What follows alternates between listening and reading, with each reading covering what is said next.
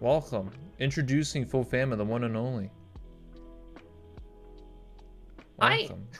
So, tell Hi, me, hi. what's been going on? You know, here you are at long last. You know, it's been a journey. Okay. About the time zones. There are people that watch that time in the morning. All Like, right. I think when I stream, it's like, Mm-hmm. what is it? I stream at 7 p.m. Korean Standard Time, which Okay. would be like what, 5 a.m. your time? Yeah, something like that. Yeah. Yeah. It's a good time to stream. Yeah, 5 o'clock in the morning. Yeah, yeah. No, I mean Yeah, like I know yeah. time zones Get the like a thing. morning time on. I'm just saying myself. I'll admit it here. I don't really get to watch you because you're in Korea time, and I'm in NA America time. So, but I watched some clips. I see some Twitter. You know, you've been to my studio. You know, you've been there. Yeah, it's been a while since I've been there Yeah, it's though. been I'm updated. I'm sure there's been a lot of updated Oh yeah, since there. I've last been. It's still like the way it's been designed is still the same, but like it's just improved with like quality and more art. It's not as bare. You can go outside. There's a lot more features. Yeah, yeah. I was watching the interview with Thrill when Thrill was on. Yes, yes, yes. Thrill Seeker Uwu.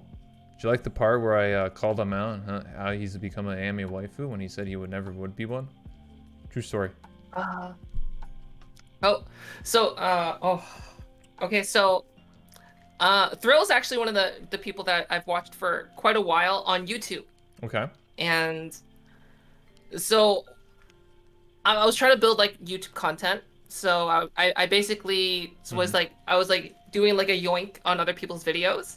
So there was someone Yoink. like called Wait, you yeah, Jack stealing? Sucks at Life Wait, you stealing? did a video about what was it called? Basically, he went through a list of his current subscribers who have the most subscribers, and Mm-hmm. at the time, like I had like what, like 500 subscribers. So it's Okay. just like, okay, you know what? I'm gonna do it. And then but the thing is that like you can hide who you're subscribed to, so Yeah, it doesn't show up on that list, right? So absolutely. after I made that video, like Thrill comments on the video and basically is like, I'm subbed, weird flex. Oh shit. He subbed to So you? then eventually, yeah, apparently. And then Nice. I eventually when he got partnered, he showed up on my Twitch metrics as like as a you know how they show partners Yeah, who yeah, yeah, follow yeah, you. yeah, yeah. So I was like, whoa! And then recently, during the VCAT, I finally got to meet Thrill. And like, I don't like touching in VR chat. And of course, the universal greeting of VR chat is, um, like full embrace, walking up to you and going hello. And the first thing I Yeah. do is just like back away. And then he's just like, oh, Whoa, he's like, what the heck? What are you doing? Yeah, you're just like, get away from me, freak. Yeah, well, yeah. like I wasn't expecting it. No, I gotcha. But yeah, that's what happened. I gotcha. Nah, I mean, I known him for a while. Like, the interesting thing is, like, I don't know, he's just a cool guy. Anyway, let's focus on you, talking about you, not talking about other people, alright? This is about you, Full Famine, alright? You're the star here, not Thrill Seeker or whoever. I mean, they're not important I right now. don't know. Okay, all right. Alright. Alright, first off, let's start with the basics here, alright? So, why the name Full Famine? Um, okay, hold on. Let me turn my keyboard off for this. Alright? So basically, um, how what happened was I needed a unique username. So there's an old school random name generation technique where you just go like this, Okay. and and then you get the letters. I got the letters F and T, Mm-hmm. and then I just filled it out. I wish there was a better Okay. origin story than that. So it's just you slamming the keyboard, basically. I Yeah, wish I could emulate that right now, but I'll probably just like hit a hotkey and probably end the stream or something. But yeah. but like it was unique. It was unique enough that like no one else had that username at the time. I'm sure like now what I do now is that whenever something comes out that I want, Mm-hmm. um, I've been parking my username places now because like You I mean don't want it to be taken. what you mean by parking is you mean making accounts before anyone else does, even if you don't use Yeah. it. So like for example, I made a booth store page Okay. just in case. Yeah, yeah, I made a Patreon page, even though I don't have Patreon set up. Because like, imagine if someone like made a that one rebel Patreon, yeah, and then like where like just posted all your pictures there, and like you'd have no idea, right? yeah. Someone did that to my TikTok. I don't even Oh have the yeah, name. yeah. I, Or yeah, I don't even have the name that one Rebel. My name is Rebel VR. Someone stole that. yeah, probably. Well, I'm I mean, angry. I'm, listen, I'm pissed. Where's my pissed face? There it is. I'm pissed. They stole it. It's whatever, man. I mean, it's whatever. It's just TikTok, oh, you right? have hyperlinks on? Wait, does that show up as doc? No, it actually shows up. You have hyperlinks on. Yeah, I do. Yeah, I do have Wait, hyperlinks on. wait, did someone follow me? You getting Or is someone chatting in followers? the background? You famous? Oh, you could see it behind. Oh, I see what you mean. The heck? Oh yeah, yeah, that's right. All right, yeah, yeah. Okay, moving on. Anyways, so okay, so that's how you got your username. All right, so how'd you get into streaming? We're starting with basics here. Streaming. Yeah, yeah, streaming. Yeah, you know, the thing that you click and you go like, "Oh, hey, what's up, guys?" I initially thought it would be something stress relieving and kind of cathartic to do Okay. because like my original thought was like if I'm gonna play a game Mhm. and I might as well just like I might as well do something with it. Mhm. But then like I quickly realized like you can't just like play a game and just press the stream button because like you have to somehow interact with your chat. So it might like Mhm. hi someone in chat. Um and Hi. someone's like hi Rebels chat right there. They found Um another loophole. Go ahead. um and so like I realized that you can't just like play a game and just turn the stream on. Yep. So eventually I just like okay, well, I guess like I need to figure out how to cuz like at the time I was teaching at a high school and like high school kids are Yeah. very how do you say savvy Yeah, yeah. and like if I were to have my face anywhere, then they would find me because well that's what high school age kids do, right? Yeah. And so that's why I made I was like, okay, how can I get this to like show? So originally I was using something called Face Rig, Oh yeah, I know about face rig. and face face I soon realized that Face Rig is crap. It is. It's poo. Don't use that garbage. And then It's I garbage. got into VR chat, and then it kind of snowballed from there. Because like VR chat is really, I find it like if you're a VTuber Mhm. and you want to be able to like easily stream your avatar in like a whole environment, like VR chat is the place to go. It's the easiest, yeah.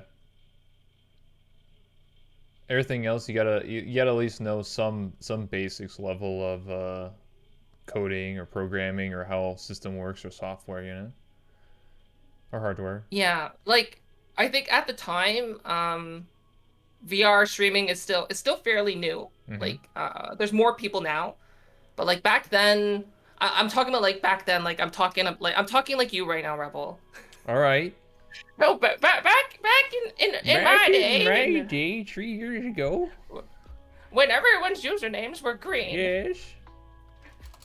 um, it was I found that during the time slot that I normally started streaming, which was just after work, and Mhm. that's what it continues to be. It's just after work. Yeah. It was just like it was always a good time to stream, and I was like, oh, this is great. So that's what got me into this whole thing of starting in VR chat, and then talking to do you know Bevecchio Beeve and like Is Leafy in such that a group? beef? Yeah, Uh like Leafy and oh, and Leafons? and Beeve. Yeah, yeah. Beepop? Beboopon? You mean Rose Doodle? Oh no, like Leaf. Okay, a leaf. Leafeons. Yeah, I know Leafeons. Like Yes. I got I got like so they're friends, and Okay. one of the people who is like a mutual friend is their avatar creator. And then one day I was watching a stream and he had his VR chat model Yeah. while he was streaming, and I'm like, what is this? How are you doing this? This doesn't look like face rig. And he just said, oh, it's something called V Magic Mirror, and he explained what it was, and I was just like, oh, and that's how this started. Okay. All right. And then you're just like, I need that in my life. Well, I mean, like, because like the only alternative at the time that I could think of, which I have done, which was stream VR, have VR chat on, Yeah. and then open up a virtual screen and then play a game Yeah, like yeah, on the yeah. virtual screen. Yeah, yeah, I've yeah. done that. Yeah, I've seen people do that. I think I tried that one time, and my computer literally turned into a toaster because it's running two programs at the exact same time, plus streaming. So like, it just my computer just couldn't handle it. That's how some people do it. I'm like, what are you doing? I'm like, I don't know. That was Yeah. like the first thing people tried it anyway. So then, yeah, and then I also tried. I was doing Wii Sports Uh while huh. playing VR chat, and like, it was okay, but like holding those like two controllers at the same time was not that easy. You like playing Wii Sports? You into sports? Hmm? I thought about now that I have a more robust setup. Uh So like huh. I have two scenes. Um that this is very expensive in terms of computer resources. So I have a different version of it that is super light that I can run while playing other Ah, games. So I've optimized. actually yesterday was my first time using this setup playing a game. Damn, I I can't was believe playing it. on that Rust server that all the VR chat people are on. Uh, you mean the offline TV one, or do you mean a separate one? The one with the VR chat people, like The VR chat people. Maddie's on it. Okay. Maddie's on it. Radiant's on it. Is it their own Anxiety server? Prime. Yeah, yeah, Okay. it's a private server. Okay, all right. Because when you say Rust, I always think of like the largest one, the offline TV one, where everyone their mom was playing, like all the big streamers. Me, I'm not a big streamer. Yeah, me I neither. don't. People are like, "Hey, you've been on Miko, right?" Same. Everyone's just like, "Miko when? Miko when?" And I'm like, "I'm too small for Miko. Miko's like too busy right now." I don't know. I got on Like, there. no, but like the thing is, like now she's like Yeah, it's different. streaming to like 20 Yeah, k. yeah, it's So like true. she literally had like It's Asmon true. Gold and Ludwig on. It's true. I was on there when it was like 2,000 people. That was it. I was like, man, this is my heyday right here, man. And then like literally a week later, it was like 10,000. I was like, ah, shit. Damn. At least I got to show her my That's just growing studio, and she VTuber. she was like, whoa, what the heck? And then I brought her on my show, like a week later. That was Oh, I interesting. missed that. I mean, it was all right. It's just she was in desktop mode, and she was using a public avatar, and she was like getting really distracted by bazongas. It's quite interesting. Anyway. So okay, so that's how you got into streaming. That's how you got your name. So you started playing VR chat, right? How did you find about VR chat? Were you just like, I want to be because you talked about how you teach, and you didn't want to, like, obviously people to know what you look like and what you do and all that jazz. Um, I've always been interested in VR, Okay. like since the Virtual Boy, because like I remember when the Virtual Boy, like you can play it in like, um, You're a boomer. I played the Virtual Boy. I'm a boomer. So I've actually played the Virtual Boy, and I'm just like, how is this a portable thing? And then like I was following the whole like Yeah. the Oculus stuff that was happening. Yeah. And then as soon as like I saw the Vive, I'm just like, okay, I need to be able to like somehow get the Vive. And so I got the Vive, and then how I actually first found out about VR chat was like, um, I got VR, Uh-huh. and then I'm like, okay, well, I just spent pretty much like all my pocket money, I guess, on this VR headset. Yep. and a new graphics card, which was an RX 480 that I bought for like 80 bucks. Nice. And I'm just like, okay, what can I play that's free? Free. Because I can't Please. afford any games right now. Please. And I'm like the number one Free rated games. free game Give me all the was free VR chat. games. So I was like, okay, Yeah. let's try VR chat, and that's how that got going. All right. And then when you got into VR chat, how did it feel? Were you just like, oh my god, I can move my arms, I can move my legs, or no, well, your arms, and you're like, whoa. Was that what was your It was first? nice. It was nice. Like, I think the first place I went to was the Great Puck, The classic. and like that place is actually one of the most I still frequent when I log on like Yeah, yeah. I guess now it's like once a week. I still go there Once on a public. week. Damn. It it's great. I love that map. And like there are if you've ever been in the Great Pug, there's like the regulars that you see. Yeah. Like there's Geralt who's dressed in a Virgin Killer dress. Yeah, yeah. Seen Virgin that. Killer sweater. Yeah, yeah. That's Yeah. great. There's Chromacore who I guess everyone knows somehow. Yeah. He was like the first Master Chief skin person that like always had it. And there was like the person with like the infinite, you know, in Play Space Mover, there's a way that you can make it so that your avatar will just go in one straight line, even though you're turning in your real world. Yeah. I think I know what you're talking about. Yeah. There's the one guy who uses Jack Sparrow from Pirates of the Caribbean, Okay. and like perfect RP the entire time, and like does the voice and acting and body language spot on. I live for that. Wait, what's So up, like, Sprigster? I Go ahead. but yeah, most of the time it's just like people sitting in front of a mirror. Yeah, you're not wrong. Last time I went to a public, I was invited there with my good friend. I was like, public? The first response was, okay. So I switched to like a random avatar. And then I was like, all right, let's go in here. And I wasn't streaming, so I didn't, care about that. I went in there, and immediately they were just like, I'm going to say the word. I'm like, all right, well, all right, block, block, block. NordVPN. Hey, NordVPN.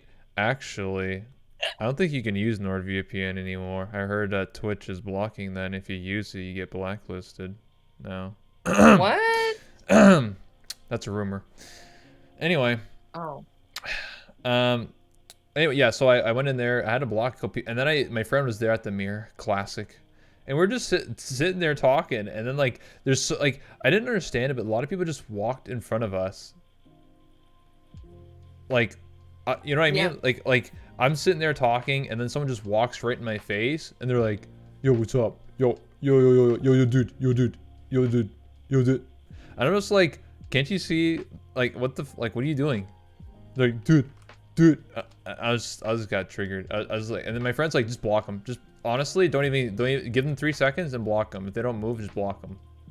It actually kind of annoyed me. I almost felt like I should have put like personal space on it. No one ever uses, but I felt like maybe I should have, because it's so annoying when like someone just walks right into your face, and it's just like, dude, what is this? So the only thing, so one thing I've learned from, I don't know, like, how much time other people spend in Publix, like I don't know, like if there's like I know that there's like the regulars, right? Yep. But like I don't know how like much of like the streamer crowd spends time in Publix. But one thing I did learn is that if you block someone that's toxic in VR chat, you need to ditch like right away. Oh, because they'll bring their homies.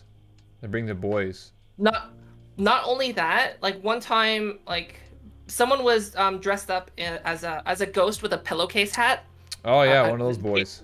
Twitch safe.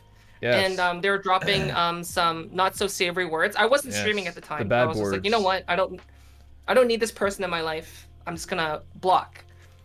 And then I blocked them. Yeah. Their user ID did not disappear.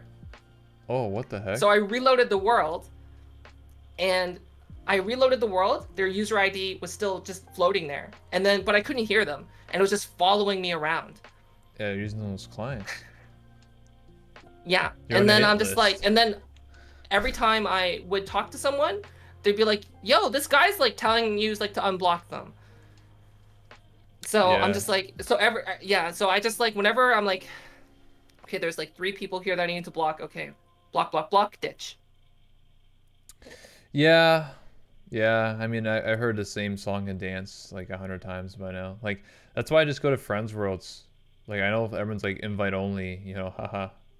But like, at least I don't have to deal with that, right? Like, it's sad because I still want to meet people. Like, I made a lot of like recently. I met someone who works at NASA, operates one of the rovers.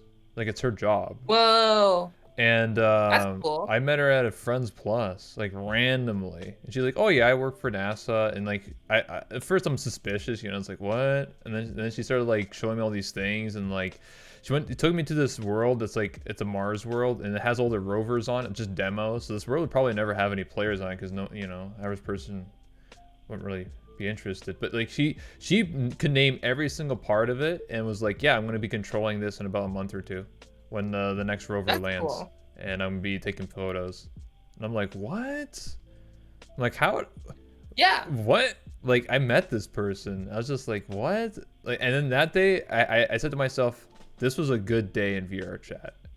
This was a great day because most of the time it's just like people, complaining about their life in front of the mirror, boo-hoo, whatever. But like, this person actually was like, hey, I work for NASA and this is what I do.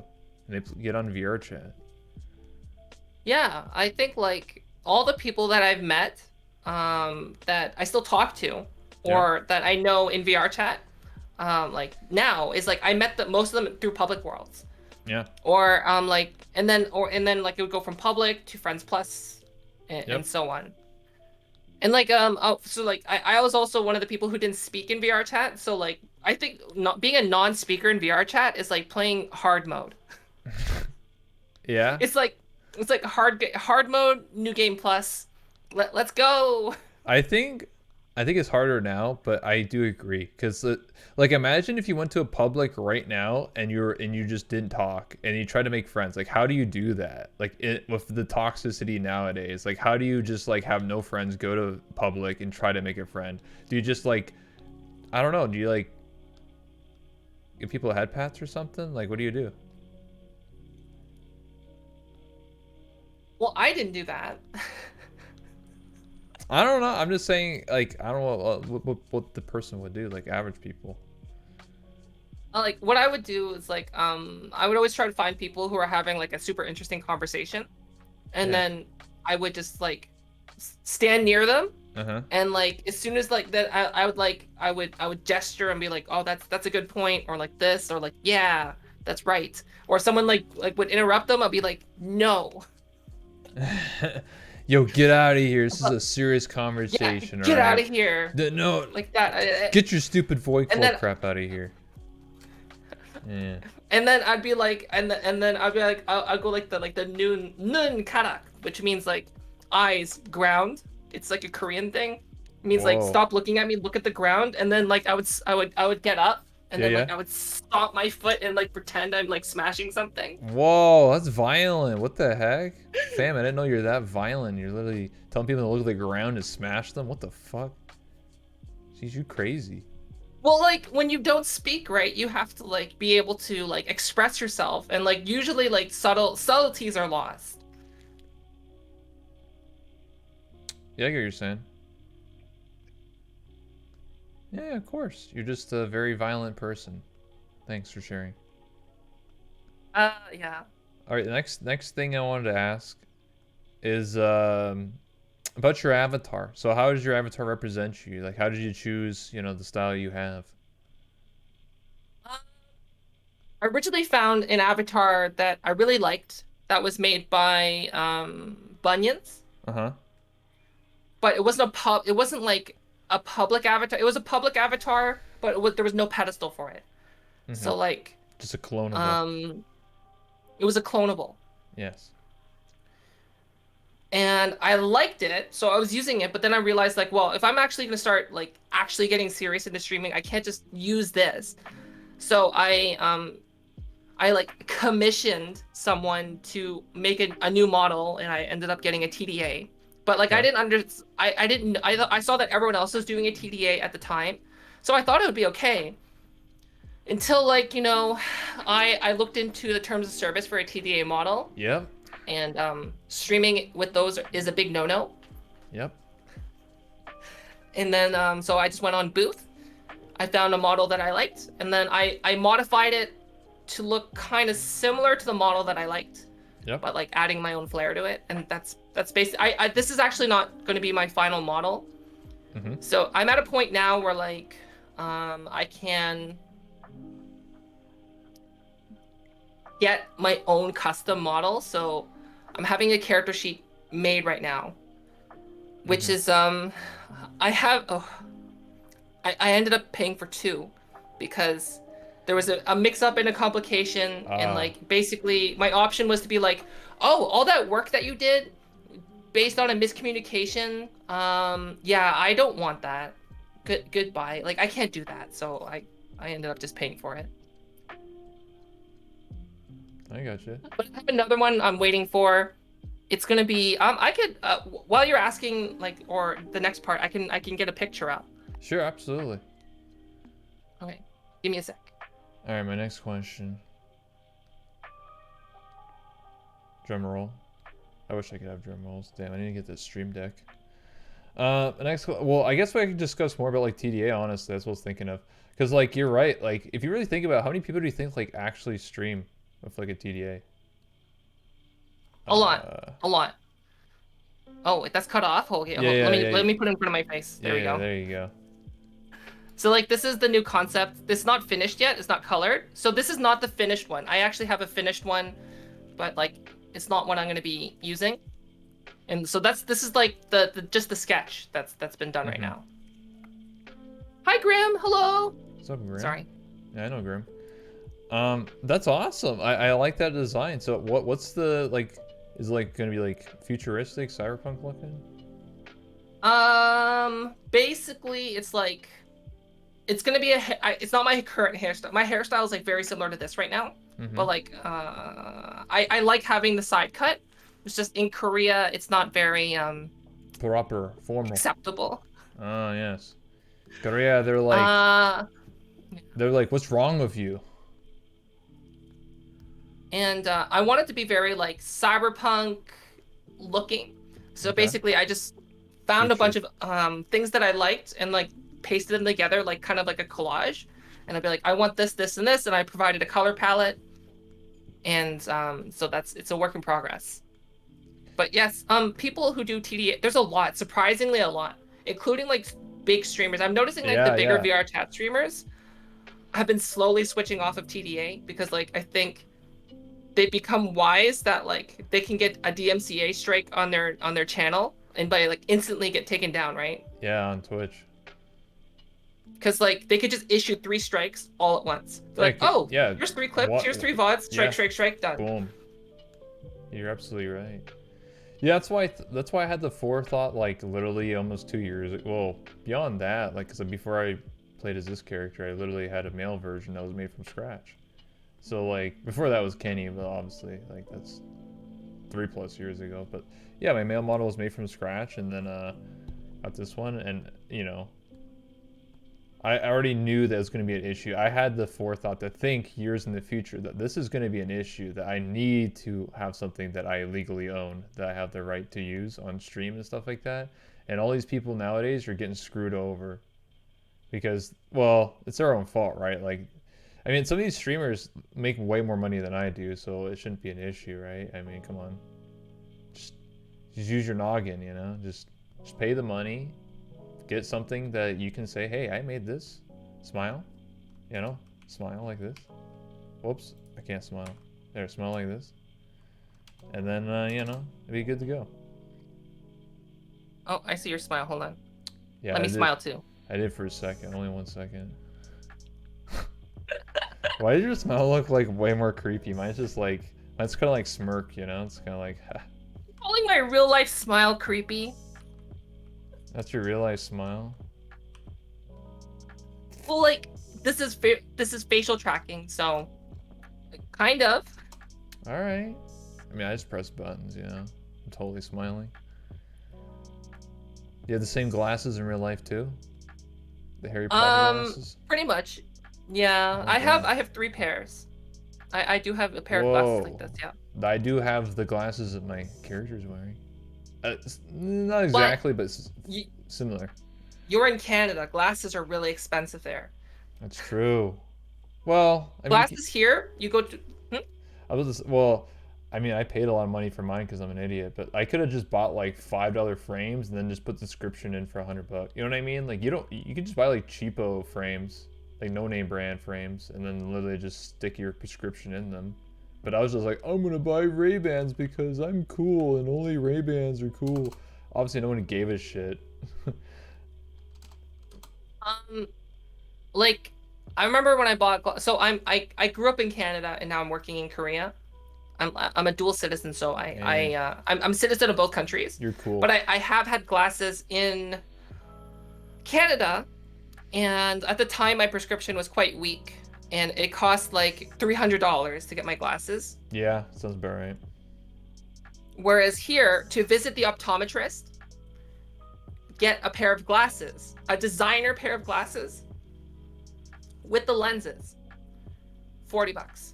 What? Korea. Yeah, I'm moving to Korea, bro.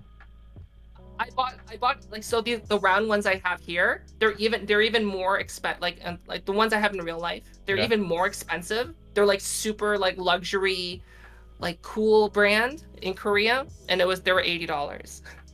Damn. They have the anti-fog coating and anti-scratch coating too. What? I don't even have that. Yeah. I have anti-scratch, but I don't have anti-fog. So that means when it's like super cold out, right? And then like you walk inside, your glasses will fog up. Like, well, they won't for you, but It for me, will. they still fog, but like they unfog very quick. Like, how quick? 10 seconds? Like yeah, like 30 seconds maximum for full clarity. Uh, Mine takes like a couple minutes to take them off and be like, oh, well, I'm blind now. Rip. Windshield wipers. Windshield wipers. Yeah, let's have some water on there. Alright. I mean, I had these glasses 4 or 5 years now. I don't know. Listen, my glasses are the 70s hipster glasses, alright? The fucking Ray-Bans, black on black, you know what I'm saying? These glasses will last me 50 years, alright? Hey, those are in style right now. Casey Neistat, right? No, they've been in style for like 10 years. Casey Neistat wears them. Yeah, I know. He buys a brand new pair and purposely scuffs them up Why? to get the look. Oh my god, dude. Alright, whatever, dude. That guy's a millionaire, so I guess he can do what he wants, right? It's whatever. My new character sheet will have different glasses, not these Ray-Bans, you know? Look a little more, you know. People say I look like a teacher, and I'm like, alright, what kind of teacher, you know, wears a tie like that? You see my character sheet. Um, I can show it again. I mean, I don't show it on stream because I don't know, man. You know how it is. Twitch police. They're always like, "Whoa, panties! What the hell?" Because it has a panty reference. Hold on, I can show you. 1 second. 1 second here. are you showing stream? I'm just showing you specific. My stream's already seen it Oh. like multiple times, and I tweeted it out. So. Oh yeah, I saw that. Yeah. Does that look good? You like that? You impressed? Did you make the bust bigger? No, I didn't. All right, that's just a drawing. It looks like they're like falling out. Okay, that's just the way it is. No, that's just a reference. This is so hideous. What? What's wrong with that? Listen. The drawing actually, like, the body shape doesn't matter because when I send it to the modeler, I have the base already. Like, this is the same base I've had for 2 years. So that doesn't get altered. It's just the outfit. So they can draw them as big or as small as they want. All I need the reference for is the outfit. So I don't tell them to change it. They're like, hey, you want to look this large? I'm like, hell yeah, let's go. Amen. Let's go. What was that? Was that like a Korean dab? What was that? It was like an amen. Oh, amen. Okay. I never seen anyone amen like that. Hey, Keep up whatever. the great work, Rebel Actor Comfy Oh, Idol Carl please, the it's 11 Levelulo months. Love. Thank you so much. Anyway, Rebel's TikTok is dope. Yeah, thanks, man. It is pretty dope. Anyway, so back to so obviously we know why you started streaming, your name, and your avatar. So how did you go from like, hey, let's stop streaming or playing VR chat, let's make our own Unity project? Like, how'd you get into that? Was it because of like watching like Project Melody or Code Miko Oh, or? I actually, I didn't know about Code Miko until I already started doing this. Okay. Actually, you might have seen Mumbles in chat, the same person who wrote "Hi Mom" for some reason, right there. Yes. They're the ones who, one of my mods. They're the ones who pointed me towards Code Miko. I was like, whoa, that's a cool setup. Okay. So I was already experimenting with like other VTuber applications at the time, and then basically what accelerated my um, exploration outwards was two factors. One was realizing that you could use like live facial capture to get more accurate things, because like pressing buttons is like Yeah. it's not It's it's not it's not convenient. yeah. It's true. True. How And did you then be like? Oh yeah, I gotta. then Oh yeah, there you go. Thanks. Yeah. and then a certain group of people might have gotten a hold of one of my older models when I was using it at the time, and that basically like went, I Ah, this is not a long-term solution. I get what you're saying. Yeah, one of Yeah. those people. Yes. And I feel the same Yeah. way. Like that's why I wanted to start doing interviews via Discord and then eventually get into the Unity project stuff and getting the whole setup. You know, I was inspired by you. All right, just so you know, I was inspired by you, But you don't want to Fofamit. be in VR anymore. No, I'm still be in VR. Like I still want to do that aspect of it. Well, I guess if I was using the headset, then I couldn't use face. I have to have no, headset on. Let's use the Vive Pro eye tracker thing, Majiggy. Well, yeah, you could do that. Yeah, you could do, You could yeah, you could use the Vive Pro. yeah, but I gotta buy one. 1,500 Well, I or mean, like the only thing is 1,000 bucks. that the Vive Pro doesn't have mouth tracking, unless you manage to get a hold on the coveted Vive lip tracking module. Yeah, listen, I ain't man of money, all right. Yeah. Look, you got like a pumpkin head. You got the Vive Pro. Like, what is this? Look at all these things you got going on here. And I got nothing. Flexing on me. It's all right. A little early for Halloween though. That's what I use my so the same expression keys that you have, I just use it to do like props. Ah, okay. Yeah. How accurate is the face tracking? Like, is it like exactly what you're doing? It's as accurate as you make the rig. So This is like based on the you get a model? lot of liberties. You get a lot of liberties based on the model. So like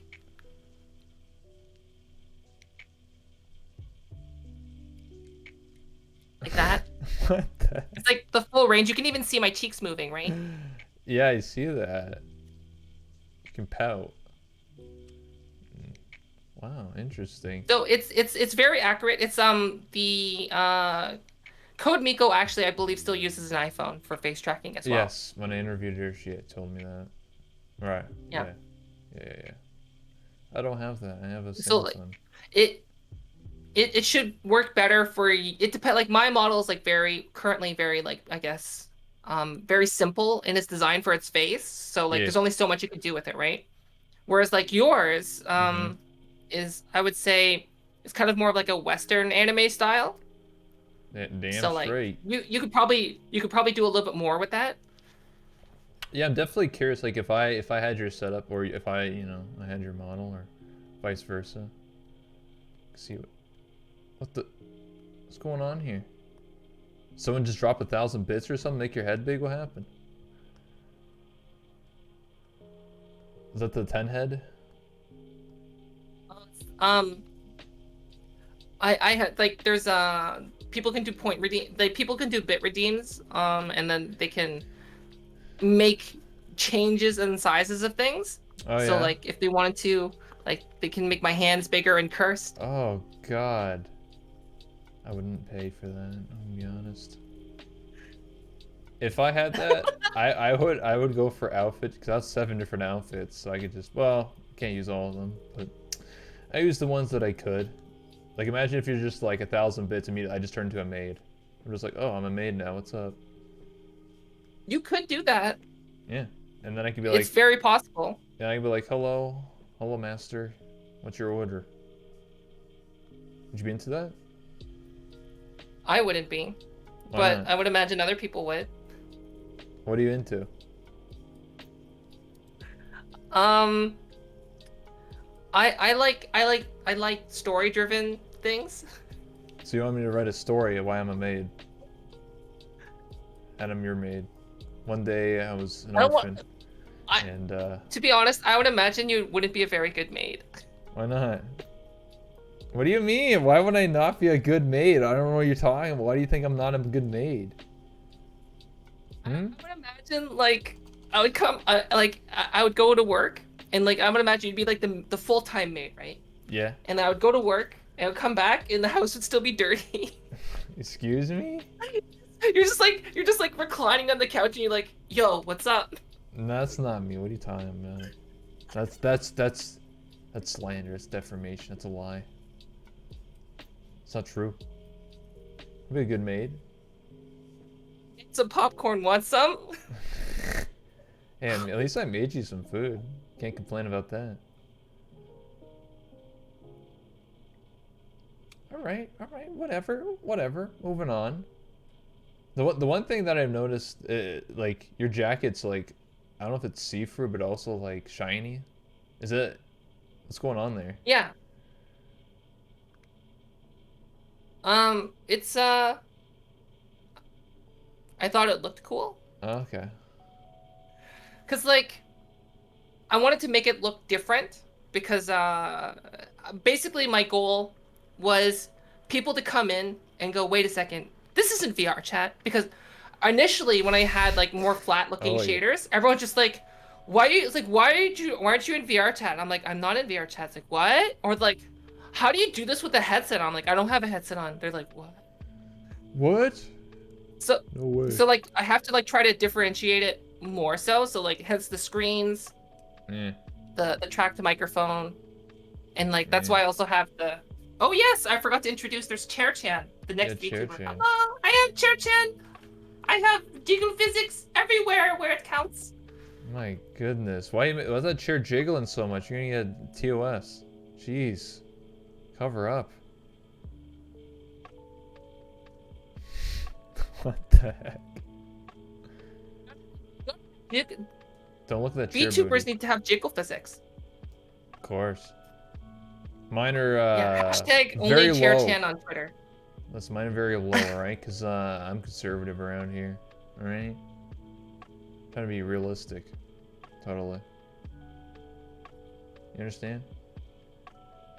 People almost lost looking at Chair Chan. Disgrace. Anyway. Alright. Alright. Wait, what do you mean lost? What do you mean lost? You know what I mean? You don't know what it means to lose? No, like Okay. the game. Like I lost the game. Like the mental game. That you Yeah, think yeah, of? they lost the mental game. They their dopamine just raised too high and they just lost. They couldn't handle it. Wait, what does dopamine have to do with it? I don't know. Just it's a fancy word. No, I really don't understand. What is it? Can you explain it? Like, I actually don't know. Is When, it something dirty? Yeah. Yeah. That is actually. If you lose, it means you get really excited. You understand? Do you get what I'm saying? When you lose, you get excited. So when people say I lost to you, you catch my drift? My Tokyo drift? Mumbles, we're not allowing this in my stream, are we? What? Sorry, Mumbles is in Oh my my in god, my yo, why in is your he? chat. Yeah, that's literally what it is. Yeah, literally that. Like literally that. Yeah. Yep, that's what it means to lose. they say lose instead of, you know, the actual word because, you know, it's like a hidden inside joke, you know? Or maybe they do it because, you know, then their mom and dad can't, like, you know, look at their logs and be like, what are you typing here? What did you mean by you lost? It's like, oh, I just lost the game, haha. Yeah, I losing thought they November. just meant the game. No, because how would it make sense? Like, I lost a full family. You're not a game? Yeah, I thought you meant like, you know, like the kind of like the okay sign, No. and then you just like made you look and you punch them. What is that? Isn't that a was thing like, people do? that was like 15 years ago. Or like you see a Volkswagen Beetle and you're like, punch buggy, no punchbacks. Yeah, that's very old school. Only boomers do that. It's more to the game, the lifestyle. Hey, we're not. Hey, I'm not familiar with your Twitch lingo. peanut-based Excuse me? games. Listen, all the biggest streamers literally talk like this, alright? If you want to be in the big leagues, you gotta understand the memes, alright? It's true. Do you even know what booba means? I have an idea because I've seen it used a lot of times in other people's streams. Okay. What does it mean? Well, initially I thought it meant like boba tea. But then I realized it's the same thing that's spilling out of your character sheet's shirt. Oh, it's Pepe when when the eyes go. Someone type it right now. There you go. That guy's got it. It's that emote. That's the booba emote. Yeah, better Oh, Twitch. yeah, wasn't Autumn the one that like convinced you to get that one? Yeah, cause listen, don't expose me like this. All right, the one I had was kind of shit, and then Autumn was like, "Why do you have a shitty booba emote?" And I'm like, "What?" And then she exposed me, and I was like, "All right, my eyes are up here." Yeah, she talked about it on her stream. Oh, so you want Sherman, not me? I get it. I get it. I get it. And I'm not cool. Okay. Well, to be fair, Autumn streams for like 72 hours. Yeah, How can you not miss her yeah, stream? true. 72, 150 hour stream. Listen, all right. Listen, I have a life outside of you, all right. I'm just joking, but yeah, she does stream a lot, like way more. I feel like, do you ever get like tired of being in VR? Do you ever like stream for like in VR for like 4 hours when you used to, and you're just like, oh my god, you take off the headset and you're just like, I feel like I'm half dead, you know? My life is getting sucked out. Your life force. Yeah, the Kaka one is pretty good. I find it actually easier to stream in VR than to sit and stream. Because like when I streamed in VR, I'd always be standing. So like to me, it wasn't a problem like streaming like 6 hours or even longer. But like sitting down is like not as comfortable, I guess. Really? I prefer standing. Yeah. I'm the opposite. And like so like lately I've been sitting a lot on my stream because like you gotta flex the chair, right? Yeah, I get what you're saying. But yeah, yesterday I was streaming. I'm just like, you know what, I need to stand. So I was literally just like squat, like I was standing, but like I was like squatting, and I'm like I purposely moved the chair away, and I'm just like this. I'm like, okay, I'm just standing, everyone, while I'm playing Rest. Oh my god, I can't do that. I can't do that. I mean, I play like when I stream in full body, I do stand. I'll stand as long as I can, which is probably like maybe 2 or 3 hours, and then my back gives out on me. That's why I can't stand for too long. If I sit in a chair, because I'm not sponsored, but hey, this is a nice chair. I got Secret Labs, thanks. But yeah, when I sit, because this chair is very comfortable, so I can sit here all day. Like, because like, I'll give an example. When I stream in VR, I only do it for like 3 or 4 hours. When I play like RimWorld or something, I stream for like 10 hours. I'm like, hey, let's go, desktop, let's go. So I find desktop way easier for me, personally. Yeah, Oh, I find like when like you're streaming games. Yeah, go ahead. When you're streaming games, it's a lot easier to go a lot longer in your streams than if you're doing just chatting. Yeah, because it's like, what are you gonna talk about for 10 hours? Like, what the hell? How's your life that interesting to talking to yourself for 10? You know what I mean? It's like, It's like I think like usually around like the third hour, I'm like, because like you're always like trying to process what's happening in chat and like trying to make it relevant to what you're speaking Yes. about, and Yes. it's like it's really mentally taxing. Whereas like if you're just streaming a game, like you're still talking to your chat, so like my focus is not more so on the game, Mm-hmm. but more so like talking with chat. So like I guess like when I was playing Cyberpunk on stream as like a while ago, I spent most of the time just Great like game. talking about like I was like, oh, this is a vending machine. Let's talk about the food lore. All right. I was just complaining the whole time because like this game's trash. Can't even stream it. I only streamed it for one day and then I stopped because when I streamed it, I can only stream at lowest quality and get 30 FPS. Barely. Yeah, Great time. you need a 2 PC setup for that. Yeah, literally.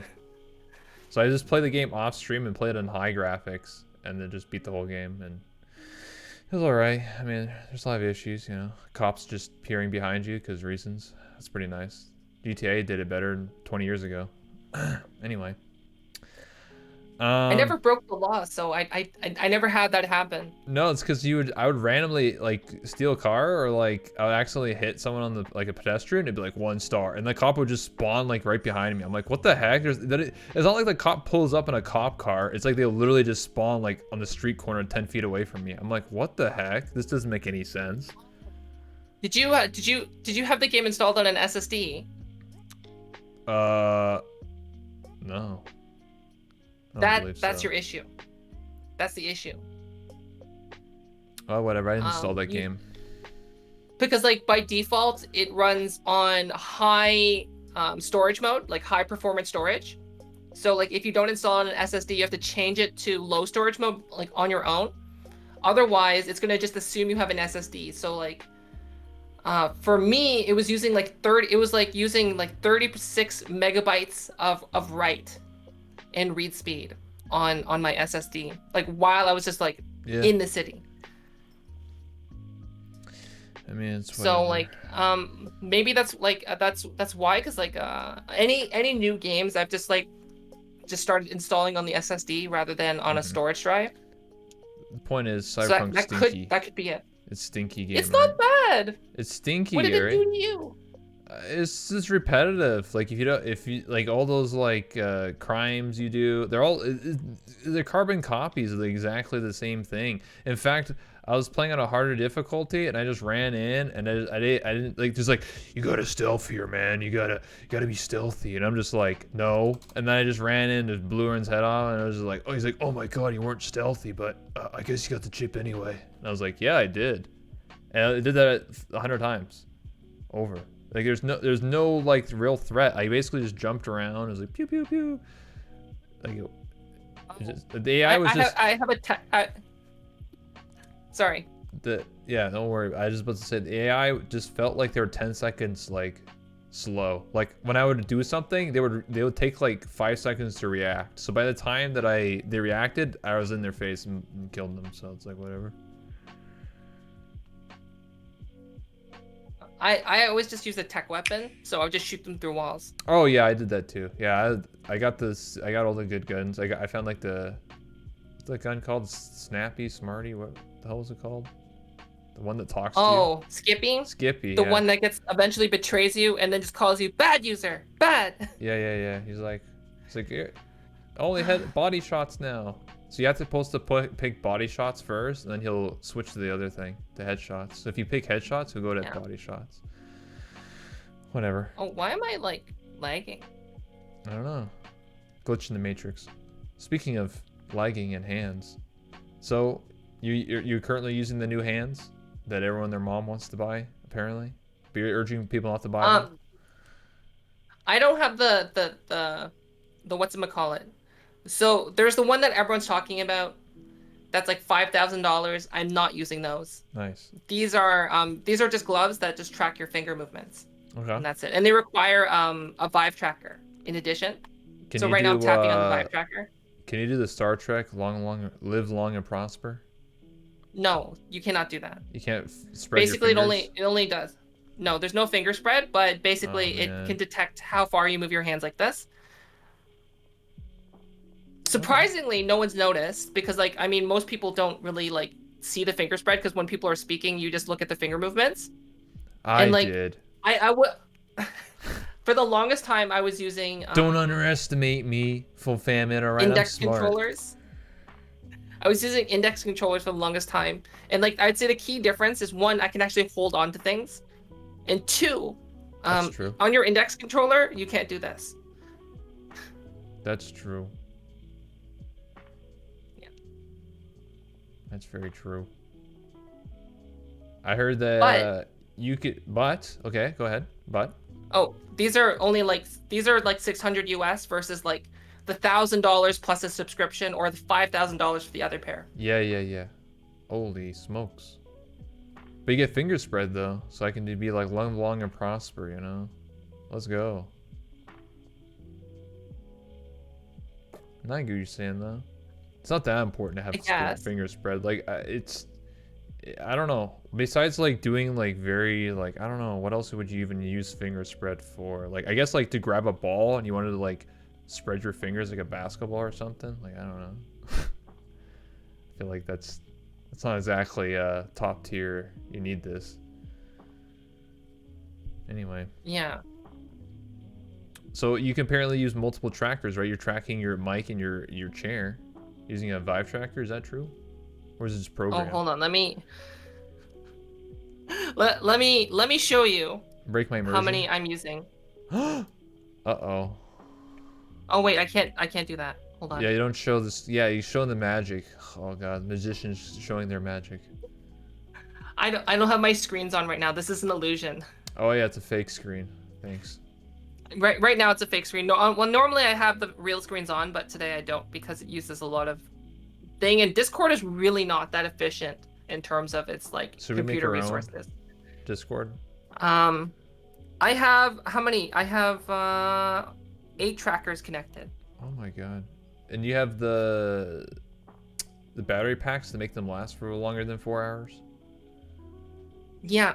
I've actually just one of my someone in my streams like, you know what, you should use wireless headphones. Okay. And so today is actually the first time I'm testing wireless headphones. So I have wireless IEMs right now. Uh-huh. I have about, how many batteries do I have on me? I have like maybe now currently I have maybe 120,000 milliamp hours. Okay. It's illegal for me to go on a plane right now. Oh god. You're gonna take down the plane. What the heck?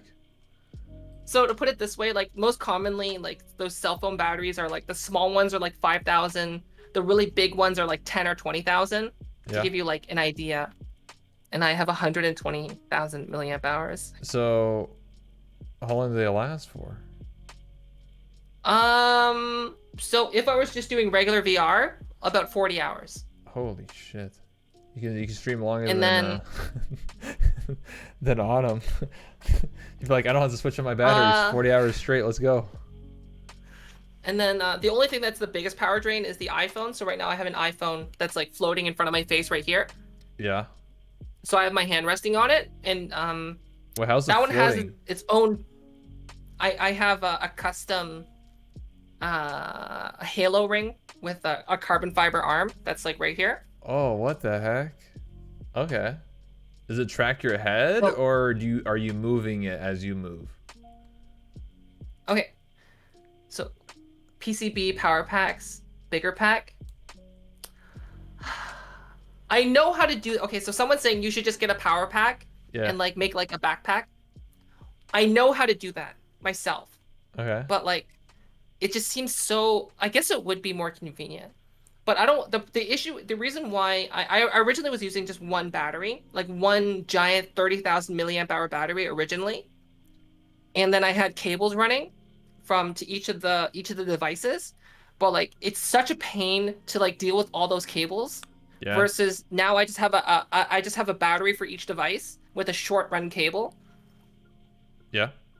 So I don't have to worry about like restricting any of my movement or worry about pulling any cables. I get what you're saying. So how this works? Basically picture like the Halo VR strap. Yeah. And then on the back there is a tracker attached to it and a battery pack. And then on the side, there's like, I guess, like a monopod with like a cell phone holder. All right. That's what you're Trying to think using? about like if you want like an idea of what I look like with the setup on, just think of Sushi Dragon.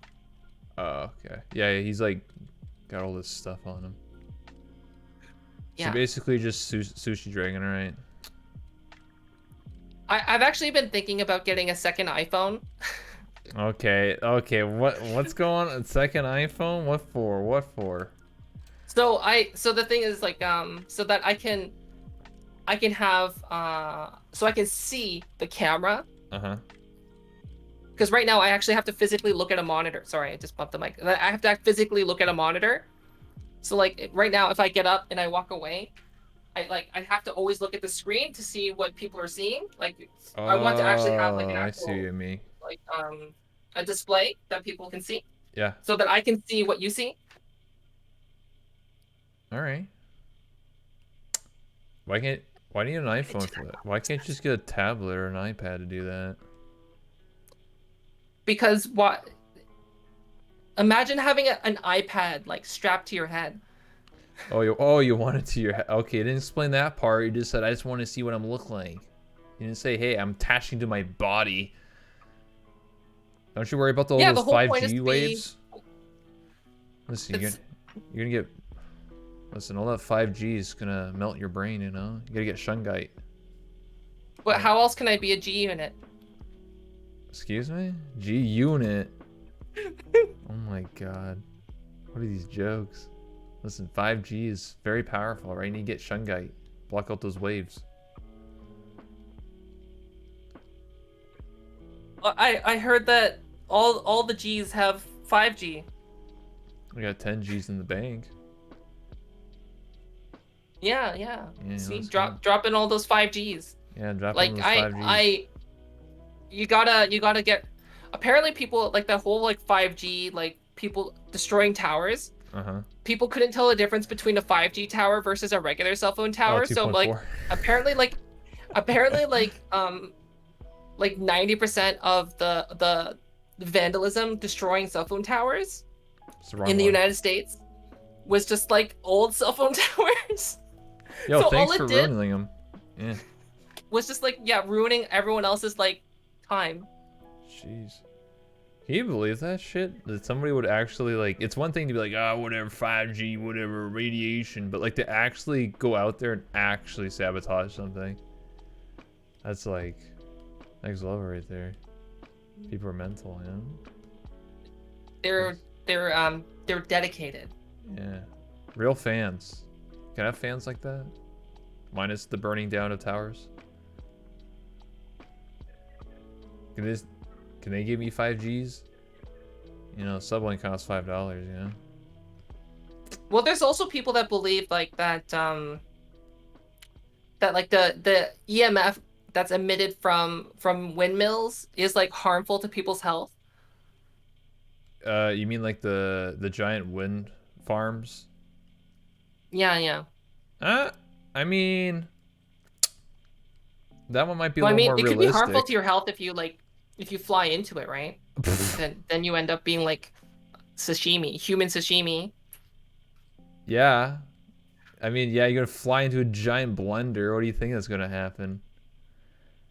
No, well, okay. I think wind farms connect because, like, I've seen a lot of people talk about how they get headaches or like the constant humming. Like, fuck, like, you know. That's more believable than 5G. But like the whole 5G is like an extension of the whole EMF being bad and radio frequencies. And like I've read the PhD dissertation from the leading experts Uh-huh. in North America on this. And basically all of this is based on a case study of 5 people. Oh, 5G. No, 5 people. Yeah, 5G. So like they don't have a 5 large sample gangsters. size. It's not a double blind test. It's literally like, oh, tell us about your experience. Okay, science. Bad. And basically like the strongest case was like, yeah, I bought a laptop with Wi-Fi and I was using it on my couch and then I noticed that my wrist started hurting right here, my wrist right here, when I was using it. So it only started once it got the laptop with the Wi-Fi's. It's like, did you have a computer before then? No. It's like, Yeah, as totally. soon as I stopped using it, my wrist stopped hurting. It must have been the Wi-Fi's. Sounds like all these boomers, all these big baby I, boomers, you know, I still crybabies. use the tube TV because those LED TVs, they're bad for you. You can't have LED, you know. Ah, yes, absolutely. Don't give them Fortnite. They'll go crazy for that. I gotcha. I've heard people refer to LED TVs so much. LED TVs. LED, but they call it LED TVs, and they think there's LED in Oh, them. I see what you mean. Okay, all right. All right, so here's a different question, all right? So when you stream, as you do in the last couple of years, you know, how often do you receive hate? Do you ever get someone come to your chat and be like, "What is this? I don't get it. What are you doing? Why are you a damn what's this cartoon doing on my screen? I don't understand." Actually, since Code Miko, a lot less. Okay, before Code Miko, how was that? Was it just like, "What are you doing here in my turf?" Um, they're like, what is this? Yeah, I basically got that. But then as soon as I started doing facial tracking, Uh-huh. they'd be like, wait, what? That's so cool. And then the whole Code Miko thing happened, and now they're like, this is really awesome. This is like Code Miko. And I'm like, oh, okay. Oh god, you gotta get compared to like, oh, you're just like Code Miko. Is this Miko Jr.? Are you 2.0? But like the thing is that I don't like the comparison because Yeah. Code Miko's setup is like way better than mine. So like I feel like it's discounting their cooler setup, I guess, because like mine's really janky because I'm using I don't have elbow trackers. I could get them Yeah. if I wanted to. But basically like right now my elbows are like touching the side of my body, and Yeah. then all I'm doing is rotating my hands, right? And you can see my elbows moving. I can't make my elbows touch in VR chat, but I just blame because I have large assets, so.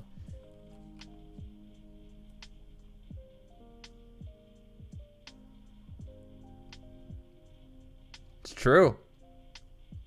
I'm not lying.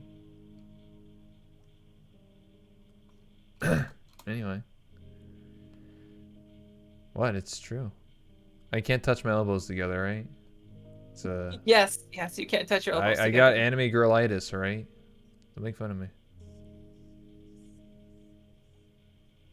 You know about anime girlitis?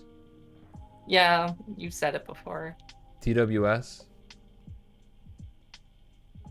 You know about TWS? What's TWS? Thick waifu Thick syndrome. waifu syndrome. Yeah, Got it. yeah, that's what I got. That's what I got. You don't make fun of me, all right? It's a decision, all right? It happened, all right? It's a problem.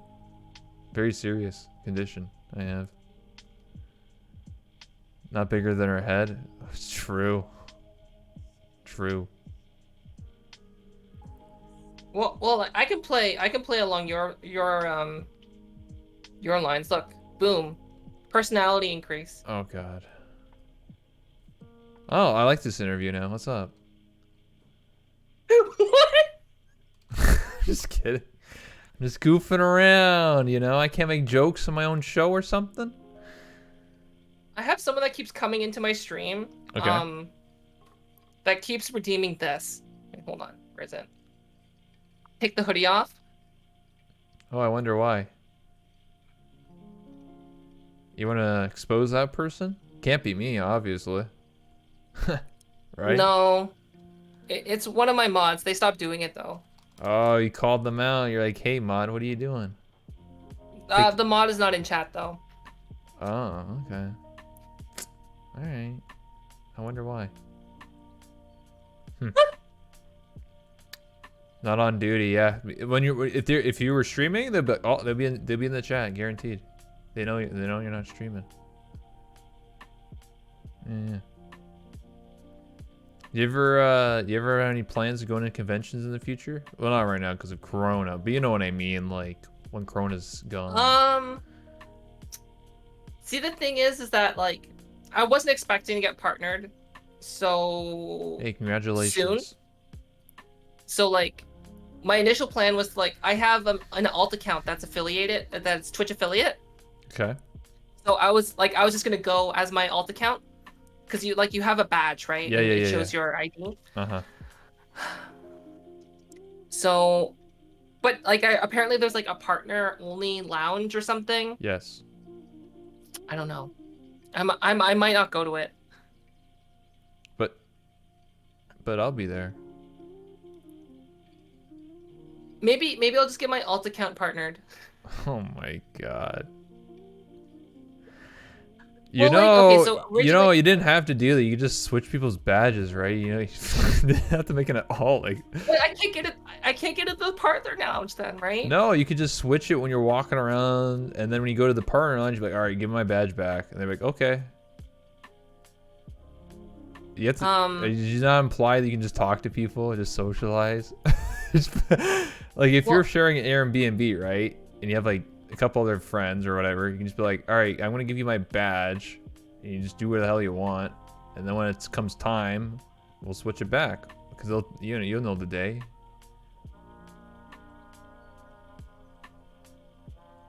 does that work though?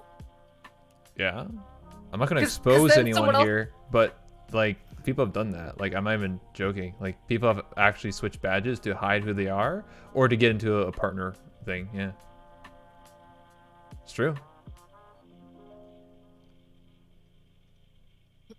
How do you think people like sneak into concerts all the time like the last 50 years? Just give someone else's ticket. They're gonna fact check you and be like, "Oh, you don't look like this person. Doesn't have your photo ID on it. Just a name." Oh, actually, fun fact: Twitch has my photo ID. They asked for my passport. What, for partner?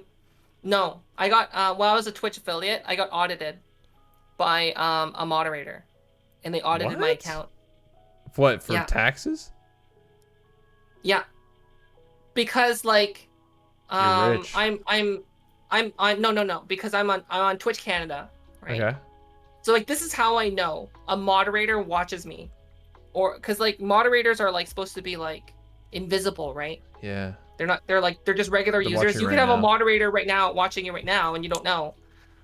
All right, And mods, so you're like I cool. would always talk about like how I'm Korean and I'm a Korean citizen because I am a Korean citizen. I'm just a dual citizen. Yeah. So like, and they looked at my account, I'm guessing, and they saw that it was registered as a Canadian.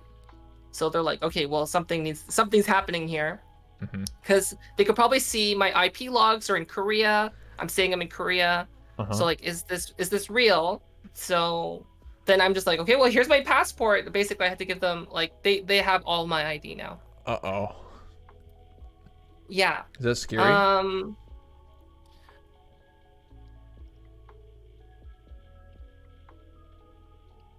I don't think Twitch is gonna have a data breach, but here's hoping. I doubt it. Here's hoping. They don't have it. I mean, Well, I mean, Twitch doesn't really have a great record of, doing things that are good for the community. damn, moderator's watching right now. Why would you say that? Exposed. Well, like, have you ever watched Devin Nash's streams? Devin Nash is just like literally just Occasionally. rips Twitch a new one like almost every stream. Yeah, that's why I plan to kill him in Callus Row. Wait, Devin Nash plays Callus Row? No, he's in Callus. You can't play What? Callus Row's not a character. He plays in Callus Row. That's like saying. No, he's in Callus Row. Yeah, he is. He plays Talaris. He plays as What? the CEO of Talaris. Magic. Yeah. You want to be in Callus Row? Well, I mean, I think it's too late for that now. That's actually wrong because And- they're actually taking more applications right this second. Right now. In fact, But like, I don't want to be like a low level NPC, because like I've watched some other people's like Callus Row streams, and literally they're the equivalent of like an NPC in like a single building, right? Depends on who you're talking about. I mean, like, it's your story. You can do what you want. Like, some people play as extras. Like, that's actually the thing. Or like a supporting character. But you can do what you want. You don't have to be an NPC standing around a shop for 2 hours. That's just how people want to roleplay, you know? It's like, think of like GTA, RP, that's blowing up right now. You can play as a cop. like, you know, not in Kalos Row, but you know what I mean. Like, you can do what you want. If you want to stand there, I remember I talked to a bunch of the GTA streamers years ago when I interviewed them. Well, not years ago, but like last year. And they talked about how, like, there are some people that don't even do criminal activities, and they literally just RP as, like, a random civilian that's a goody two-shoes. And they're just like, hey, you know, you do you. So Why? Why would you do that? I don't know, some people just want to, like, roleplay as, like, a firefighter or something, or, like, you know, just like a shopkeeper, like, that sells, like, cell phones. Yeah, that's what I've been basically watching. I'm like, oh, people are streaming Kalos Row. Let's check out like what other people are doing. Like, not the big streamers, right? Yeah, yeah. And it's literally like, hello, good sir. Welcome to my shop. I have many wares. And That's not me. That's not my thing is about backstabbing, betraying people, bombs going off my shop. Like, I'm like, what the hell's going on here? And like, they would even like, I was watching someone else. I can't remember who it was, and they were even walking like an NPC. So like, they would make it so like they would like they'd be walking like. Yeah, yeah. Some people are into that. I'm like, why? Why? This sounds so boring. I don't know.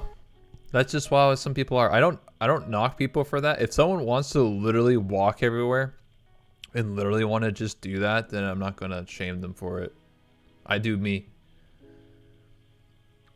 It's like, I don't know, like wouldn't you want to have like some kind of cool superpower?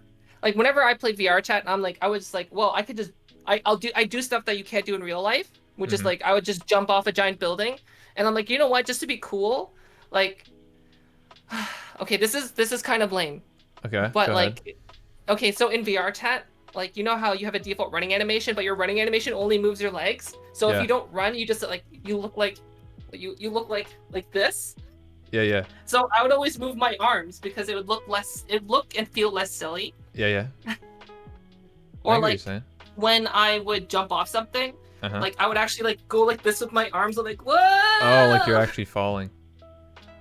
And So- then when I would land, I'd always do the superhero landing. It sounds like you need to watch Roach when he plays Kalos Row. He jumped off like a fucking skyscraper. It was tweeted out, and like he jumped like because his character is not human. It's like a spirit inside of a suit of armor. So he's kind of like normally any other character would just die, but like he jumped off a skyscraper. And he was just like, oh fuck, I should just tweet it on it. I can't. It's just funny as fuck. It's like 20 seconds. He just jumps off the skyscraper. He sounds like some superhero and just jumps off. And then below it cuts to like the people talking down below. They're just talking about like sandwiches or some like boring crap. And all you hear is like a, and then they just his dead body. It's like next to them. They're like, holy shit. Let's see if you can find. I think it was Graylith that tweeted it out. One of my good friends. It was a long time ago. I need to find that. It was on Twitter. It's hilarious. Yeah, Alright. I didn't know who Roach. Everyone kept talking about Roach, and I didn't know who Roach was until I saw them in Autumn stream. Yeah. I was just like, oh, is this the Roach? Yeah, that's the people are guy who talking wears about- wait. he wears armor in real life. A full Yeah, suit yeah. of armor. I think I was one of the few people that got him into Kalos Row, I think. He enjoys it. He's really into it. People love it because like every time he moves, literally you hear like the metal clanking. So it's hilarious. And a good time. I would imagine that would be so bad for your like the reflections on your Vive. Sorry, your Steam VR That's tracking. true. I don't know. I don't know. He only wears a half body when he's actually streaming because you know you can't fucking wear like the giant metal plate like wearing 50 pounds of armor. So he wears just half, like Why the bottom not? half. Go. Why? Yeah, yeah. I don't know. I'm pretty sure you could full, ask go him. full or go. Listen, go ask him It's these like- questions, right? You can't half-ass things. You gotta go full ass. All right, I expect you to be in a full metal armor. Well, like, from my understanding about Kalos Row, it's kind of like a sci-fi fantasy world, Cyberpunk. right? Yeah, it's like Shadowrun. You know, you ever play that in D&D? Read that book or something? No. Oh. No. Okay, just imagine Cyberpunk, the game you just played, but in VR, and we're all in VR chat, and it's plus aliens and magic. Does that make sense? Yeah. Okay, that's what Kalos Row is.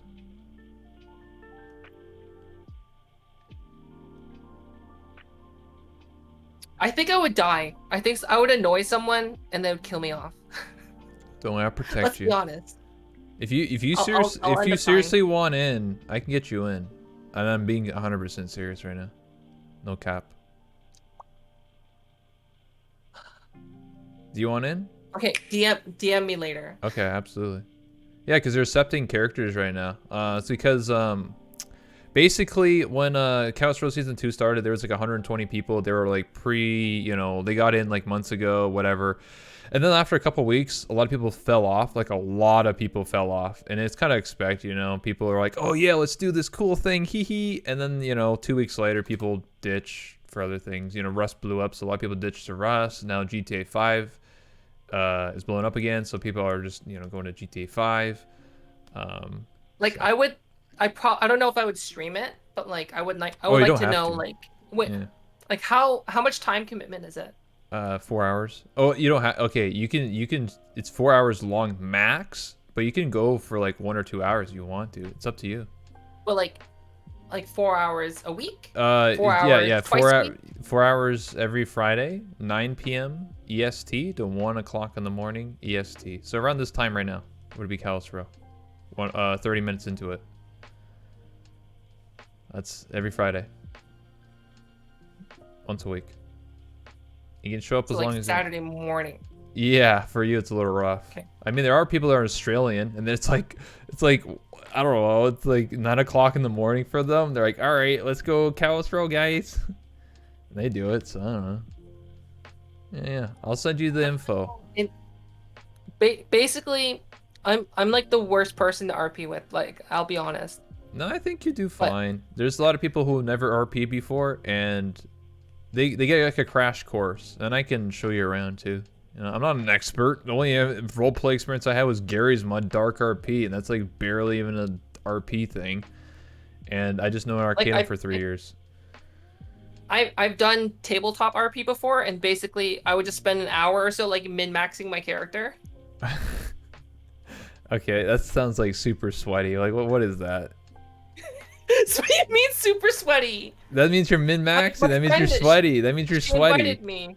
She invited me, and I'm just Okay. like, how can I make it so that like I can just like Do the most damage. so like my idea was like, have you ever seen Hunter x Hunter?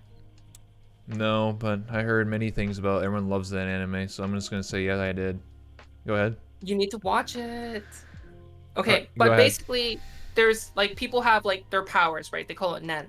Okay, yeah. And like so like for example, like you can increase your base thing if you add a restriction to yourself. So like you could say like I'm only gonna use my powers to only if it's a full moon, or as an example, or like only handicaps. with my eyes closed.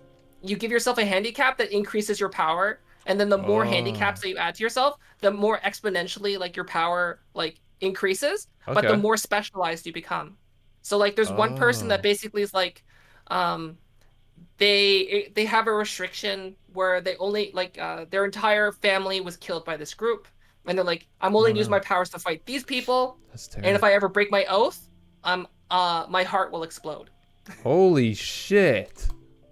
That's extreme. So like there's like this one guy that's basically like the super like tanky tank person, like Yeah. the kind of the picture like the anime guy that like can like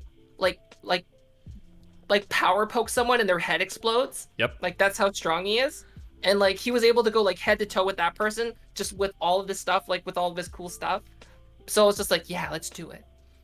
Okay. Interesting. I get what you're saying. What ended up happening was like all of my like special stuff, like the only way I could work it out was I had to use a special like this one item that I had. Uh-huh. And then I thought it'd be a bright idea. I'm like, oh, well, I'm not fast enough to catch this person. I'll throw my weapon at them and it'll kill them in my head. That's what I'm thinking. And the GM just went, you throw your sword. It does damage. They pick up the sword and leave. And I'm like, wait, what? Wrecked. What? You got And you then got like trolled. I was just I was wrecked for like the entire rest of the game. Damn. No, Callus Row does have skills. Like, I have more 4 Mechanica. I'm like one of the best mechanics in the entire RP. But that's the only thing I can do. If that makes sense. Like I can't Oh, you can fight. only like repair stuff. Yeah, I mean, like in the RP, you can actually train, but how it works is you have to be there for 8 sessions. That's 8 weeks. So every 2 months in Kalos Row, if you sufficiently train something, you get a point in it. So if I really want to, I can start training just combat and become like a super mechanic You couldn't stay slash away, huh? Keep coming back fighter. for more, I see. Love Fofa's Oh. content and I love you. Yeah, but Fun you stuff. have to live for that long. You know what I'm saying? I lived from the beginning of season I- 1. So I'd probably just be like, just train sniper rifle, long range weapons. all right, you can do that. It's combat. It just covers combat, but you can specialize and say, yes, I'm only good at sniper rifles. You know, it's called being a street samurai. We don't have cops because Arcane didn't want to have cops because he's like cops are lame. Because then you'd be like, oh, GLRP, ew. So it's like street justice style, and you can hire people called street samurais, and they're basically just mercs that do anything for money or whatever. So you could play as a merc and just fuck people over, permadeath some people, but don't be surprised if someone tries to kill you. Are there like, okay, like how serious is the RP? Do you have to like eat and drink? Yes. Like what? Once. Like does that cost money? Yes. Depends. If you're synthetic, you don't have to eat, but then you have to recharge. Can you just like recharge off of solar? No. Well, I guess you could hack and make your character. Well, the funny thing is in the row it's always dark. There's no sun because it's fucking so foggy. Could I just like recharge my batteries based on kinetic energy on jiggle physics? Okay, well, you're gonna have to tell Arcadum that. No, I mean, like, if you really want to know, it's not that much of a hassle, because, like, you just do it, like, once in 4 hours, you just go to the restaurant, and then you just eat, and it takes, like, 5 minutes out of your 4 hours to just RP eat something. You know what I mean? Like, you go to the restaurant owner and be like, oh, yes, I need some noodles. You actually eat the food too. Like you actually click on it and it actually eats like half of it, and then you drink it. So it actually is like RP eating. It works. Or you can be synthetic and be like, you just go to this recharge station, you stand there for 2 minutes and be like, I'm fully charged. That sounds better. You want to be a synthetic? Listen, the row's getting taken over by synthetics. Every goddamn person. Roach doesn't have to eat or recharge, someone said. Oh yeah, that's because he's a spirit. He's a little different. He's like a magic spirit inside of a suit of armor. His character is... Could I just be His character is like a very special case because like he literally jumped off a skyscraper, and normally any other character to do that will literally be dead. But because he's like a spirit inside of a trap, it's like Full Metal Alchemist, what's his name? The brothers, the brother. Alphonse. Alphonse, like Alphonse, literally. Like he's literally like that. That's his character. But the last time he got shot out of a cannon, yes, a cannon, literally. And the DMs were like, okay, your spirit is slowly disconnecting from your suit of armor, so you're kind of fucked. So he can't like keep falling off of 1,000-foot falls and be like, I'm totally fine. You know what I mean? Like he's slowly actually dying because he just keeps doing extremely stupid things. So it's not like you're invincible. Also because he has a suit of armor, he walked in water and got rusty, and then he couldn't move, and then I had to repair him. So he had to go to me, a skilled mechanic. Because he was like, I can't move, and he was like the Wizard of Oz, he's like the Tin Man. He couldn't move. He was just standing there like a statue, and I was just like, there's something wrong here. He's like help me. I was like, all right, dude.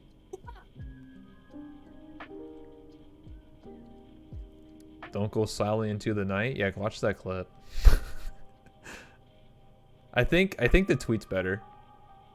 If I can find it. Hold on. Should I actually look for it? Give me a second here. I can find it. I'll send it to you.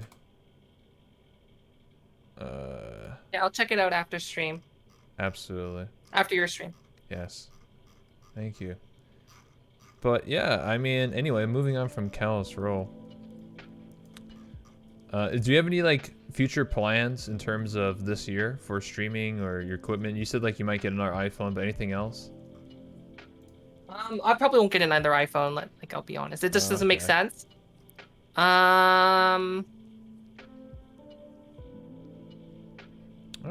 Like, to be honest, like, okay, so I had a bit goal for the gloves, Yep. and like,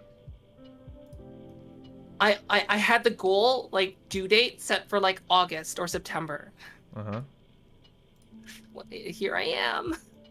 So I'm like, so basically now it's just like most of my focus is going to be on my YouTube channel, Okay. which is like I posted a tutorial video on how to get started with a base set up like this, and Yep. like basically now it's just like I have a backlog of like I have to make a video on how to get screens showing in the world, Mm-hmm. how to get like track things, because like let me show you for a sec. Sure. So like I have so I do have a tracked microphone. So like the tracked chair is really easy. It's literally just like it's a non-moving object, right? Mm-hmm. Whereas this, like you can see it articulates. Sorry if you're like it's causing some noise on stream, but Yeah. like it articulates. So I actually had to teach myself inverse kinematics in order to do that. Because like I didn't know how to do IK before. Yep. And like so like okay, so how do I do this? And so like that's something that I'm gonna teach is just like how to do tracked objects, because I know that there's a bunch of people that want to know how to do that, and also like how to do this camera, the camera movement. Yep. So like my plan is basically just YouTube, because like one, it's probably the only reason that's contributed to most of my growth, which was Twitter, short form, long form, YouTube. Because like Twitter, I think basically got me put on the map for other streamers and other VTubers. They're like, who's this Fofamit person? And then like they put my name in their heads. Yes. And then No, I agree, because a bunch of people asked me, they're like, you know her? How does she do that? I was just like, what do you mean? They're like, you know, then, are you like- friends with her? Oh my god. Rebel, please introduce me to Fofamit. She's so famous. She's so amazing. She's literally Code Miko. And I'm like, what? I don't think people actually said that. Listen, you'd be surprised what people say, okay? You'd be surprised what people will say, alright? But then like so now it's gonna be like, because YouTube, like most of the people now come in like in terms of like regular viewers and not other streamers and content Yeah. creators. Like most people come in from YouTube. So like at least like 3 or 4 people per stream will just like come out and say like, hey, I came from your YouTube channel.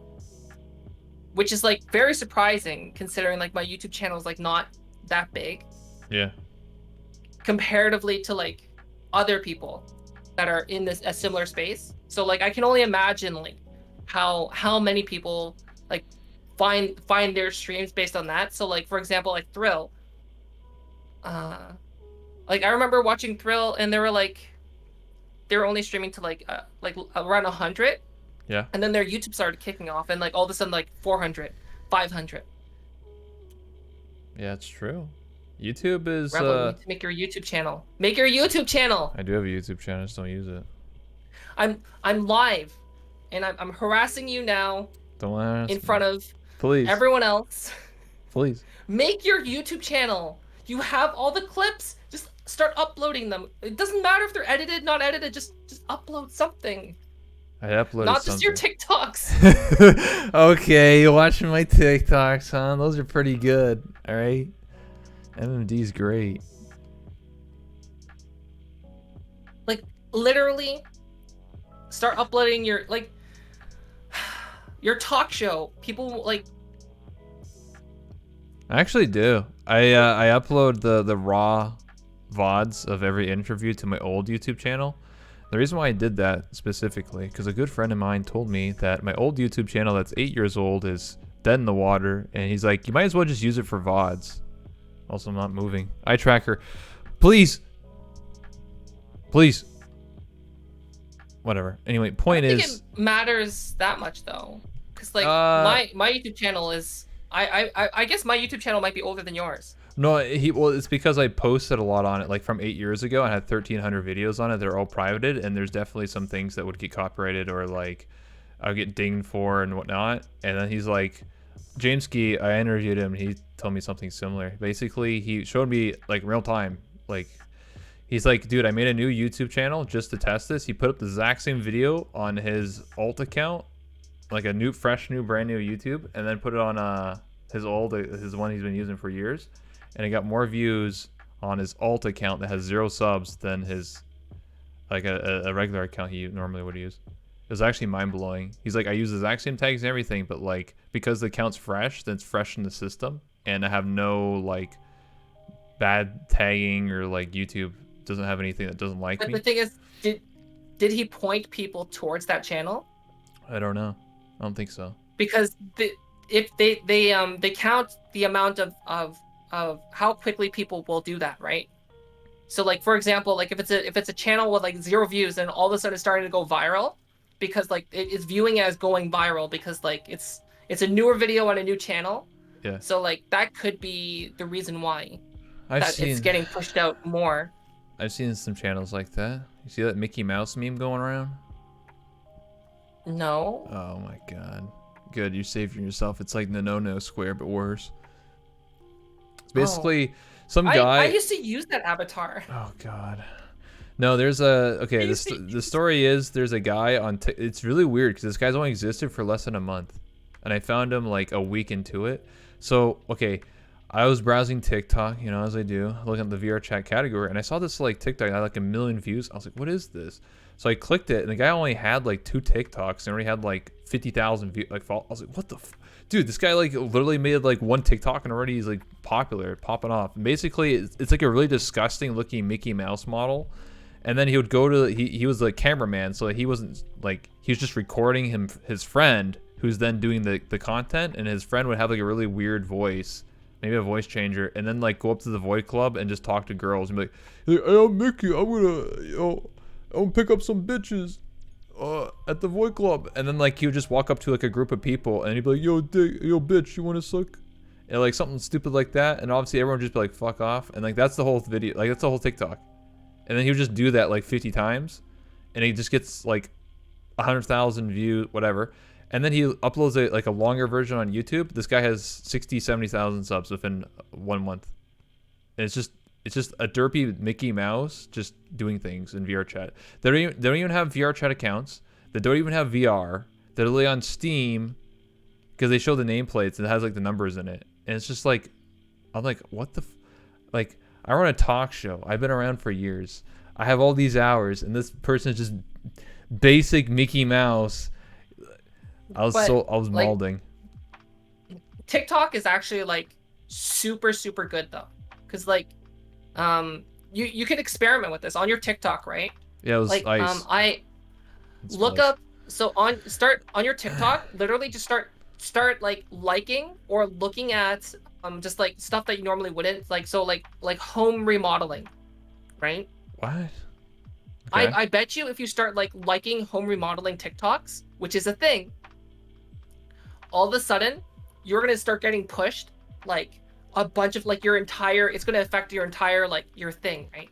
So it's like they're really good at profiling you and then serving you content that they think you would like. That's as a So, viewer. like, yeah, as a viewer. So that's probably what happened, is like people like that memeable Disney. He got the Disney, he got the VR chat, he got the anime, he got all that things, right? And like that's probably what that helped push that way up there. God damn.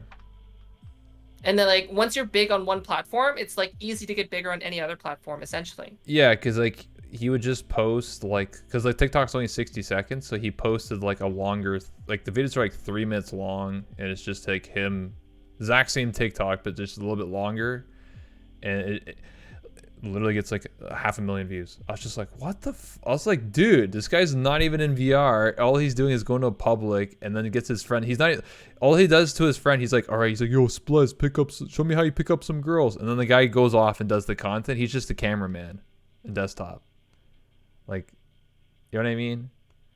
Like, yeah, God damn. The only thing about that kind of content though is like how much can you keep that up, right?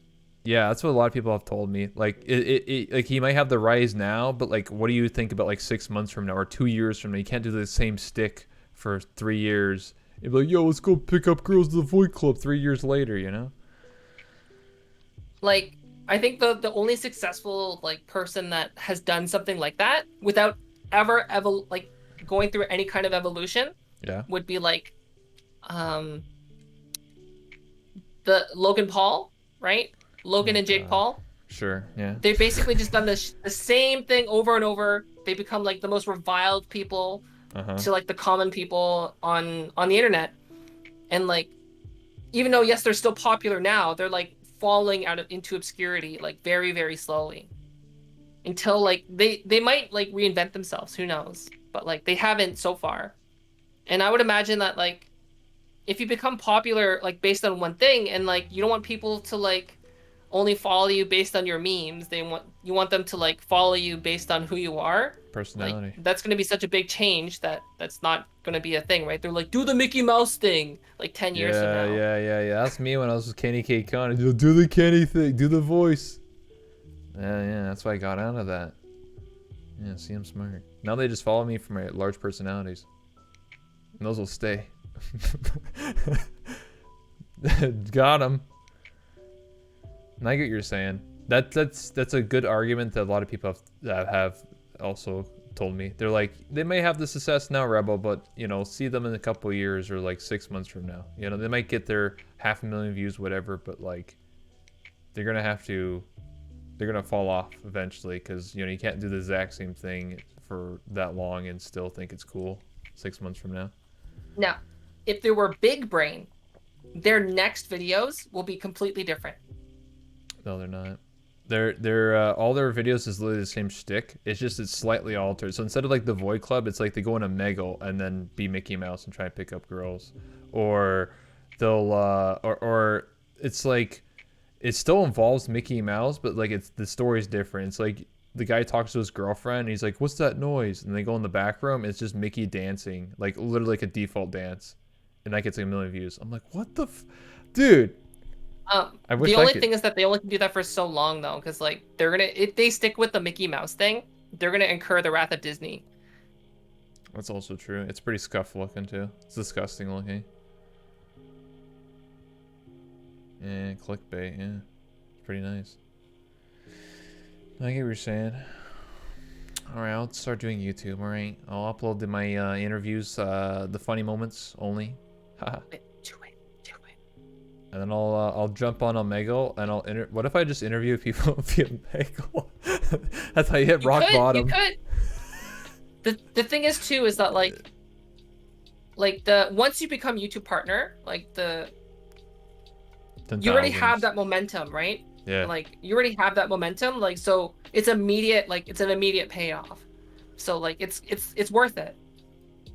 Like, put it this way, on my first 3 months now of being partnered on YouTube, I've made more than I did in like almost a year of my first streaming. Whoa. And like I'm a small channel. So like that's why when people are like on my Twitch, it's like how can I support you? I'm like, do I need to sub? I'm like, just save your money. Like if you really want to support me, just like watch a YouTube video. And that way you learn something, and I get that sweet ad revenue. All right. I have to censor people though, right? You can't swear on YouTube, right? Yeah, like. I just blip it out, you know, it's editing. You It's know? true. I'll just be very conservative. I'll just very selectively not swear. Oh, you should do like the PBS dubs, like these what do they call it? These mother trucking snakes on this Sunday to Friday plane. Oh, you mean like, yo, what the freak, man? What the flip, bro? I see what you mean. Like if someone's being mean to me. Whenever someone drops an F-bomb, yeah. Like, yo, what the freak, dude? Bro, dude, come on, man. And it'd just be them like bleeped out, but I'll just be like, yo, what the flip, bro? Come on, man. Dude, that's not awesome like, sauce, dude. And what I've noticed too is like how well your video performs is like strongly correlated to how strong the first 30 seconds are. So literally, like, the rest of your video could just be boring, but like if your first 30 seconds are solid, then like the video performs like way better than like the same video just but that's boring all the way through, right? So what you're saying is put the best clip first. Yeah. You want to catch their attention within the first 30 seconds. I say Because first that's 5 like, seconds. but usually most people will not will click off. Actually, the best thing to do. This is how. I'm gonna teach you something. I notice on YouTubers that do VR chat. You ever watch like the people in VR chat answer blank? It's like 10 different people that do the exact same thing. It's like people in VR chat share their darkest secrets. People in VR chat share their first kiss. People in VR chat share their first VR experience. People in VR chat share a embarrassing moment. Whatever. How they do it is they'll have someone talk for like 1 minute, and then it gets to the good part. You're like, oh my god, here's the good part, and then it cuts to a different person, and it starts from their beginning, and it's like, what the hell? What happened to person 1? And then you keep watching, and then it goes to person 3, and then goes back to person 2, then 3, and then 1. So they'll personally cut it, so it makes you want to watch longer. Because you're like, oh my god, I want to listen to that person 1 again, and then it's like at the end of the video. You baited. Yeah. That's how you farm. Yeah. Damn those people debating me. It gets to the good part of the story. Just start doing it, because like you already have interviews with like big people, right? Yeah, true. Yeah, you're a big person. Like literally, your first video should be like I interviewed Code Miko. Like Code right now Miko she's does known what? for interviewing people. Oh my god. Yeah. I thought it should be. Or Code Miko tries VR chat. Yeah. Code Miko does what? And just like begin the clip like of her going wild on set, because you said she was like running around. Yeah, right? no, she put her personalities in Yeah. the camera for 30 seconds. I thought I was gonna get banned. Yeah. Just like include stuff like that, and like you might not get monetized like later on that. It might, because it won't be like family friendly. Whatever. But it'll help contribute to the growth of your channel, Yeah. right? And it's like still based on your interview thing. Yeah, I don't really care for ad revenue. I mean, in the start at least, because it's like pennies. But like every YouTube video is essentially like this is like something Ludwig said. He referred to it as every video is a lottery ticket. Yeah, So, like, I believe that. It's you just like you could be sitting on it and you don't know like which one could be a winner. Like they could all be duds, because I know some people that upload to YouTube like every like 3 times a week, and like they haven't grown. Yeah. Because like they haven't, like, they're just uploading the same content every time. They're not trying to recut it. They're not looking at the analytics. But like at the same time, like a video that you just did as a one-off, that you just like, I'll do this video and see how it goes. I'll put a little bit of effort into it. Then all of a sudden, like, boom, it's your biggest video. Like Linus Tech Tips fire truck video. Okay. It was like like Linus Tech Tips, like the tech channel, right? Yes. Until like 2 years ago, their biggest channel, like their biggest video was him unboxing a fire truck, a RC fire truck. Yeah, let's go. Come on, Linus. Get that fire check going. Yeah. So like you never know. Like the only way that you can like increase your chances of like winning your video lottery is just by uploading. True. I mean, when I was a YouTuber, my worst video actually blew up. So I've said this before in my stream, but to reiterate, I used to do YouTube about eight, almost 9 years ago, back in 2012 when I was senior year of high school. And I got interested into doing YouTube because I watched it all day. I watched a lot of old school Let's Players that mostly of them are streamers now. But back then they play like Minecraft or, play like a Let's Play, like, and I got into that. I wanted to do it. So I had no experience commentating, I didn't even know how to talk to myself. So I played Fallout 1, not even Fallout 3, not New Vegas. I literally played Fallout 1, and that video, if I unprivated it, I think it has 300,000 or 400,000 likes. And when I first uploaded it, it got like 2 views. Nobody cared. And the reason why it blew up was because at the time Fallout 4 came out, and then Fallout 76, and because people are looking at Fallout, it blew up that video, and it has like a ridiculous amount. But it's actually my worst video because I didn't know how to commentate. So the first like 3 minutes is just the intro, so that it got demonetized because it showed the song by the ink blocks or whatever. And so I didn't make any money off of it. And then everybody who watched the video in the comments would just shit on me. Like, this guy's the worst commentator, dude. He's so bad. Like, literally the whole video is just him killing rats in the cave. Like, what is this? This is the worst Let's Player, dude. Some people wrote, like, literally paragraphs on why I'm the shittiest YouTuber to ever exist. But it has, like, 300,000. I should read some of the comments sometime. Not in an interview, but at a different time. I've done it before. It's a gold mine of just like really toxic comments from like 10 years ago. See, that's something you could do on your new YouTube channel.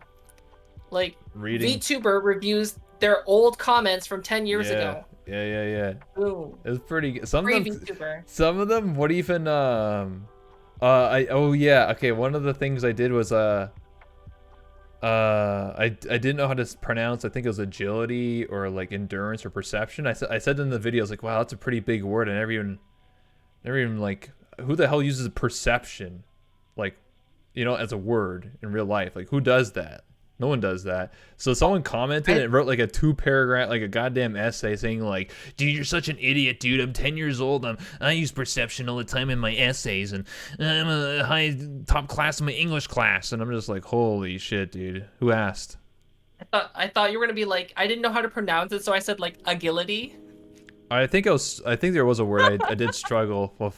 No, I said like, oh, I don't like, I was like, dude, I just made like a side comment saying like, oh, who uses the word agility or like endurance, dude, or like perception? Like, who talks like that? Who says like, man, my perception right now is really good? No one talks like that. So that was my comment, but like it basically made people go mental and like go off on me because yeah, YouTube comments. Yeah, I think people don't realize that, like, even if you delete your YouTube comment, you could, as the video creator, you can still see them. Oh, I never deleted any comments. I just privated all the videos. No, but I mean like if someone, like, if I go in your video and write a comment and then delete the comment myself, you could still see it. Oh yeah, I believe that. Yeah. Yeah, people don't realize that. So like, I have a video on like tips on how to help prevent. So help prevent, but it doesn't mean that like you're gonna prevent it completely, because once your avatar is, like, as you said before, if you truly cherish your model, don't upload it to VR chat, right? Yes, I'm a strong believer in that. So so I did a video like how you could, if you want to have your model in VR chat, how could you help prevent like your model being taken? And I get like the most toxic comments on that video alone. And it's probably because like I see like the search terms that people are using to find that video. It's literally they're looking for avatar ripping hacks. Oh, they're getting mad at you. Like, how dare you expose our methods of how to rip avatars, huh? Or No, I didn't say, yeah. Or well, I think I sent you like the comment that they yeah. like my saw most that on recent Twitter. one. It's basically like people are saying like, I can paraphrase it here. You're like,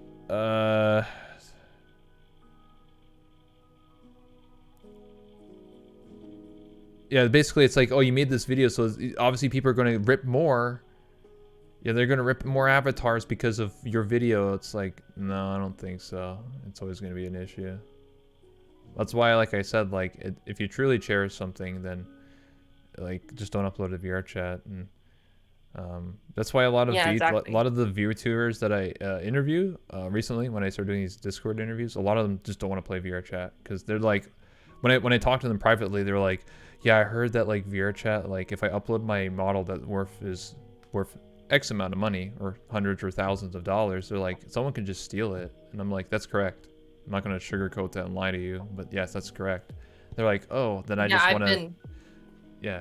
I've been telling people that. I would literally like, I'd be in like a VTuber stream, like and they'd be like, oh yeah, I'm thinking about playing VR chat. And then I would literally just like, don't do it. And I'd say, why? I just basically, it's super easy for your model to get ripped. And like, what? I'm glad I I'm glad I didn't then. Yeah. But it's crazy though. Like there are like Iron Mouse. Sorry, Iron Mouse. Iron Mouse. Oh my Iron gosh. Mouse. Iron Moose. Wow. Nice. I know it's Iron. Ugh. I'm telling her It's one of that. those things like I read it. No, don't. She'll find out. Uh-oh. It's not like she follows me or anything. Leave me alone. Okay, anyway, moving on. But yeah, Iron Mouse has their model in VR chat. I'm so surprised. Yeah, almost all. I think almost all the VSojo people have their models in. I know some of them use older versions, but some of them have uploaded like their brand new, spanking new, and I'm just like, oof. I think the only person that doesn't is Melody. Yeah, because Melody learned a tough lesson. Yeah. Because her model is worth a lot of money. Got yoinked within like one day. Because she does Patreon hangouts in VR chat, and so someone yoinked it. So, yep, that was a thing. Yeah, and it was like all over VR chat. And like I'm like, who is this person? Why am I seeing this model everywhere? Oh, you didn't know who Project And I Melody still didn't know was? who they were. No, I didn't know who Project Melody was until like I saw them on Nuxtaku's YouTube video. Okay. And I was like, oh, I've seen this model before in VR chat. Oh, this is the person. And then I started watching them on Twitch. I'm like, whoa, they have a track chair? How do you do that? And that started like my long journey on how to get a track chair. Because originally, how I did it was like I made a humanoid rig of a chair. Like, so like the arms were the arms, like there was like the spine and a head. Yeah. It was super scuffed. Then the second attempt was like to try and attach the chair to my body, and like that worked until I stood up. I believe it. Because then like the chair would just be like a diaper attached to my body essentially. That's terrible. But yeah. So like, yeah, that's like the coolest thing because I don't understand the appeal of having a PNG chair. Oh, I see Like, what you're talking about. why have that? Why are you making right? fun of me right now? I literally have a PNG chair right now. No, but like that's based on your actual set. I mean, like if you're Yeah. VTubing, right? Oh, You're I know what playing you're another talking game, you're about. not gonna I put know a what you're V- talking about. You're talking You're not about gonna like put a PNG chair there, you're right? talking about how everyone just has a DX Racer chair behind them. Yeah, like why block that extra real estate on your screen if it doesn't do anything? Damn. Unless you're in a real 3D space like yourself, fam. I see how it is flexing. No, I mean like if your chair doesn't move and it's just like it's still, it's just basically you're just taking up the screen. Now You're taking up the screen I was with just like joking. yeah, it's like I know what you you're don't want to talking block the game too much, right? Yeah, I know what you're talking about. Well, some people who do that, they'll shrink the game. Like they'll make the game like 3/4 of the screen, and then they'll have like the chat. You know what I mean? Like their VTuber model won't cover any of the gameplay, so they just shrink the gameplay, and then have the chair. I think like that's too like I think they're doing that because that's like the okay, this comes down to the whole like HoloLive, like there's a bunch of VTubers right now, they're like, oh, when are you gonna get a 2D model? Like that's like the thing that people are saying that all VTubers need to do now. And I'm just like, why? Like I get that live 2D models can like when you get them done well, they look really good. Like I've seen some super nice ones. But like, what can you do with it other than being on stream? Buff Pup convinced me. Nothing. I don't know. It depends on how good you are. I mean, Buff Pup really showed me that you can like add a bunch of stuff. It depends on who you are, right? Yeah. So like. But like.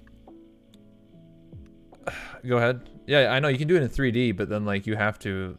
Okay, I want to be honest with you, all right? Most people who are VTubers probably don't know how to 3D code and program and do all that fancy stuff. They're very late. Okay, you understand that a lot of people are just like, I need this and I want it to work. Okay, they're not sitting there learning how to program for 50 hours and be like, oh, finally I can do that one thing. People just want to slap something on and then immediately it works. You know what I mean? People can't be asked. Okay, it's just how people are.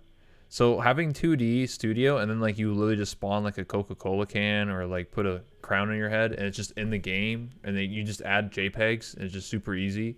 People are into that. It's very simplistic. When you go 3D, I've always said this. If you're going to go 3D like yourself and I, then you should use the 3D space. to its full potential. Whether that's getting your own Unity project or if you really want to play VR chat, you know, but that's what you use it for. That's why I like 3D, because I'm using the 3D space. I have my own studio. I'm using it to its full potential, or at least I will be when I get my Unity project set up eventually. Stop being lazy. But yeah, but some people just are not interested in 3D, so they're just like, I don't want to have VR. I don't want to have all this stuff on my body. I don't want to do that. I just want to have a webcam. You don't need to though. Like you could literally just have a webcam and Elite Motion, and like you can get almost the same setup as this. And like the way I see it is like having a 3D model is just more versatile, because you can make a 3D model look 2D. Like look at your model. Yeah. It like you could just like, it looks kind of 2D, and if you like tweak the shaders a little bit, like you can make it look even more 2D. But like at the same time, like you can just like change the lighting on it, and then boom, it's more 3D. Mm-hmm. So like, and the thing is too is like when you have a 2D model, like you can't like lean in. Yeah, that's you can't get like those gamer moments of like, whoa, this is so intense. Oh. Some people do it kind of. They have like a zoom in where they click a keybind and it just zooms in on the face like 500%. Not like smooth. It's just an instant like their face is like 90% of the screen. Yeah. I could do that. I just I don't want that. I don't know. I can't speak for others, but yeah, it's just how people are. I think it's just like, people. To be fair, I get it. Mm-hmm. I get the 2D models. Like it's just, I always think in terms of versatility, and like a 2D model is just not as versatile as the 3D model. Damn, roasted. Well, I also think it's true though. I mean, you're not wrong. I think it also depends. Like, for example, Buff Pup has 2D and 3D, and she gave me a good point, or said a good point. She's like, you know, if I'm 3D and everyone else is 2D, then it just looks awkward when we're collaborating, and like you have everyone's face cam on the screen. It's just like one 3D person, so she has both. So I want to get both so that I can just do that. So if I feel like 2D or if I feel like 3D, then I can just do both. Both. You know what I mean? That's true. Yeah. I mean, like if you're a solo streamer, then none of this applies. Like, you know. But like if you're collaborating with other people, a lot of them have like those plugins where when someone talks, it like lights up their PNG of their avatar. That's cool. But like with a 3D, you can't really, like, you can kind of do it. It just looks weird when like one person is 3D and everyone else is 2D, and they're like, "What are you doing 3D, huh?" But if you have like, I can make myself look 2D if I wanted to. Yeah. I don't know. Yeah. For me, like, I would want to get a 2D. I only want to get one outfit and just get one 2D just to have it and, you know, be one and done. But for 3D, I'm more invested because I can get like 20. I have like 7 different outfits. Like, who else has that? No 2D person Mumbles has 10. Says something good. Sorry. To borrow another line from Buff Pup, it's easier to meme in 2D. You can do more and faster than 3D. Yeah, that's another thing she said. Yeah, that's true. It's true. That's true. I can't deny that. Yeah, to set up things in 3D, it takes a little more effort. Like Code Miko literally had to program everything, so you could meme. Yeah. So you have to like program it, and then in 2D you can just, I'm now a Coca-Cola can, or I'm like, whatever. Like, it's a little bit easier. Oh, I tried downloading Snap Camera and I wanted to see if it would work with this, because right now, like, so for people who don't know, I'm talking to Rebel right now on Discord with a virtual camera. So I'm not doing a screen share. It's a virtual camera. So I tried using Snap Camera. It doesn't pick up the virtual camera. Oh no. It just won't. So the only way I could do it is if I like capture card it out, because it can pick up my capture card. So that means I have to like full screen capture card and put it in, and that's just too much effort to see if Snap Camera works. Mm-hmm. Because like I thought it'd be fun to like put an anime filter on my character and to see if it worked. Oh yeah, like snapshot filters. Yeah, I see what you're talking about. It didn't work because it couldn't go out to the program. It doesn't detect the camera. It doesn't. The thing is like it detects the face rig virtual camera, but not the OBS virtual camera. Oh, interesting. Which is like so strange. That's weird. But anyway, I mean, at the end of the day, I mean, it's up to the person, right? If they want to go 2D, go 2D, go 3D. I think Do you think 2D or 3D is more popular? I think right now 2D is more popular because it seems more accessible, and also Yeah. HoloLive. But like, I think the future is going to be 3D, because if we look at it right now, right? Look where anime is.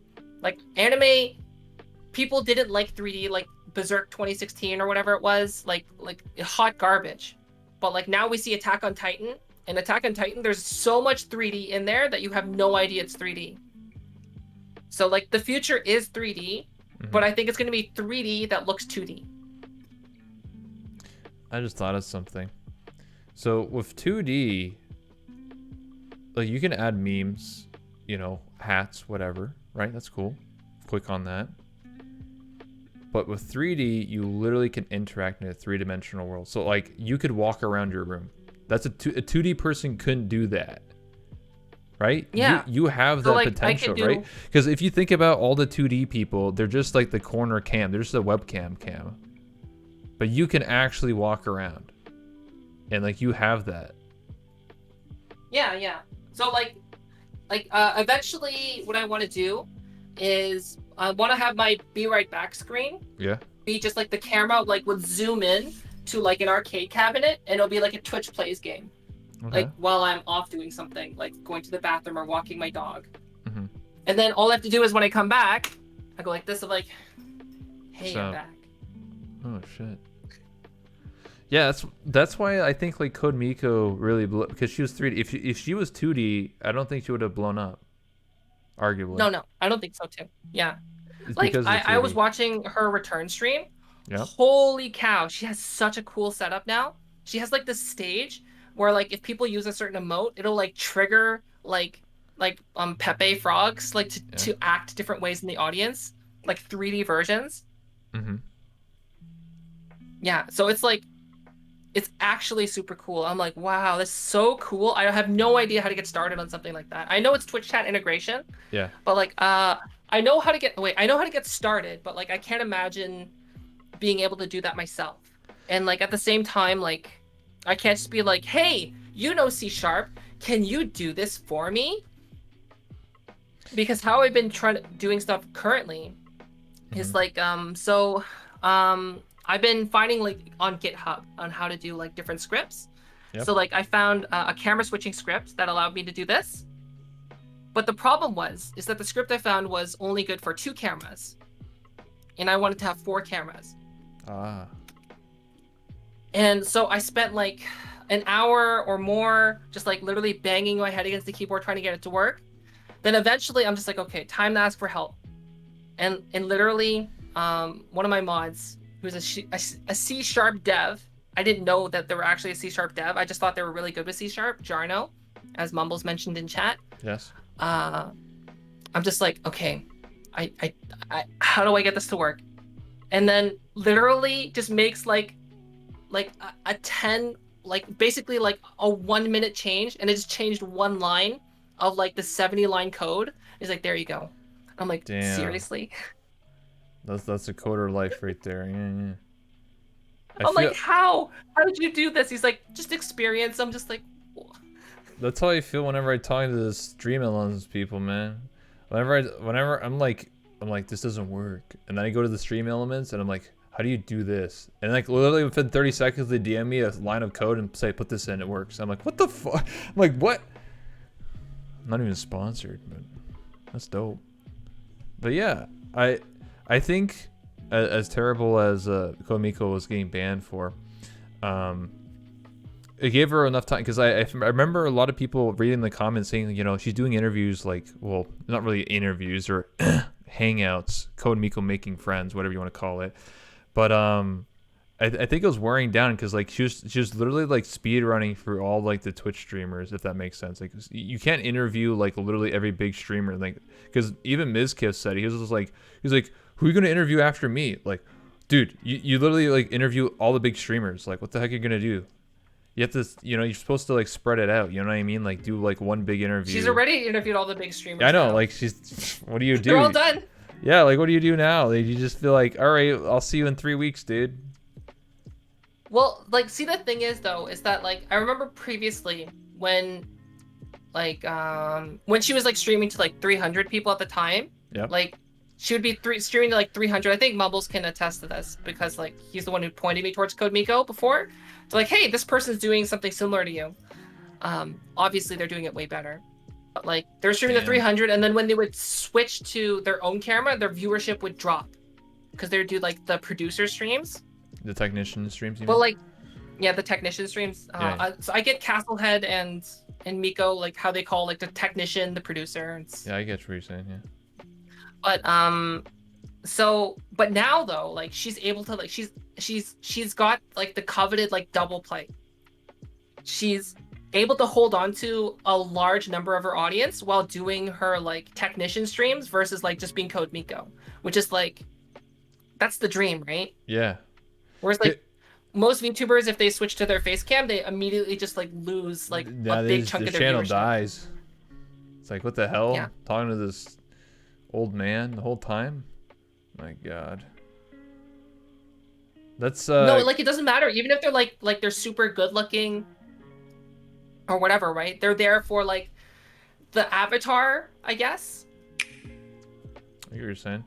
There's a couple people that I know that are actually like really big streamers already, and they got into VTubing, and they do both. Like they'll be like once a week they'll be a VTuber, and then the other 6 days they the face cam.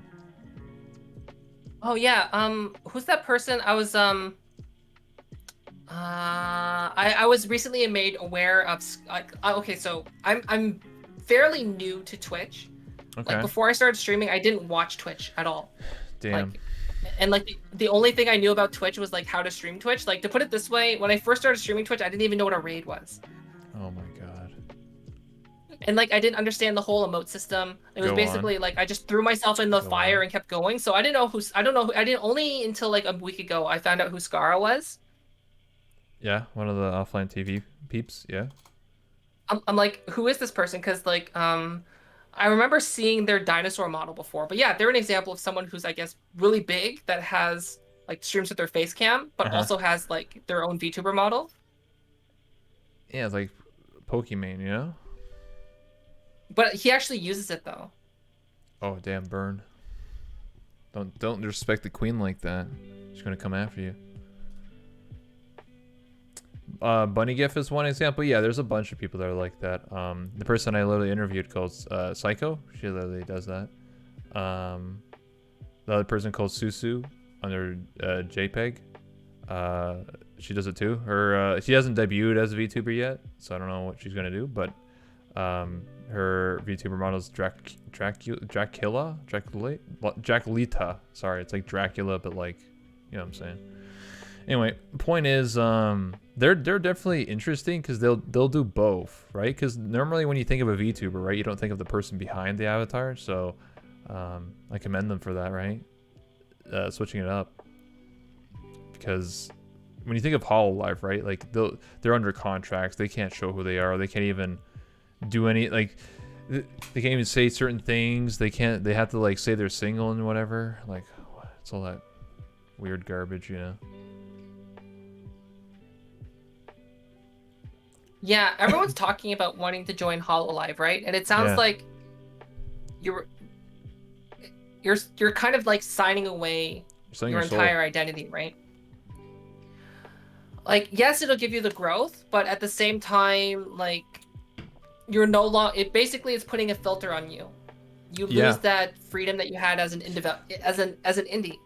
Well, those are the smooth brains talking when they say things like that, because all they see is the numbers and the money, right? That's what they're thinking, right? They're like, oh, I want to join Hololive. They make a lot of money and get a lot of viewers, right? They didn't think about, oh, you know, they can't talk to their friends anymore. They can't talk to their family. They can't show their face. They can't say they're single. They got to play a character, say the same mannerisms for 10 years, you know, whatever. Like, you know what I mean? They didn't think about those well, they things. can talk to their family, but their family needs to sign an NDA. Yeah, things like that. Like, you know what I mean? It's like, bruh, you don't have a life at that like point. Mari Calabi or something is her name. I only know about her because she was on Trash Taste podcast. Okay. But like, like the Trash Taste podcast had to sign an NDA on how they set her up there, right? Mhm. So I'm like, this is my educated guess because they said that she, the actual person, was in the set. And like, but they had her live 2D model like tracked in there, so What? odds are they just brought they had probably had her with her rig like set up in front of there, and then they just like composited out her and then just put her Oh, her model on top of it, okay. Interesting. and that's probably how that worked. I thought I thought they were just looking over there, but whenever she talked, like they put a speaker over there, just like. No, she was actually there. She was actually there. So when they were talking to her, like that's why it felt so natural, because like they were actually like looking at her and talking to her. Damn, I just thought it was just they just put like I thought they just put like a laptop there and then just look at it every time she talks. Like that's so easy, you know what I mean? I could literally just put a laptop there and be like, yeah, every time she talks, I'll just look over there, you know? Easy clap. No, they said that the one Trash Taste rule is that the only way to be on the show is to actually go there. So like, they don't accept call-ins. What the hell? All right. Yeah. So like, Interesting. if I wanted to be on Trash Taste, like I would literally have to fly to Japan. Like, but I'm not big enough to be on Trash Taste. Me neither. I'm not cool enough. At least we're in the same boat, right? Yeah. Yeah. We're tiny streamers. Yes. You know, I would consider you one of my good friends. You know that? Selena. You tried when you first met me. The first thing you messaged me was, "Want to be part of my 150 waifu collection?" Yeah. So. That was a special list, and I considered you for that list. Is that not special? Does that mean? What do you mean? What? So I can be like 149? Listen, all right. You know the whole story of that, right? Yeah. I only did it to become who I am today. It's part of a journey. What? Did you like consume their souls to increase your Yeah. personality size? Yeah. No. The whole okay. Busted. No. When I You heard it first today on that one Rebels talk show. Okay, that's not true. All right. The real story is I was already planning on switching to be a female, like regardless of the outcome. But I didn't want to just switch avatars. I felt like that was just boring. Like, oh hey guys, my avatar now. So I wanted to have a story along with it. So that's why I went with 100. It was actually originally 100, and then I went to 151 when Don Italianos convinced me to do 51 more for the meme of Pokemon. But yeah, it's just a journey. It's just something to remember, right? I still remember it. I don't remember every single waifu, but if I was to look at a list, I can remember their names and be like, oh yeah, that was that one time we went to the Battle Disc thing and we did that thing. That was fun. It was just a journey. It was just for fun. Because at the time, well, not at the time, but I did go to college one upon its time. I graduated. But anyway, one of my classes was called Folklore, Fairy Tale, and Myth or something like that. And pretty much one English class, okay. It was an extra credit. And the teacher was really cool. He actually played video games, so that was pretty poggers. But anyway, I talked to him almost every single day after class. It was once a week. And we learned about like the hero's journey, like Odysseus and all them, and all this like, like Hercules and the 10 labors. They're actually 12. Damn, he got robbed. But anyway, it's talking about like the hero's journey, right? Like there's a whole like diagram wheel about these. You can Google it like a million times. And it's about like the journey of the hero and the adventure, and then like there's like the halfway point where it's like, oh, there's like a struggle, and then like, oh, the conclusion, the whatever, right? I wanted to do something like that when I rebranded my channel. So that's what the waifu challenge was. It was my journey in VR chat. Redeem dab. I can't even dab. You have to dab. It's your It's your stream. Listen, I can't dab. Arms? I got no arms. Okay, arms? I got armitis. Get arms. I got armitis. There you go. Thank you. I literally can't move my arms. That's why I'm gonna get the Unity project and move my arms, and then I can dab all I want. Wait, aren't you using Suva? Yeah, I'm just using the eye tracker. Just you have the trackers for full body. No, Just they use don't. them. Okay, listen. I already explained this. Okay, the tracker, the base stations do not. They don't face my computer, and I have monitors that are too goddamn tall, and it's just. And I literally tried it for an hour, and it just would like my body would turn to a pretzel half the time, and I had to sit like 10 feet away from my computer so I can actually track my wrists to then track my eyeballs.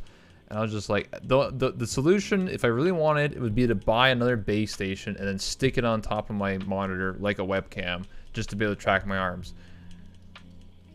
Yeah, you should do it. But at that point, I might as well just use the Unity project and just be in VR, in full body at that point.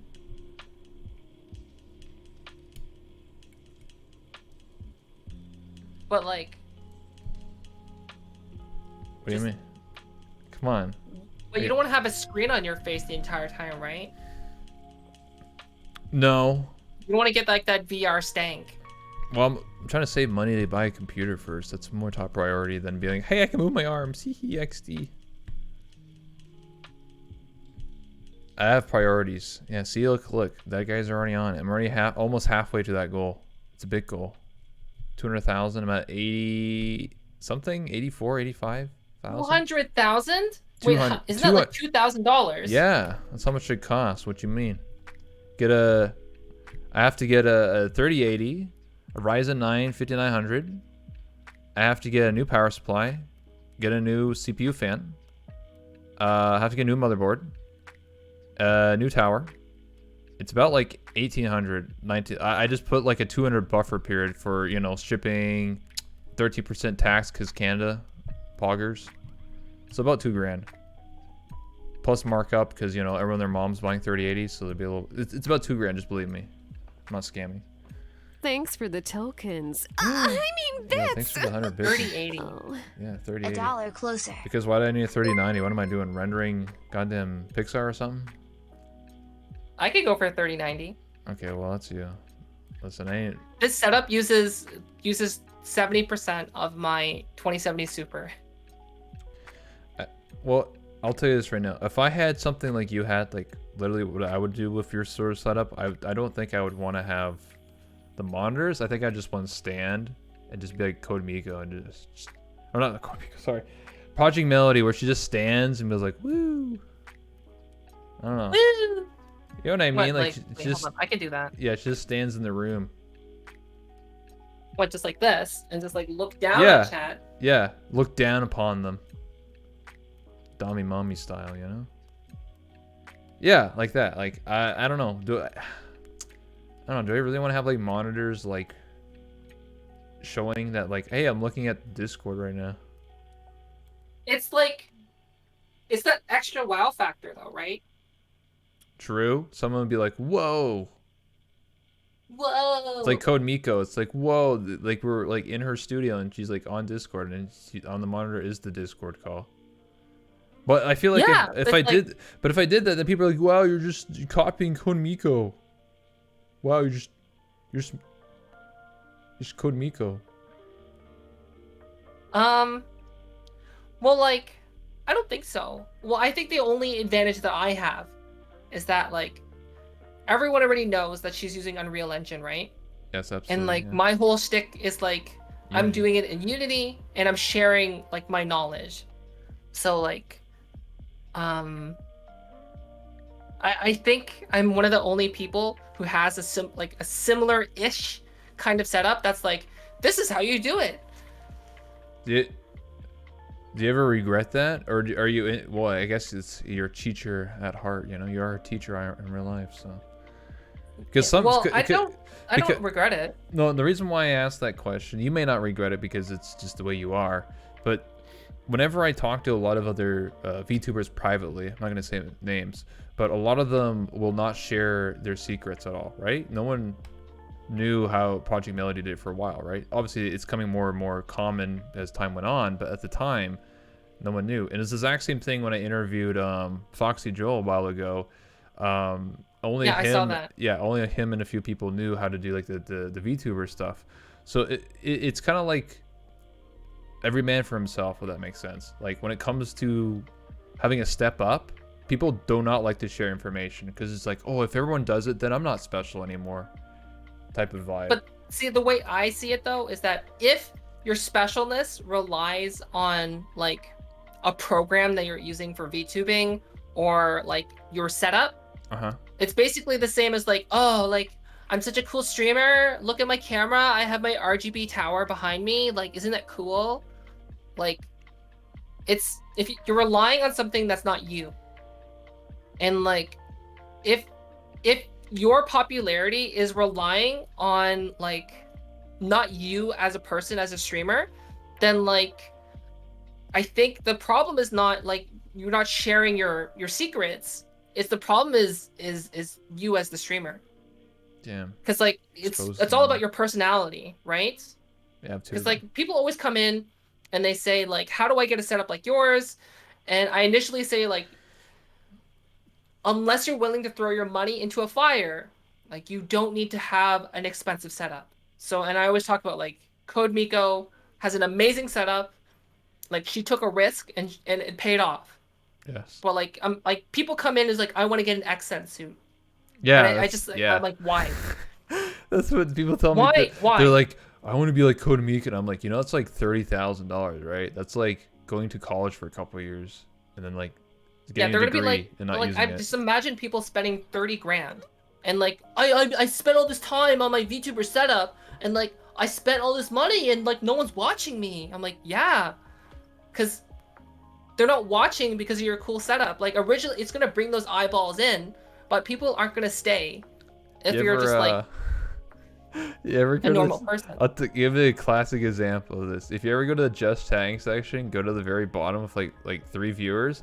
There are people that literally have like $10,000 gaming rooms. Like they'll have like their tower next to them. They have like all the flashing lights. It's like a ninja's room.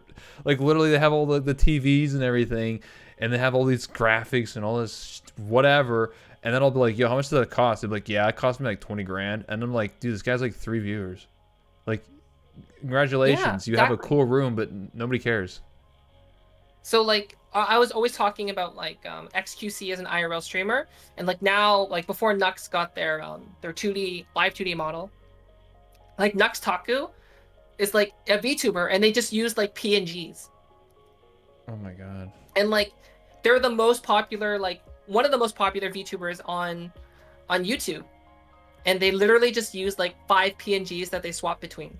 And like that just shows like you don't need to have like a really awesome setup. It's like all about the personality. It's all about you as a person. Yes, it's very true, because if you think about it, some of the biggest streamers have the most scuffed setups. Like some of them like don't even like bathe or wash themselves, or like their computer's like all dirty, or like just like there's like a lot of problems. Like, or they'll just like, if they're like counting something, they'll just like open up a new scene. You'll see like their OBS open up and they'll be like, yeah, 5 here, sub count, not even like level, not even it's just like, it's super disgusting. It's just like, wow, this person has like the crappiest setup I've ever seen, but like it doesn't matter. Yeah, because people like the only thing that a nice setup will bring is like it's gonna give you all the it's basically like having a nice setup like that is like the equivalent of getting a giant raid, right? You get raided by like 1,000 people, but then like it's still what, like, how do you keep those people? It's on you. It's on you. You have to like keep these people there. You have to engage them. You have to have a personality. You have to be ready for it. But the thing is though, is that what happens most of the time is like the next day you're gonna be back at your normal view count. Yes. Like when I was streaming to like 20 people, I got raided by Sean one day, and it's like 400 people came in, and I didn't know how to handle it. I didn't know what to do, and like it was awesome because like I don't know, like 70 of them stuck around. But then the next day, back to my normal numbers. Yeah. Because like I just didn't have the ability to like keep those people. Yeah, I did an interview with Happy Thoughts, who is Soda Poppin's quote-unquote mute, I guess you would call it. Anyway, I had like 1,600 or 1,700 people, because Soda Poppin was like, yeah, I guess Happy Thoughts is gonna get interviewed or something. I don't know. Like, go to this guy's channel or whatever. And like all he did was look at my channel for 2 seconds, Like he popped it up on his stream. He was playing Risk of Rain or something, and then I get like 1,700 viewers for the duration of the entire stream. I was like, holy shit. And then I handled it, but like the next day I dropped down to like 100. Like that was it. And then within a month it was down to like 50. It's just like, oh, well, GG. A lot of them followed, but like it, you know, they don't stick around, you know. That was the most amount of viewers I ever had for an interview. And it wasn't even a raid. It was just him click on my stream for 2 seconds. He had like 20,000 viewers. He's like, yeah, go to this guy's stream. You want to see my Happy Thoughts get interviewed or whatever. That's all he said for 5 seconds. And then he went back to the game. That's power. Yeah. So like, you don't need to have an expensive YouTubing setup. Not at all. Like I still know people that do the VR chat thing and they're like gaming in Minecraft with like their VR headset just like kind of like popped up a little bit. Yeah. I've seen some people do that. Yeah. I've seen people even do mute cams. What do you think about that? Excuse me. Mute cams? Like Zentrea? No. Okay, so all right, so how to describe this is when you play VR chat, it started in Rob's lobby, and basically you're playing your World of Warcraft, but you have a mute, a person who doesn't talk, who then appears on your stream as a webcam and just like thanks your subs and by writing their names. Soda Poppin did it. So basically he was just playing like WoW or whatever, and then Happy Thoughts was just writing everyone who subbed name.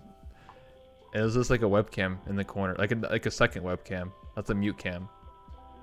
So you're just having someone else basically thank you. Yeah, like imagine if someone was back there saying like, yo, thank you so much for following Fofamit, but like they weren't talking, they were mute, so they'll just write it out constantly. Why? Why? It was a big thing a while ago. Not so much anymore. Because it was different. Because like no one's like, oh my god, that anime girl is real and she's actually like thanking my subs. What the heck? It was like mind blowing. Yeah, people like it because it was different at the time. I don't think anyone really does anymore. Maybe Rob probably the only one who does it anymore. But I have a feeling that like I was being scouted originally for the Royal Gator. Really? Like when I was a no speaker. Was it mute? Well, yeah. Well, I don't know how it actually works, but like basically what would happen is in my chat, like just all of a sudden, like a bunch of people would ask me if I knew who, like I knew who Rafflegator was, and then like every so often too, like people would just start dropping Rafflegator emotes, and I'm like, what's happening? It's like, is that how they do that? I guess so. I mean, like, well, okay, during the time, this is before you voice revealed, right? So, at the time, Rob, well, it's kind of only happens in Rob lobby, I'm gonna be honest, but basically, it started off as like I guess like a fluke, or it was just like a silly idea, but basically, if you go to Rob's Golden Gator lobby, there's a lot of people who are mutes, which is awesome, right? But a lot of them will start partnering with people where like you have a partner who's a talker, and then like it's like this sort of like, you don't date them or anything, it's just like you hang out with them, and then it's sort of like, I don't know, just like a partner buddy system. And like it started blowing up, and a lot of the mutes who are part of the lobby have gotten partner, hundreds of subs, you know, stuff like that. So I guess a lot of Rob's viewers would probably go to other mutes who probably not even a part of the lobby, and then trying to maybe get them to the lobby and find a partner. I don't know. Ah, okay. Because like, for the longest time, I didn't know who Rafflegator was. Like I said, brand new to streaming. That's fine. And like, one day, like what I would do, how I would find new worlds was I would just join friends in the world, like that were in big worlds, and like I found what I know now as Rafflegator's like lounge, I guess. So it's just like, whoa, this is a cool world. So I'd add it to my favorites, and like I would just hang out there because like alone, because I just like the environment. But like I until like later I found, I'm like, oh, this is like actually like a streamer's world. I should probably not use it anymore. How did it feel to when you did like your voice reveal? Were you really nervous? Were you like afraid or scared, or how were you feeling? Well, What was yeah, emotions? because at the time I just played a lot of lo-fi on my stream, and like I would Yeah, be typing the chat, right? doing that right now. And I did a pretty decent job at doing that. Like in VR, I would be able to type like 40 words per minute, just like. Yep. So I knew that speaking would change the content so much, because like my thought was like, yeah, like there's ASMR streamers out there, right? Yeah. And then as soon as they try, like they streamed like 500, 1,000 people, but then like they stream a game, 30 people. Yeah. Yeah. So There's. I'm like, it's so if I'm gonna switch this, basically I'm like, okay, well, worst case scenario, it's gonna be like career ending, and it's like starting from ground zero. So that's why I started a second channel. No one knows the name of it. Before I started speaking on this account, I started streaming on a different one while speaking to see how well I could do. And like within a week or so, I got to affiliate. I was like, okay, I could do this. So I thought, okay, well, ground zero, I can start building up my audience again. Mhm. And luckily, it turned out reasonably well. I mean, like, it worked out, right? I'm here now. Yeah. And then you know you continued. You are where you are now, and then you got partnered. You know, not too long ago. How did it Yeah, feel? it was like it's. How did it feel to get partnered? You know, did you feel like, oh, I didn't know this is gonna happen? Honestly, it felt awesome because, okay, the only reason I wanted a partner, not for the notoriety, not for the clout, because one, I wanted more emotes, and two, the most important thing is encoding priority. Yes, that's true. Yeah, so you can have 1080p 60 FPS. So if someone has poopy internet, then they can change the quality. Drop of it their own. down. Yeah, up and down. Yeah. Because like, what I noticed is in the the Twitch analytics is that like 40% of my viewers would be mobile, and like a good chunk of them are not using like nice phones. So like that's why like whenever you're like if you don't get encoding, and people are like, I don't see your stream, I just see a black screen, Yeah. or it's lagging too I've gotten much. those It's in because like people. their phone might not even be able to handle 720p. That's true. Yeah, I've definitely gotten people in the chat like, yeah, I can't watch your stream. So I would actually lower my stream quality to 720p at 30 FPS, purposely, for a very long time until I got partnered. Actually, I'm streaming at 900p. Oh, I wonder if I can stream at 2K again now that I'm partnered. Well, I don't think you can stream at 2K on Twitch. I used to stream at 2K. Does it actually work for Twitch? Because I heard that it doesn't. Yeah, it did. Like you could get the full resolution, and like people would. The only downside though, the reason I stopped doing it is because they stopped giving me encoding for it. So that then almost no one could watch me because like it was at It's too 2K. high, yeah. No, I did a 900. So Go ahead. yeah, I was like, oh, maybe I should test it now that I'm partnered. I mean, you can if you want, but as far as I'm aware, I thought 1080p was the max. Like, I heard there was a secret, like, 120 FPS mode that's, like, really beta for Twitch, but, like, no one would stream it. It's like, who the hell would you, like, unless you're playing, like, CSGO or something, why would you stream at 120? So, I don't know. I did. But the thing is, too, is that you're always limited by your bit rate, right? So, like, Yes. you don't really get much of a quality bump. So I'm contradicting myself. You don't get much of a quality bump. Yeah, because 2K versus 1080p, you're still doing 6,000. Yep, that's the max, 6,000, which is very weird, right? Because like Twitch is the #1 streaming platform, and like on YouTube you can stream at 4K. It's like, what? Shouldn't we be able to stream at 2K or 4K or 8K or where the hell you want on Twitch? Where's that money? Come on, Amazon. Jeff Bezos, not the richest man in the world, second richest man in the world. Come on. Yeah, but Jeff Bezos isn't the CEO anymore. Yeah, I know, he stepped down. No, I used to make that joke. I used to say I used to work for the richest man in the world. No, I can't say that anymore.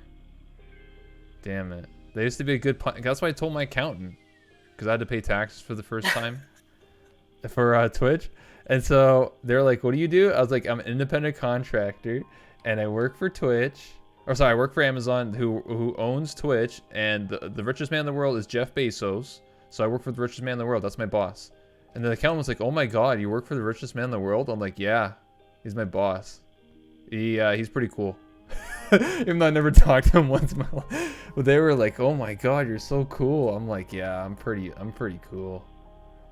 Oh wow, there, eh? That must be like a good job there. Yeah, because people would know who, because every old person knows what Amazon is nowadays because of the services and everything like that, or they know at least the richest man in the world. So they'll be like, "Yeah, I work for him," and they're like, "Oh my God, oh my, wow, incredible."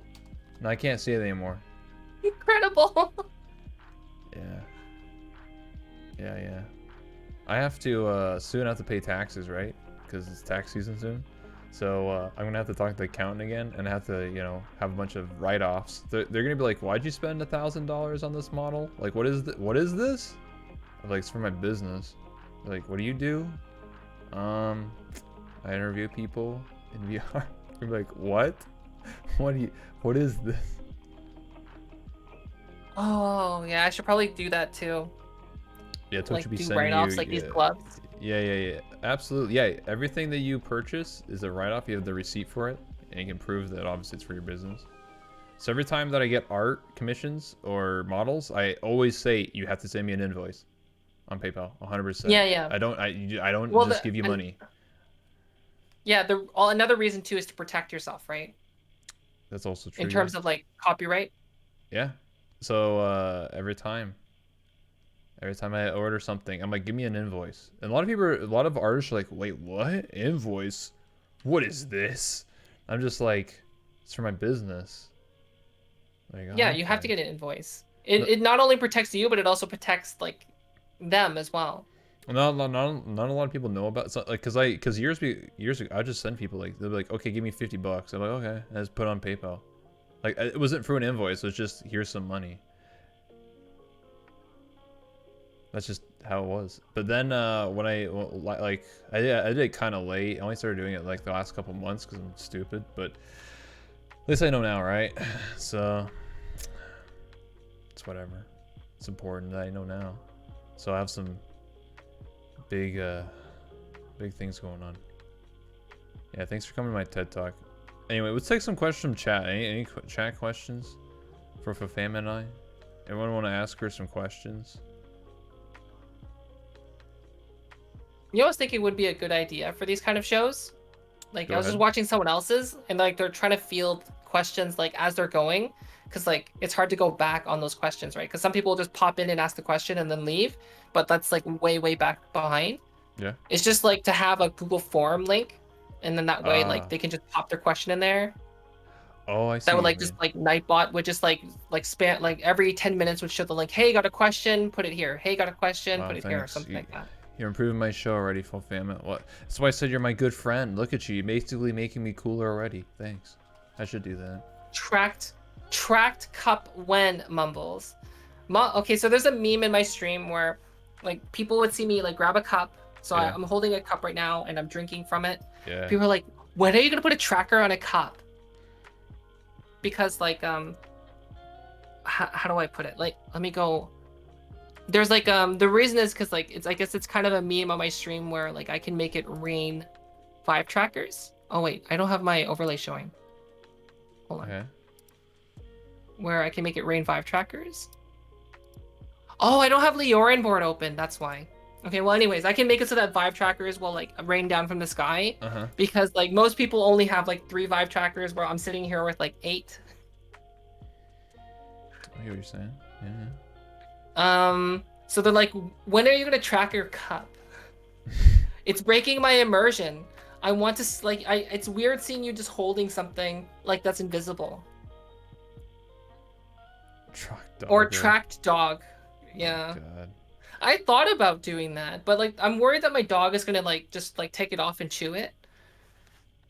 Yeah, that'll probably happen.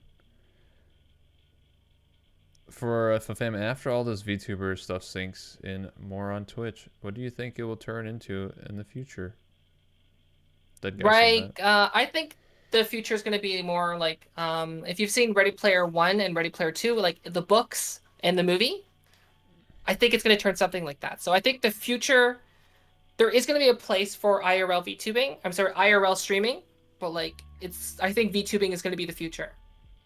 And I'm going to add the caveat that some people might have a VTubing avatar of their real body. That makes sense. You mean like a mocap suit? Sorry, am I following?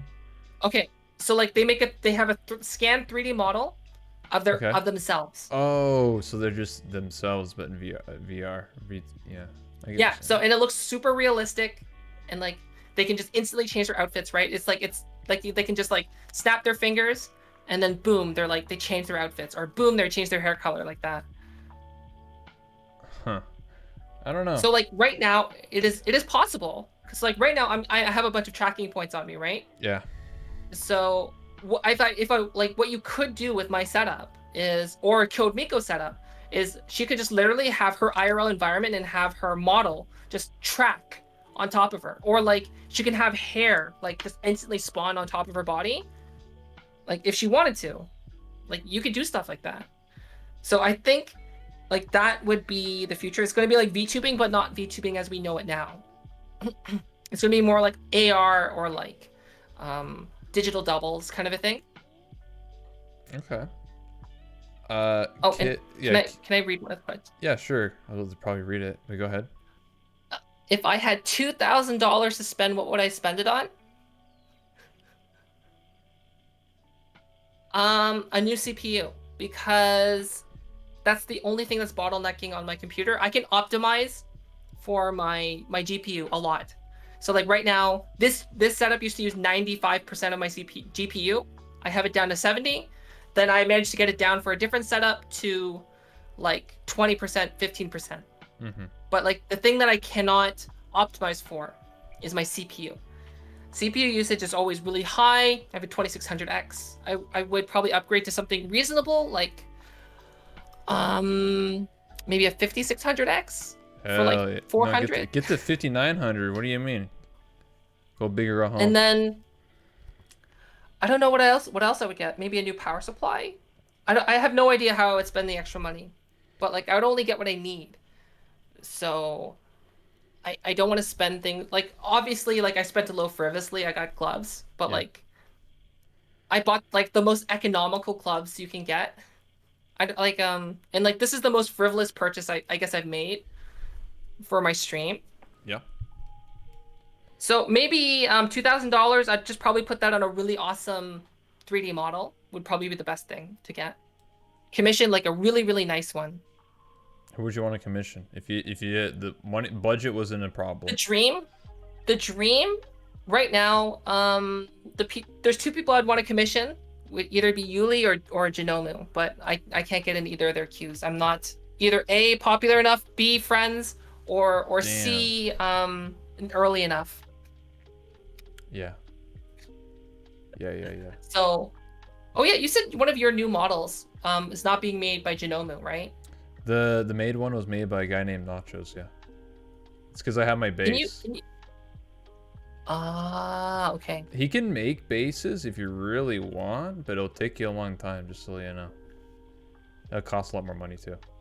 Like the only reason I did it was because I was like, I already own my base, so it's not gonna look different. The only thing is you're just putting clothes on it. So I was like, oh, that's not that hard. So that's what I paid him to do. But I found a different person to commission. You can also commission BEM now if you want. Well, they only accept like one commission at a time, so it might take a while. Yeah, it's still a JJ model. Just the okay. The VTuber tag on Twitch, what do I think about it? I think tags are relatively irrelevant, because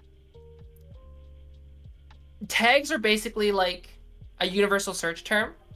So this is by Kid2NR. Yeah. Like all you have to do is just search VTuber. Like right now, like you see it right there. Like Rebel is not using normal brackets. So if you just search VTuber with those special brackets, you'll find everyone else that has that. Just like how, like, if you just were to search like just chatting, it'll still show you the category. So I honestly, the tags I don't think are too important because like to me VTubing is just chatting streams with extra steps. Damn. Right? Instead of putting on makeup, you're putting on a bunch of crap on your body. I mean, you're not wrong. So, I mean, yeah, I wear makeup, full fam. It's true. Don't you know? Someone cosplayed as me and they look exactly like this, so I'm real. Everything having a personalized avatar? I think so. I think that'd be the future. But like I said, like it's probably not going to be like basically think about it this way, right? If you could have just a 3D scan of your like let's say you're like you're drop dead gorgeous, right? Yeah. And like why not have a 3D scan of your body and that can like break the uncanny valley, people can't tell it's like a 3D model and like be able to stream with that on. Right? You don't have to worry about makeup, you just always look perfect. Like why not? Right? If you can't tell the difference. What you're basically saying is like it's me. like scan yourself. It's like we said earlier, but like you add anything you want. You don't have to like sit there in front of the mirror for 2 hours, put on makeup or like change clothes or put a dress on or something. You literally just download it and be like. Pfft. Yeah, and like snap your fingers, boom, your outfit just like changes. Do you think that'd be superficial though?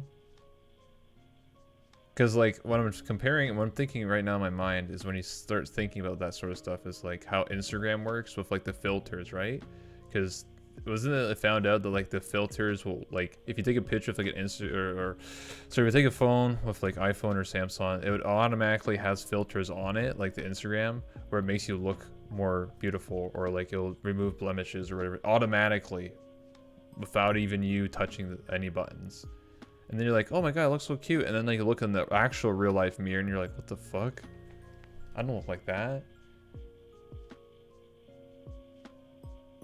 It's kind of scary to think about because if you have an avatar like that's like, you know, because if you have control like that, you could be like, oh, you know, I'm too skinny, or I'm too fat, or whatever. Or you start changing everything about you in that AR mode, and then like in real life you might be not that healthy, but like in the AR or whatever, Ready Player One mode, you're basically like 10 out of 10 supermodel status. But see, the thing is though, is that like I think initially it's gonna be like that, but then everyone is gonna have that, right? So then it's gonna more come down to like personality or like cool, like quirky, interesting looking models versus like drop dead gorgeous models, right? I guess it's like that movie from Bruce Willis, Surrogate. Ever watch Yeah, that? It's where like everybody I saw that. yeah, it's where like they go into the machine and then like or whatever they go into VR or whatever, and like everyone's just like 10 out of 10 looking like their avatars, but in real life they're all like kind of dead and like had to take pills and shit. And they're just like ugh, zombies. Yes, it's a scary thought to think about, you know. Like outside I haven't been like keeping chat like with all the other questions, sorry. No, that's fine.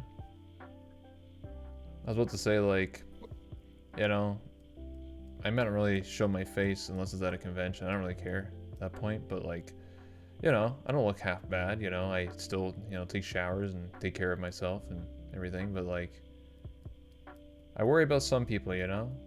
You never know what's really behind the VTuber. Like, are they hurting? Are they not eating properly? Are they getting exercise? Do they go outside?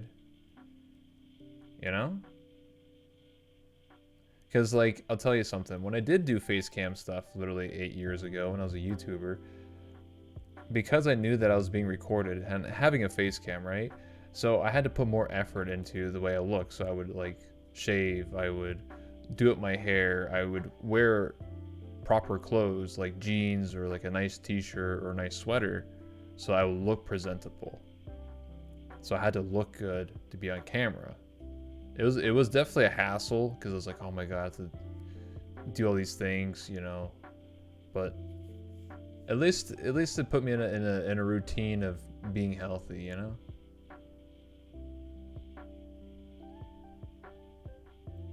That's what I was trying to get Makes at. sense. Yeah. Oh, little Mikatsu asks, "What's your favorite game to play in downtime?" Um. Okay, so I've actually been on that Rust server. Oh yeah, Don Italiano, I think's their name. Yes, that. Someone I bump into in VR chat a lot. When I play a lot frequently. He's also on the server. I've been playing Rust, like off stream. Like yesterday was the first time I've streamed it, but like I've been playing a lot of Rust because, it's a private server. Meaning I don't have to worry about like trolls or. Yeah. Because You like good, I just right? wanted to learn the game mechanics, and I didn't know how to do that without like, dying all the time. Because like I just didn't know how to build a house. Mm-hmm. I'm like, how do I build a house? How do I farm? And like it's just, I want to play it like basically adult Minecraft with nudity and guns. Essentially, that's what it is. Yeah, I mean, like that's what a lot of people miss, I think, or forget, is that like gaming is just about having fun with your friends. It's not always about clout chasing or being like who's the biggest streamer I can talk to or content or whatever. You'll see it very apparent when something's booming. For example, Rust, when that was booming, like on the actual big server. I'm not talking about the server you're playing on, because there's a server called Offline TV.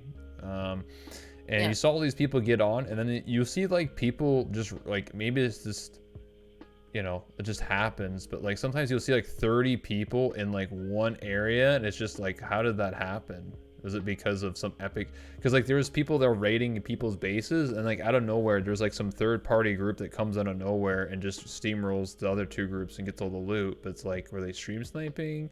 Then you try and check, they're not even streaming. So were they just watching the bigger streamer? And they were like, hey, if I get on this person, I know where this person is. It's the same thing with even GTA 5 RP that's just blowing up right now. Is that there's like 150 people in that server, right? Now, granted, there's so many people on a server, but like, I literally, I was watching, and everyone was at Burger Town or Burger Shot, whatever it's called, GTA thing, and they're having a little like altercation, and like literally 10 minutes later, there's like literally 25 players plus cops there. It felt like half the server was just in one location. It's just like, dude, if I was in that situation, I would have immediately dispersed. I was like, why there's so many people here? I don't like when people group up like that. It's the same thing in VR chat though, right? Like I was about to say that, yeah. Whenever there's a big streamer, like people just like crowd around them, and I'm just like, I'd always just like, I don't like being like surrounded by people, so I just like literally just be like sitting in the same place I was. I'd just be like watching all these people crowd around mainly like I guess people who are two friends plus frequently, like yeah. It's not scripted, like Leaf Orbiters. would do it, or Rose Doodle. Yeah, like I get what you're saying. Yeah, I've been around a long time in VR chat, so I've seen all of it. Like, that's why I typically, if you watch me, so like I typically just do my interviews, or I just sit by myself. You know what I mean? Like I'm not in a world with like 30 people around me, because I don't know, it just feels fake at a certain point. Because it's like, are these people actually my friends, or are they here because they like me? Are they here because they have 500 viewers or whatever? You know what I'm saying? Those type of thoughts do start entering, because it's like you'll see it. Like some of my friends literally do not go to those lobbies, and they only stream by themselves. But there's some of them are some of the larger VR chat streamers, and I've talked to them privately. I don't want to say names, but some of them have expressed the same concern that I have. It's like when you get to that level of partnered and a couple hundred viewers, and you're on VR chat or whatever, like you'll start seeing people just literally like request. I've gotten people request off of me only when I'm streaming. When I'm not streaming, they don't talk to me. They have never said a word to me. But the moment I start streaming, and the moment I have like 100 viewers, they're like, oh, I gotta talk to Rebel. I gotta get in his lobby. I gotta see what's going on. Yeah. I'm just like, actually, what would happen with me would be like someone would be streaming, and like I think Radiant was there, but like they weren't actually like streaming. They were just in their like their little ferret model. Yeah. But I wouldn't be in my normal model, right? And then as soon as I'm name dropped in one of their streams, all of a sudden invite requests just like are filling my bar. I'm just like, wow. Yeah. Yeah, that happens to me too. Whenever you know, the very few times I would ever be in those lobbies, like I would suddenly just start getting like 5 invites, friend requests too, from like people I don't even know. I mean, I was kind of used to it because I was part of Team 5, so I was there when VRChat first blew up with Pokeballs and all them. I got it firsthand, so I learned really early. Like per day, I would get like 40 friend requests from random ass people I didn't even know, just because I was on stream.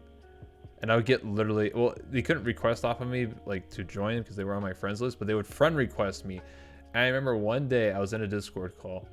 I was off stream, nobody was streaming, and I literally had to sit there. This is before the website really worked, or you could decline friend requests.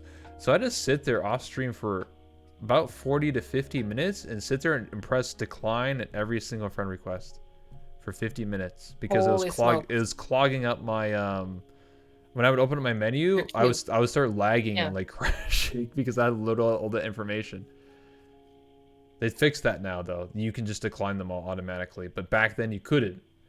So I had to do it manually. Very annoying. Yeah, because they never expected anyone to like get that big, right? Yeah. Well, they didn't expect any big streamers to play VR chat, and then when Poke started playing and bringing everyone in, and sort of blew up the game. So I was kind of used to those type of streamer lobbies very early on because I was a quote unquote part of the team. So people would randomly be like, oh my God, you're that Kenny guy from Team 5. That's cool. Hey, can I be friends with you? I really want to meet Poker. I really want to meet Whoops. I really want to meet Vince. And I'm just like, what the fuck? Like they're just trying to use me to get to my friends, at the time. That happened to me a lot. Yeah, it's like, I think part of the issue too is like, VRChat is such a small community, right? So like, Yeah. I guess like with the right networking, like, so let's think of like the biggest streamer that I follow that I can think of is Rubber Ross. Yeah. So like if I wanted to, like I could meet Rubber Ross, but like I don't like I personally don't want to like force it. Do you know what I mean? I'd be like, Yeah, I hey understand what you Rebel, mean. you know this person in Callus Row, right? Like you and then you can connect me with that person and be like, hey, other person that I met through Rebel. I know this is early, but like want to hook me up with Rubber Ross? I'd be like, one, I guess that would come across as really bad, but two, like it's so unnatural. Like I don't I want it to be like an organic meeting. Do you know what I mean? Yes, I understand what you're saying. I don't want to be like I guess like what's that, the arena champion fan from Oblivion? Yes, the annoying fan. Yes. No, I've dealt with that a lot before, where like people would randomly like DM me. I've said this all the time on my stream. I don't name drop anyone, but I just say like the context of the story. But like, I would randomly get people who I haven't talked to in like 2 years, just randomly message me like, "Hey Rebel, yo, I saw you on this guy's stream. Hey, can you introduce me to them?" Like I'm not even that literally happens to me. Those words exactly. Hey, I saw you in this person's stream. Hey, can you introduce them to me, please? I'm just like, bro, you haven't talked to me in like 2 years, and then you're just gonna randomly use me to get to this person. It happens all the time. I think I'm in an interesting situation because I knew all these people when I first started playing VRChat. So for example, when you said Rubber Ross, I actually met him when I first started playing, and he actually played as he put on a voice where he was from Dragon Ball Z. He was what's his name, Jace. He's part of the five. It's part of the Frieza saga, and it was like the Ginyu Force. Is part of the guy named Jace, where he sounds like he's Australian, like a crappy accent. Whatever. If you don't understand what I'm talking about, that was his character. The red guy. Yeah, hold on. I can just Google it for you. You ever watch Dragon Ball Z? No. Really? All of my Dragon Ball Z knowledge comes from Mega 64. Oh God. Wow, I can just literally type in Google the first word and it actually works. Holy smokes. Anyway, shit, I should just copy the image, not just put his name. But anyway, he played as this character. He did exactly the same voice, like exactly. It's taking a little bit to load here. Thanks, Discord. That was his character model. He exactly sounded like the character from the show. That's how I met him. Oh, that's like what he uses now. Kind of. Yeah. Yeah. So Interesting. yeah, it's kind of like a modified version of. He doesn't do the accent anymore. And I got to be his friend, and we just hung out and stuff. And then and I was the reason he actually is in Kalos Row. Because I told him about it. Because I'm a good friend. And the model that he has, plus his girlfriend, that was for me too. Because I'm a good friend. It's true. I would say like, oh, back to earlier though about the whole thing because I was reading like some things in chat like Sure. it's okay like okay so there's a difference between like someone that I know and I have an established relationship with that might be like hey like so like for example like Rebel since we've been talking to each other for like about a year now right Yeah. I'd be like hey like could you get me into like Kalos Row because I'm super interested in it right Yeah.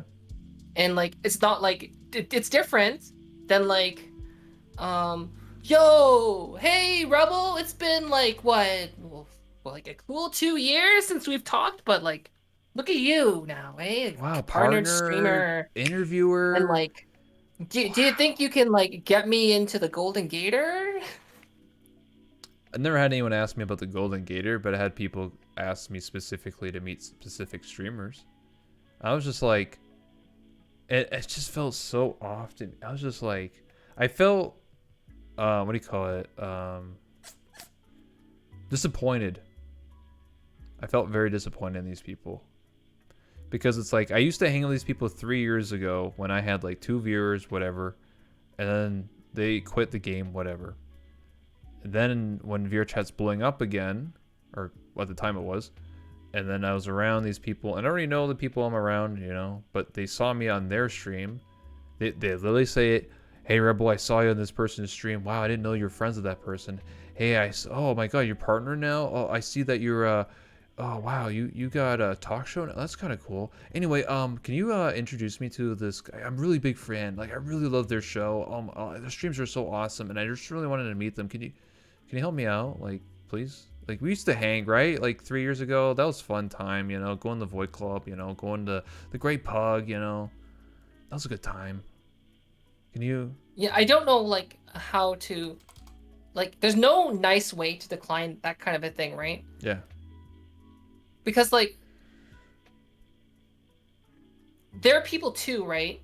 And like, you don't want to hassle your friends, but like at the same time, like, there's no like nice way to like decline someone's offer like that because they kind of put you in the situation of like they're trying to leverage like your previous friendship or like your current friendship to like I guess meet people they look up to.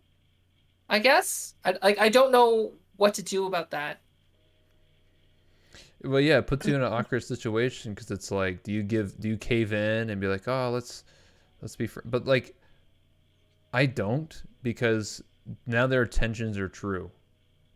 Because it's like, if I cave in, then they're purely just using me to get to this other person. Like, that's their whole motive. Like, that's clear as day. Because if they weren't like that, they would just they would just do it themselves, right? They wouldn't have to use me as a middleman. It's like, okay, so I'm gonna use my example. Like I've always wanted to meet Thrill, and we were talking about earlier, you know, how I completely like bunged that up, Yes, right? yes. But like it happened organically. Like, I probably could have like messaged him. I know people that actually, yeah, you know him.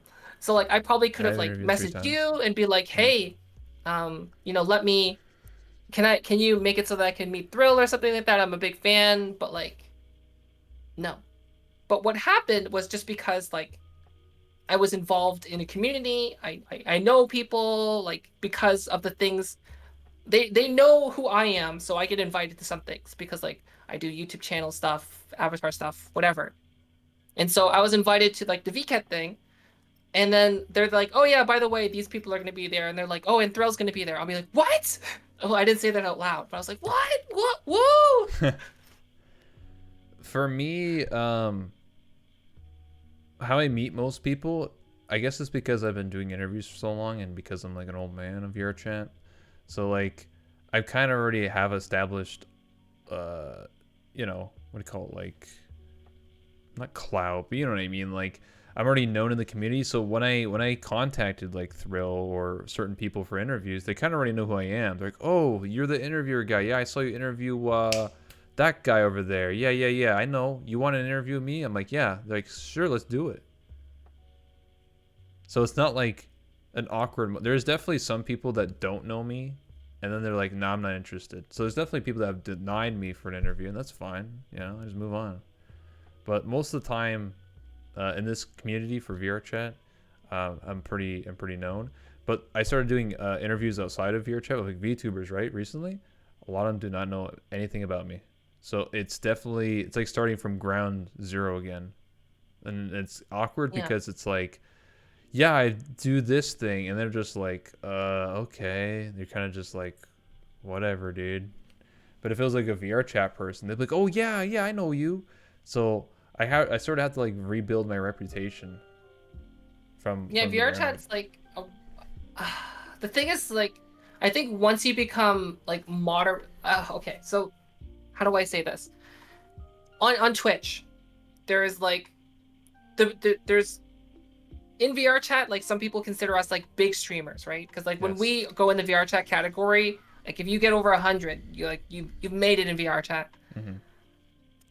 Unless like, and then there's some people who make it into thousands, but like let's not count them, I guess, because like I guess they're the outliers in the VR chat category. But like in terms of like actual size, in terms of Twitch, we're still considered small streamers until like we hit like 500. Then we're like, we Yeah. can actually like think about going full time.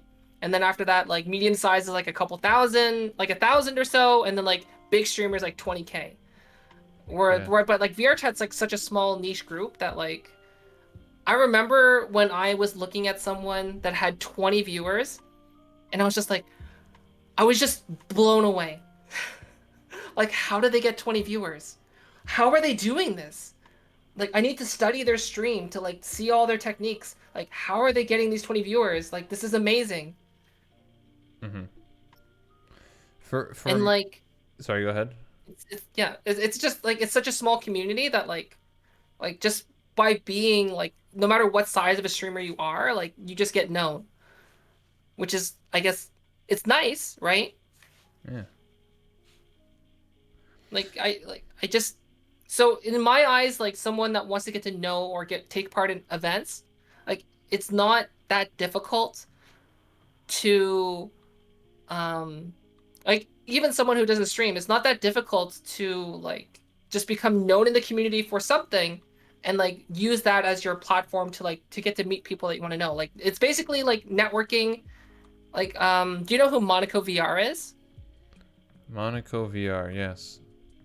Yeah, like they don't stream. Everyone knows who they are. They can get invited to every single event. Yeah. Or like if there's some people that just stream like they're small VR chat streamers and like they're invited to all events. Just like they so like what was nice about the VCAT event is like there's people there who streamed to thousands, who streamed to hundreds, who streamed to 30s, and some people who streamed to like 2 people. It's like they just include everyone. Yeah, absolutely. It's incredible. Like I like that sort of stuff because like there are people out there not just for VTubers but just in general. There's a lot of people who only will stream with bigger streamers, right? So like there's people that were like, if you don't have 1,000 viewers, then you're not cool, so you're not allowed to be with us. And it's gatekeeping. It's a huge issue. And if you want to take it to or sorry, not VR chat, to VTubing, that also is a concern, right? There's a lot of people who gatekeep, right? Like they'll be like, hey, you're not big enough. It's very rare that you'll see like, well, it depends on the person, but some groups, like if you only have like 10 viewers, you'll never see someone with 10 viewers being a VTuber that has 1,000 viewers. Like that's just unlikely to happen. But I would love to see that. I've seen it. I would love to see it more, but like there's definitely some groups that only, if you're not part of that group, you're not cool. You're not. They'd only collaborate with the other 8 team members, and that's it. Like I've seen some streamers who like in their team, it's a very closed off team, and there's like the top couple people streamed like 1,000, couple Yeah. hundred, and then there's like I didn't know who this person was, so I started following. Like I didn't know anything about them, so I'm like, oh, I found this person's stream. They were about the same size as me at the time. They're like streaming like 15 people. And I was like, whoa, their stream is pretty cool. So like I started following them. I got to know them, and then I clicked on their team name. I was like, what? But yeah, it's like it's a thing, but like I think it's because they know each other in VR chat, and that's Yeah. that's a big thing with VTubers. A lot of people in the VTuber community just know each other on VR chat. Yeah. But yeah, gatekeeping is definitely a thing in for VTubers. Like look at the whole PewDiePie situation, right? Oh, people hate on him because he's using a VTuber model and it's kind of scuffed. Is that what you mean? And so yeah, and so like what he's doing is like, well, he's basically like giving them like the finger, and I'm not gonna do that, but like he's giving them the finger, and like just like now he's just using like snap camera things. He's like, I'm gonna do a face reveal, guys. I'm doing a reverse face reveal, and it's like just streaming with the anime filter now on snap camera. And then like I think just recently he just like, okay, I'm doing a face reveal, and he just like turned on, and then you can just turn on the gender change. Yeah. Well, I think it's certain people like that. Like PewDiePie is literally the largest YouTuber, so at that point he can just do whatever the hell he wants. Uh-oh, my stream's dying. Well, by the way, bitrate just took a dump. I think like the issue is like the best thing I saw was like PewDiePie is the biggest individual content creator on YouTube. And like what you're doing is like just being like a gatekeeping and like only expressing negativity, like not doing any research into PewDiePie on who this person is, and just going with like, you know, the top Google searches on negative results. It's like basically like you're showing like the biggest audience on Twitch the bad side of VTubing, the gatekeeping side of VTubing. And it's like thanks for labeling like English VTubers as like standoffish gatekeepers, right? I get what you're saying. It's the same that happens to a lot of Twitch streamers too. Yeah, the bit rate's dying a little bit, but don't worry, it'll come back. But Twitch streamers, like I've seen people obviously get into VTubing because it's a trend, you know, and some of them do have, you know, models and stuff like that. But some people are like very gatekeeping, like, you can't be part of VTuber. You've been an IRL streamer for 10 years. You know, you've been showing your face all this whole time. You're supposed to be someone who's never shown your face, never done any of that stuff. And then you're allowed to be a VTuber. Like, some people are like that elitist. Like, if you show your face one time, like, you're just out of the crew. You're not cool. Some people are like, oh, you're just jumping on the bandwagon to get more quick bucks. You know? I've seen a lot of those comments.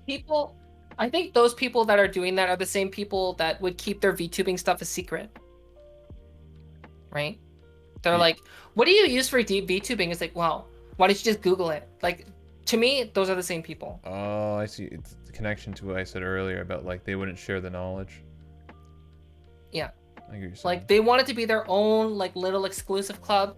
And, like, the surprising thing, too, is, like, so I'm a member of, like, let's not talk about this too much, because, like, I don't want to, hijack this, but, like, I'm, as a member of the LGBTQIA community, like, I found it so surprising that, like, so many of the negative comments were people from the LGBTQIA community.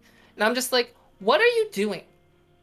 Like, you're supposed to be, like, our community is supposed to be about, like, welcoming people in and not, like, supposed to be against gatekeeping.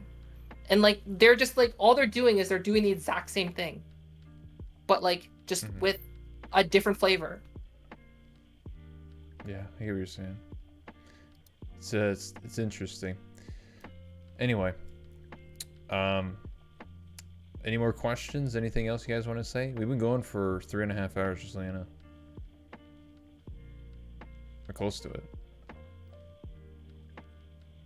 Do you have any questions for me, Fofamit? Uno reversal card too. When are you gonna make your YouTube channel? I already made a YouTube channel. Let's set a hard date.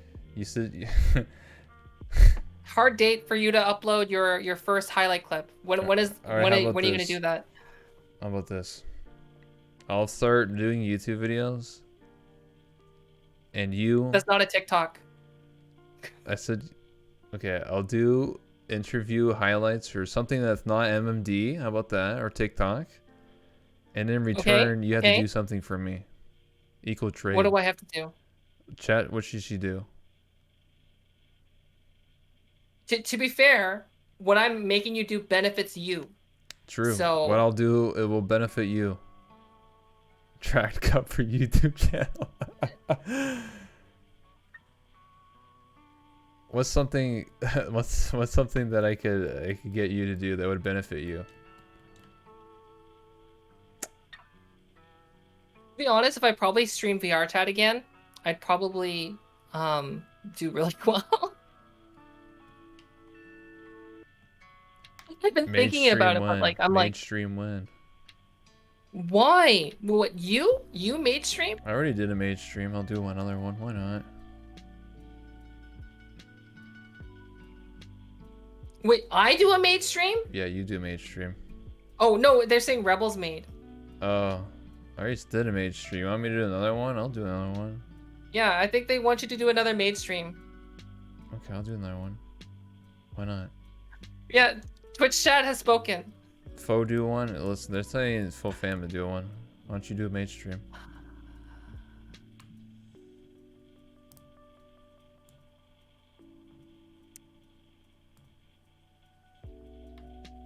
You know what would be something you probably would be more willing to do? That's not a mage stream that actually would benefit you, because that seems more torture. How about this? If I start doing YouTube and I actually commit to it and start making videos on a regular basis, whether it's just highlights of my interviews or Omega or where the hell I'm doing, that's not MMD, then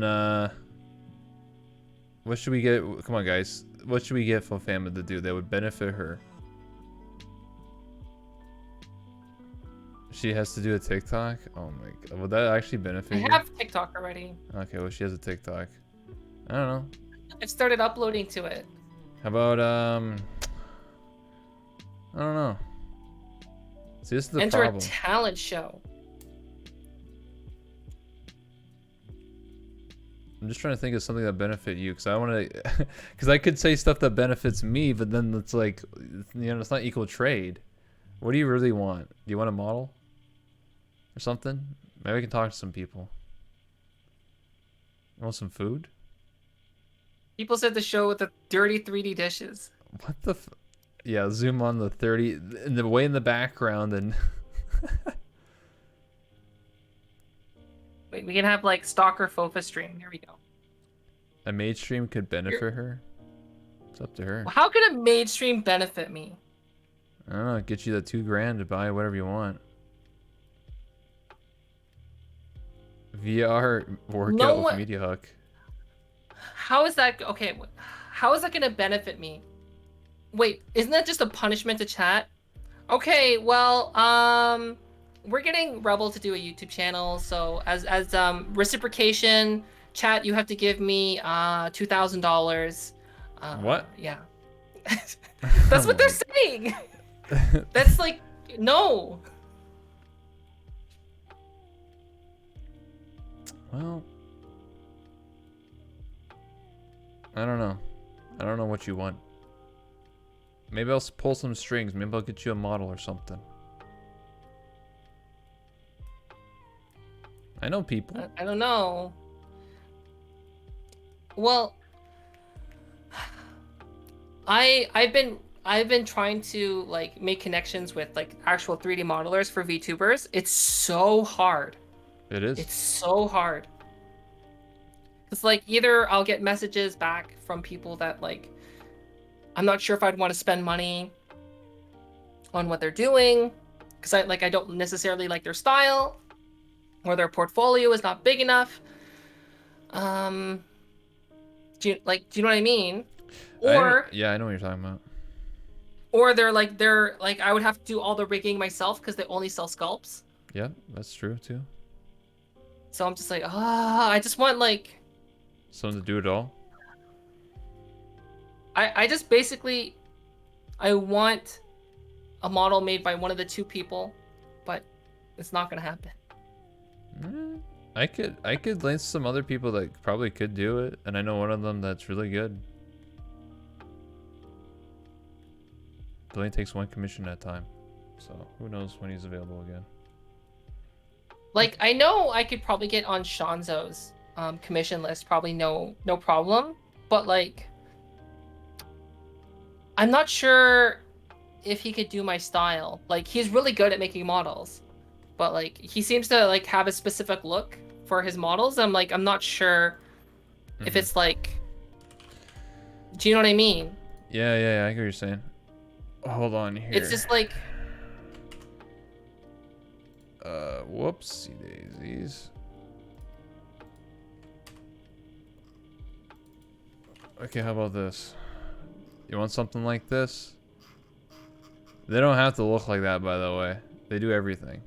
Everything you want under the sun.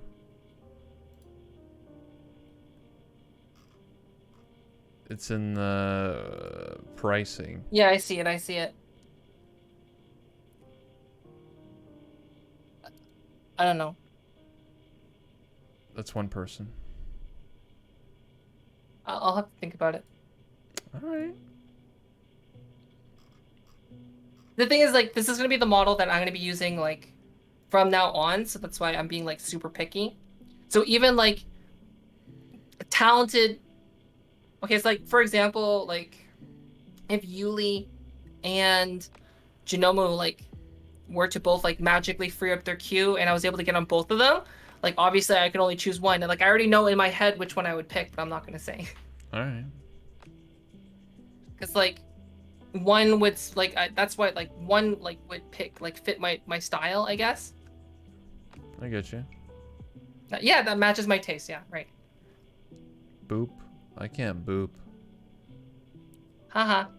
Yeah, I don't can't. do boops. Yeah, it costs money. It's really, yeah, you have to really find it. I mean, I'm struggling too. I know a lot of people, but I still struggle. Like, I found some people, but I keep it under the wraps, if that makes sense.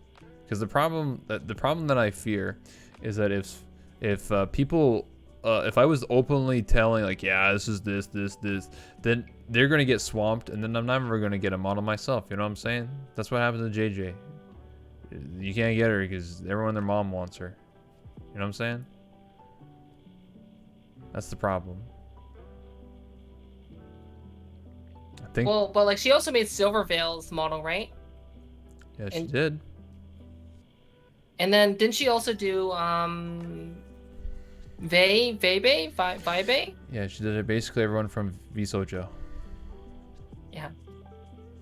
That's true. So,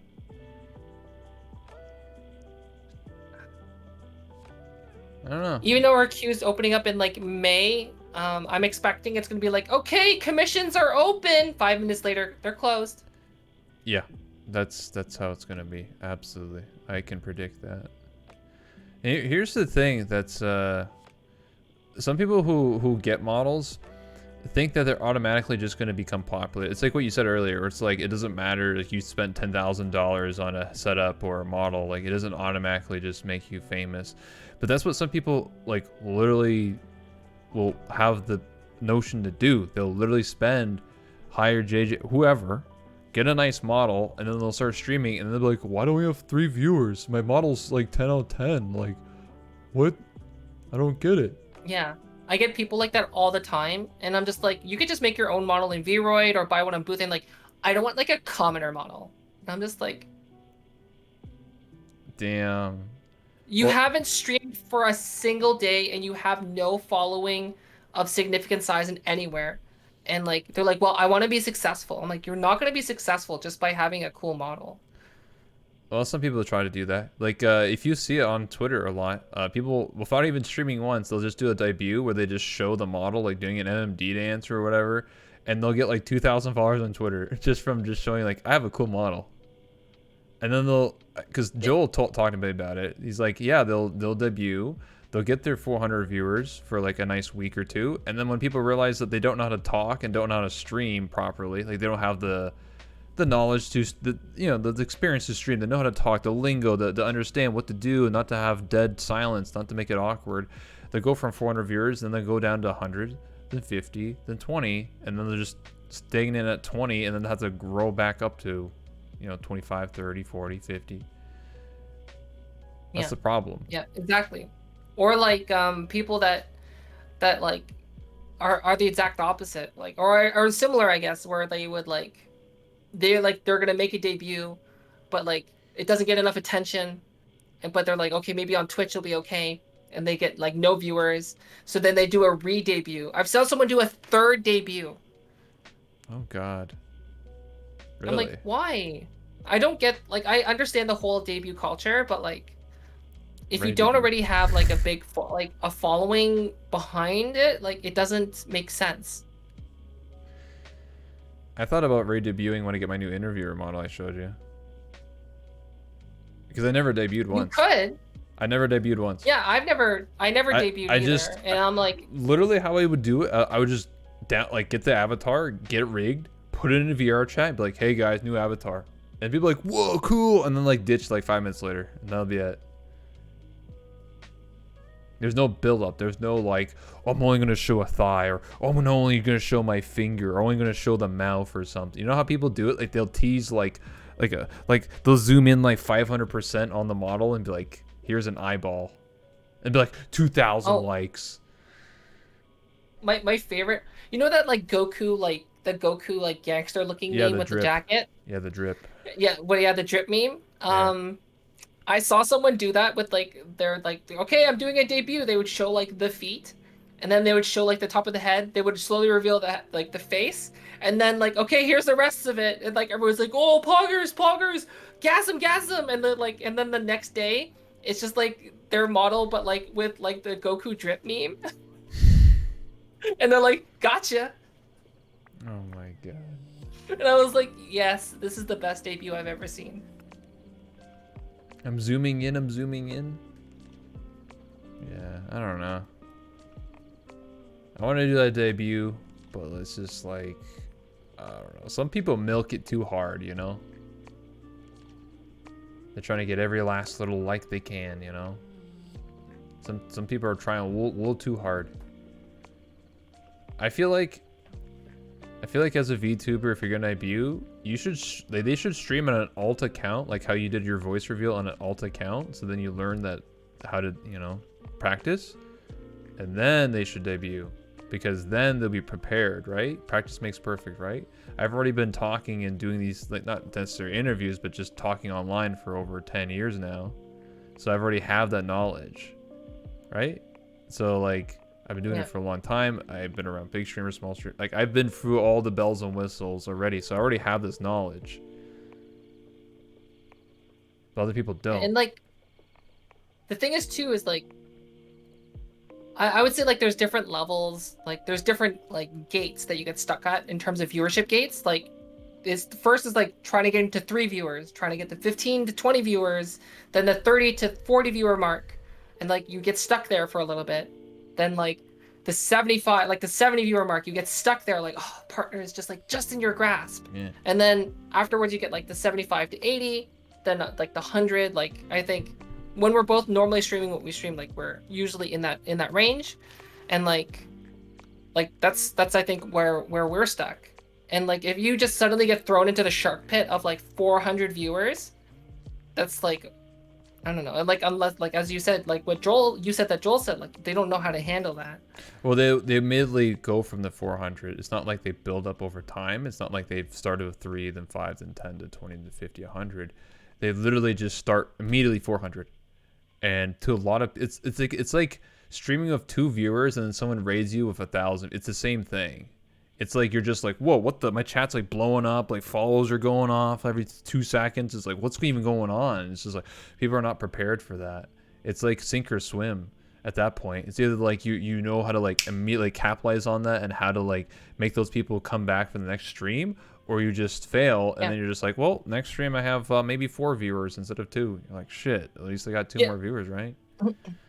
I think a great example of someone who did that is Autumn. Yeah. Yeah, like Autumn was like a 12 viewer average person. Then they just got a big raid, like a huge raid, And then like they're like, this is my chance. And then they obviously they rose to the occasion, right? I rated on him when she had 50 viewers. Yeah. True story. Yeah. You have to think of a healthy way of doing it. I mean, like, we're giving a lot of advice here, you know? If someone was watching or listening, maybe in the future or something like that, and you're becoming a VTuber or something, or just a streamer in general, like, you can learn a lot here. You know? Actually, a great person to check out to learn like more, I guess, about like the. Sorry, I'm plugging. Go ahead. Is Striker Sly, my IRL partner. It's like we share a lot of the same views, and in terms they're actually their tweet about their view on PewDiePie, which is very like basically I'm echoing what they said. Their tweet ended up in a PewDiePie video. Damn. Yeah. What was the tweet? Can I post it? Sure. Of course Okay, you hold on. can. Ba-dum-bum. We'll wrap it up soon. And then after this, we'll wrap it up. We've been going for almost 4 hours, so. Oh, sorry. No, it's fine. I'm not gonna link the video. Oh my gosh, she tweets so much. Everyone tweets so much. I'll just plug her Twitter. But yeah, she has a lot of good opinions. She's very smart. And it was like the whole thing about the VTuber gatekeeping, and like yeah, she was her view was basically why are people gatekeeping? Basically what I said. And like I just basically summarized what she said. And yeah, she's a great person to follow, so. And my real life partner, also a fellow VTuber, and she's like I don't think she's told anyone publicly yet, but she's like one away from the path to partner. One average Ooh. viewer away. There you go. Are they in chat? Really and try. Yeah. Yeah, nice to meet you, yeah. Oh. Does that make you embarrassed? Hi, Sly. She's just in the other room. Damn. How does it feel to live a VTuber? What do you mean? How does it feel to live with your partner? Like living with your What? partner? I mean, there's people that date all the time. That's common knowledge, but I'm talking about like, I don't know. That's the way I word it, I guess. I mean, like in another room's another VTuber. It's fine. Oh, okay. The only thing that's like a little weird is that like when we know when each of us are streaming, like Yeah. we call each other by our handles, Oh yeah, yeah. Of course. because like whenever one of us is on the computer, we just use each other's handles because like we're not sure like what kind of a situation they're in, because like don't want to accidentally like dox each other, right? Absolutely. You ever been in the same play space? No, we have two separate play spaces. You gotta try that same play space, you know, that's the meta right there. She has a rift though. Oh man. Get her on that index, get her on that vibe, you know? She has 2.0 base stations though. But the HTC Vive is not compatible with 2.0 base stations. Listen. Alright? Yes, actually, I know someone has tried it. I know most people have tried it. There's a clip of them on my channel, where they give each other a piggyback in VR chat, and it's like mind blowing because like they're just in a normal world, and all of a sudden they're like giving each other a piggyback and they're walking around. I'm like, what? Yeah. I saw stuff like that. I saw someone like carry the other person, just like firearm carry, just like big. Yeah. Like I saw one person punch the other person one, and they actually, I was like, whoa, that's so weird. And they're like, yeah, I just literally just punched them. They're like, what the hell, man? I was like, dude, that's brutal.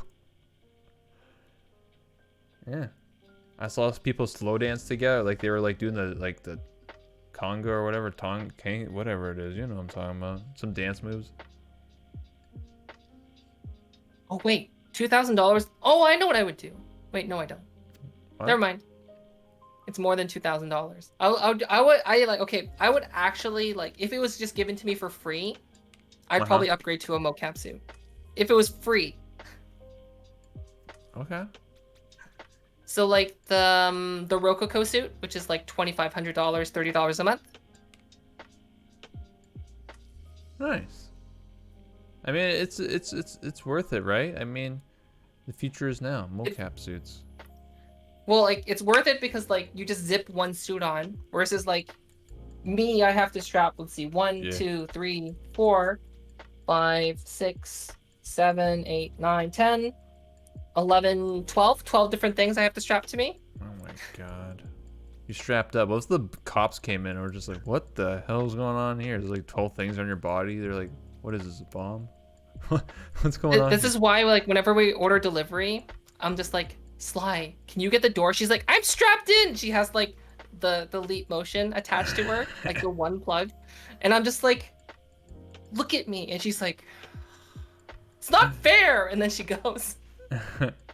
Do you think anyone has ever caught on to you? Do you think anyone's gotten close? No, because like Twitch isn't as popular in Korea. Really? I guess. Well, it is, but like. I thought what's her name? Jenny girl. Everyone there was like doing like news about her and be like, oh, it's Fandis dating Jenny TV. It's all over the news. But like, it's more like mainstream. Like more mainstream people are. Like VTubers aren't really that popular. Really? No. Hasn't hit the Korean market yet. What the heck? Well, the main reason is because so the reason why the thing is like it's not popular, but if you're a VTuber who has like a great personality and you speak Korean and English, you're gonna pop off. Damn. Basically, the only person that's filling that market right now is GMA. Okay. Interesting. But like, my Korean speaking level is not. I can read it, but like I won't be able to like respond. I just would respond back in English, and then basically they're like, oh, my English is not so good. It always throws people off, especially in chat when they would come in, because sometimes like their Korean name and their English name are completely different. Yeah. And like someone who's been following me for like a couple of weeks after, like they're like, wait a second, you could read Korean? I'm like, yeah, because they just never noticed. Makes sense. Is Korea? Like imagine if you were like. Is Korea very conservative, right? Like I can't walk out looking at like me, you know? They'd be like, "What you doing?" No, it's too lewd. You're too lewd right now. Can't believe it. You know, America. Listen, all right. Canada. Hey, if your top was transparent, and like you know like what I was, but you like had like a little cover there, but you could still see the cleavage. But if it's covered, that's the thing that matters. It has to be covered. That's dumb. But like you can have booty shorts, and that's fine. Listen, Korea just likes ass. All right, that's basically the moral of the story there. What was the percentage again for prostate? Isn't like Korea like the most like #1 country for like plastic surgery? Yeah, they have plastic surgery tourism. Jesus, that's wild though. It's like, is it cheap though? It's just like, yeah, I just want to have dimples. I want to have a larger chin, cleft chin. They're cheap in terms of like if a procedure becomes so refined, there's like a special technique for it. It's basically just like getting like a piercing. Do you know what I mean? It's like it's so like easy. Yeah. But like in terms of like major plastic surgery, like yes, there are cheaper ones. You do not want to get cheaper surgeries. Like have you ever seen like those like before and after where like someone basically looks like Shrek, and then after that they look like a K-pop star? Yeah. So that's called like the double jaw surgery, where they like literally like break your jaw, they shave it down, and then like they reform your face. So like that is the most expensive surgery you can get, but like you can get it done for like $10,000, which is like considered like peanuts. But the problem is that there's like a tons and tons of horror cases where like people basically just end up with permanent nerve damage. Like, yeah, they look beautiful, but like their face is in constant agony. Oh God. Or like their face is just like feels like nothing.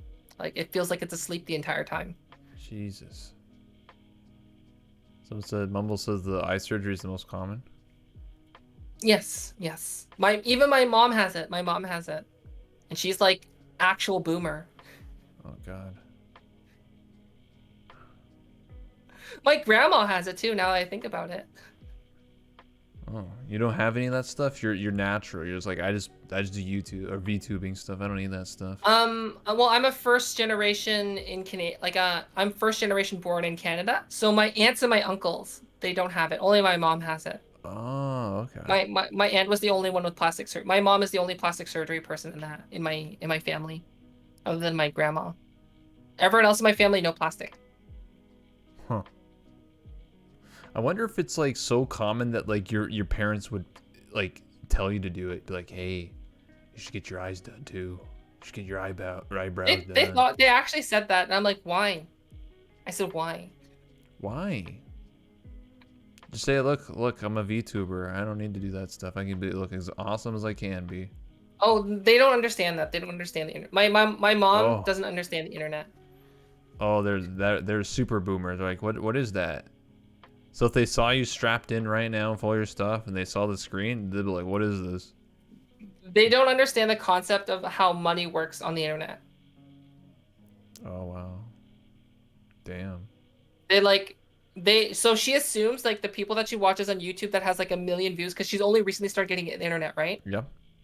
So she assumes like people like Casey Neistat, like they have a job other than YouTube. I mean, they kind of do. No, but I mean like she imagines in their head they have like an office job that they go to, Oh. and they just do this in their free time. Like she Okay. imagines like he's like some business salary man that comes in, does his 9 to 5, and then just goes on his YouTube channel and be like, "Hey guys, what's up everyone? Click like and follow, subscribe." I mean, some people are like that. Wasn't Yeah. How Chubby like that? She literally streamed herself being a convenience store worker. Yeah, that was And how then- chubby. And then, I and then I she only found owns, yeah. And then she owns her own convenience store chain now. What? Yeah, it happened recently. So she actually owns her own Is she convenience store. in Korea? Is she in Korea still?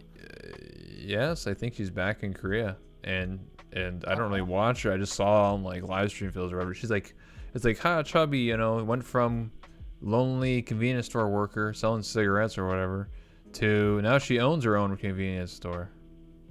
Oh, my gravity broke. Whoa. Yeah, my gravity breaks too sometimes.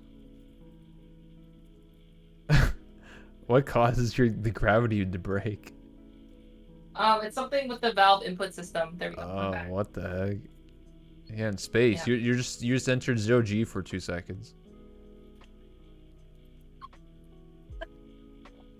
How would you feel if someone cosplayed as your avatar? Flattered? I would say post it on Twitter and tag me. All right, come on, cosplayers in the chat, let's do it. I'd be down. I'd be down too if someone just like Photoshop my model to look like Shrek. That'd be awesome. I'd retweet that. I retweeted. Let's go. I'd be like, yo, Fofa Shrek. I don't know. For me, it's an interesting time because, like, I used to play the male model, and the moment I switched to the female one, like, I felt more happy, but also had more people like wanting to draw me, literally cosplay me twice. Like, I don't know how else to feel. I just feel happy, you know. Why Shrek? I don't know. You like Shrek? Why not? Shrek's funny. It's a meme, right? He's also Canadian, you know. Michael Myers. I thought about it because of like, there's that one world of like I don't remember the name of the person, but like there's this one world maker in VR chat that basically purely just made worlds that's like every single thing would just only be full of Shrek memes, and I want a Valve Index. I've seen some curse worlds like that. Yeah, and I'm just like, I just love those worlds so much. You mean the meme world? Yeah, I've seen a meme world where Yeah. it's just like raining fire and then like Shrek playing and then there's just like JPEGs of Shrek attacking. Like it's like some acid trip or something.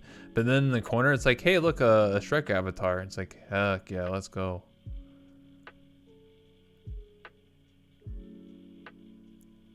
Yeah, good times. Shrek is love, Shrek is life. That was a copy paste once. I have the feeling like whenever we talk in VR, so people don't know, like whenever Rebel and I talk in VR chat, we literally just end up talking for like 6 hours. It's true, it's because you're my good friend. But like what you don't know about Rebel is Rebel often does not play in VR. They just log in on their in desktop mode. Damn. Like basically how I guess how they are right now. And so like you just be like you see them go like this. Don't expose me like that, right? And then they look up to the camera. You like Don't that? expose me. No, it's true. No, okay. The reason why I when I'm not streaming, I log into desktop mode to talk to people is because I can multitask. Now you could multitask in VR, that's true.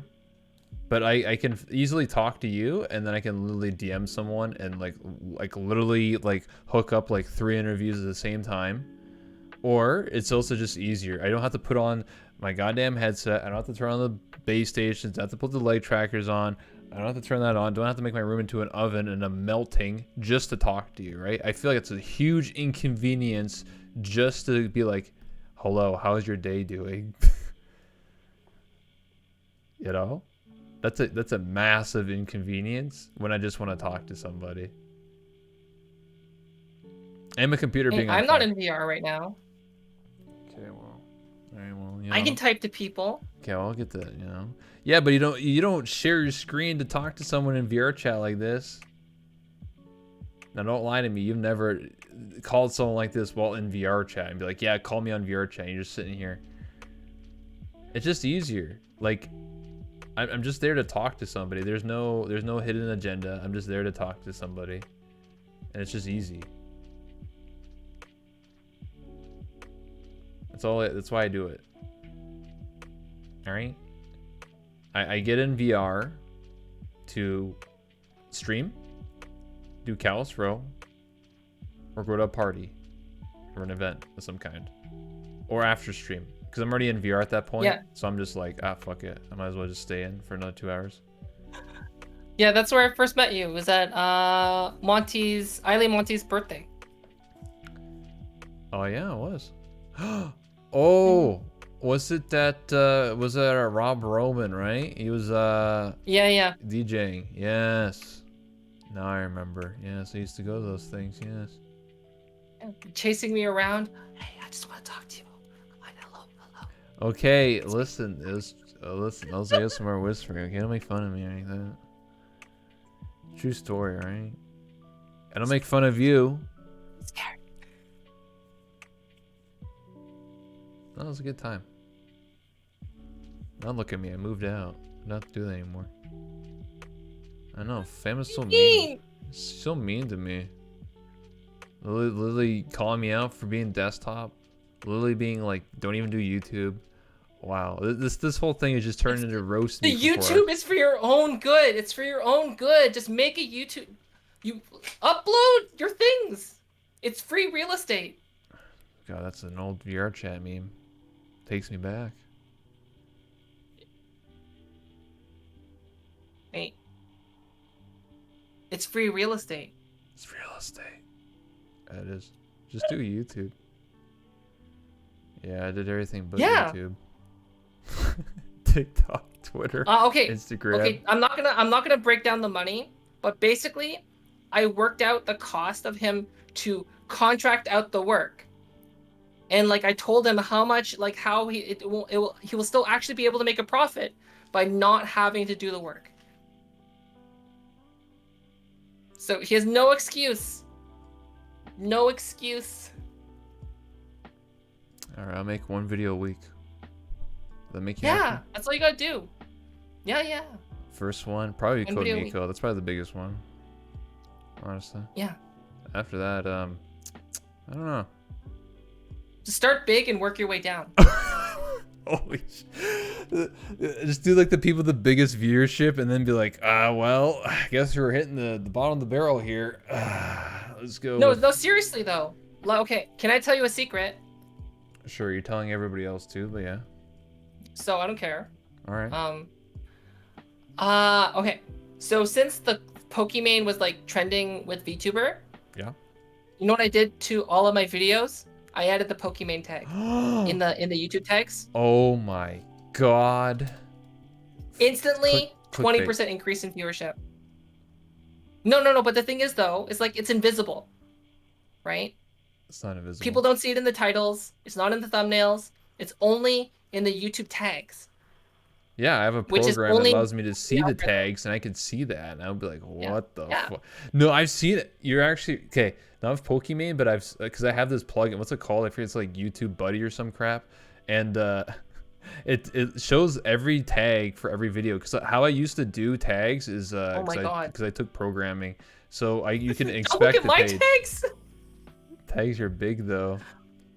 I min-max the tags My God. for every video.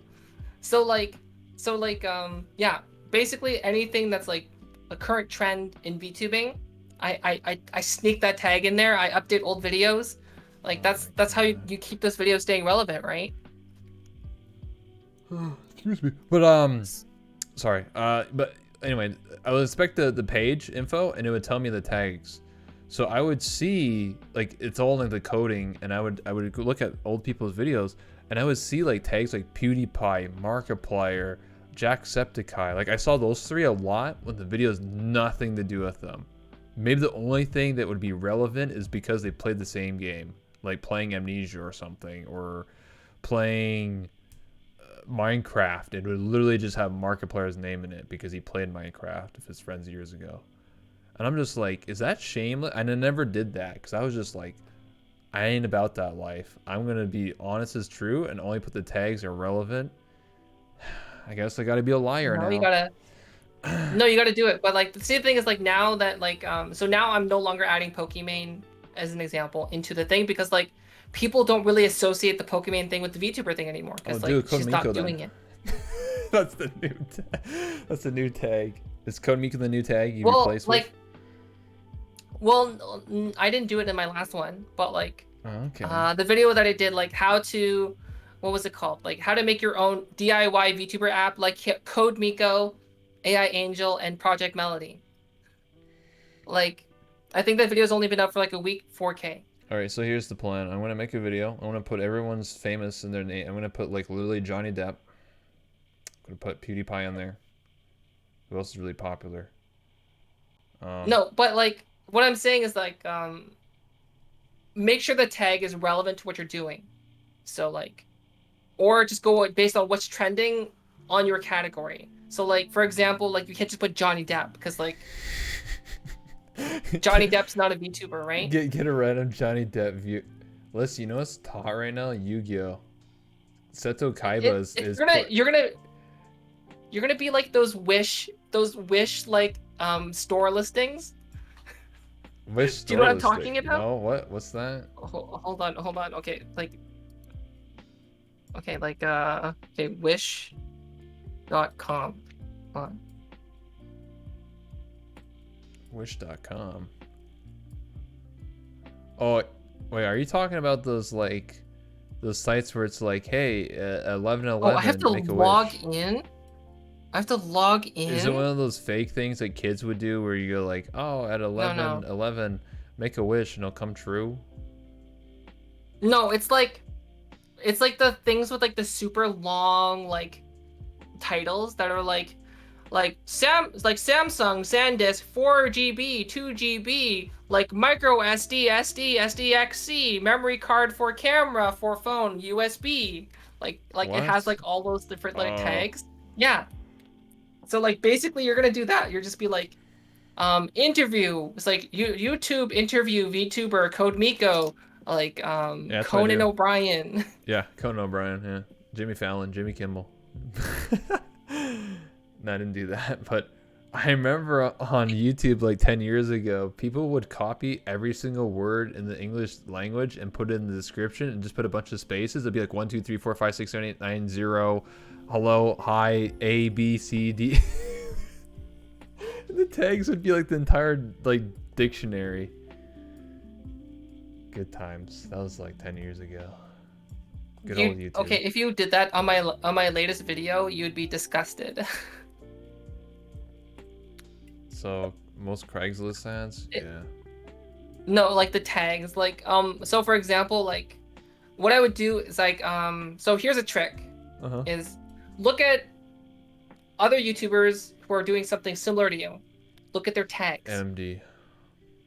And then just like copy their tags. Yeah, I already do that. Yeah. That's what I do with my TikToks. So like so apparently like one of the and the thing is too is like you'll also notice this too, like based on you can see the search results, like what did someone type in to search to find your video in the YouTube studio.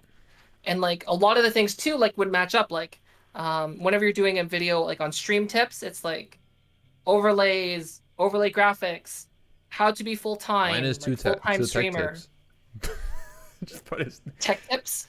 Yeah, just put Linus Tech Tips in. You'll get all the views. There you go. Just put Linus's face. Yeah. The Linus meme. Yeah, just put his face in there at some point. 5 minutes and surprise Linus. Yeah, Linus face like this. I'm quitting YouTube. You baited? What's up? What's up, Poya?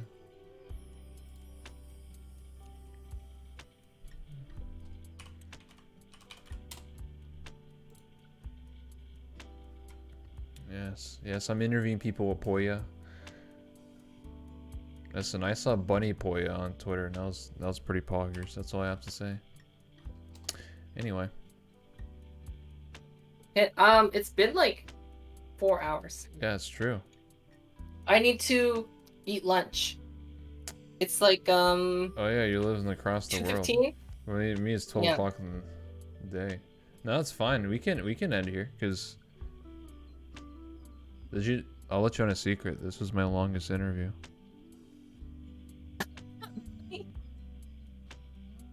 Yeah, you're special, Fofamit. You're the longest interview I've ever done. Longer than Chips. I did an interview with him for 3.5 hours, and then Buff Pup was about the same. Wait, how good is the tracking? Is it elbow trackers and knee trackers too, or you said you're like 10? No, Oh. I have 8 trackers, but the thing is like one of the trackers is on my chair. Okay. Which you can see me moving right now. And My then immersion. one of the trackers is on the microphone. Mm-hmm.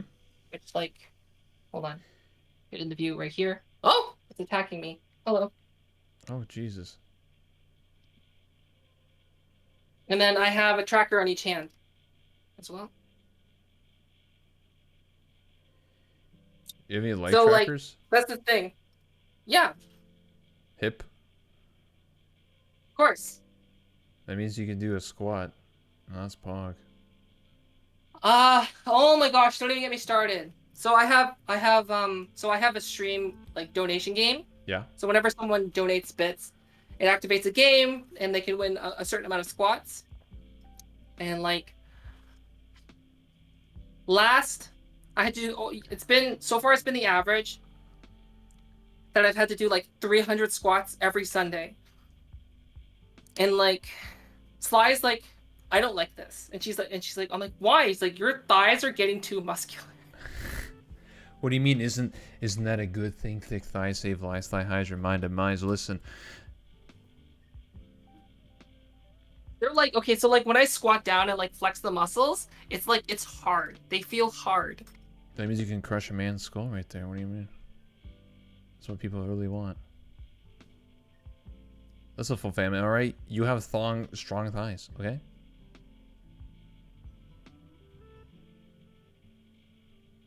Is that a bad thing? What do you think? Not what Sly thinks. What do you think? This is what matters. You as an individual. And then we'll wrap it up. What do I think? Yeah, what do you think? I think that I need to reduce the winning chances of high squat amounts. That doesn't answer the It's too question. much. That doesn't Too answer many my squats. question. That's just dodging the question. Um, what do I think? Yes.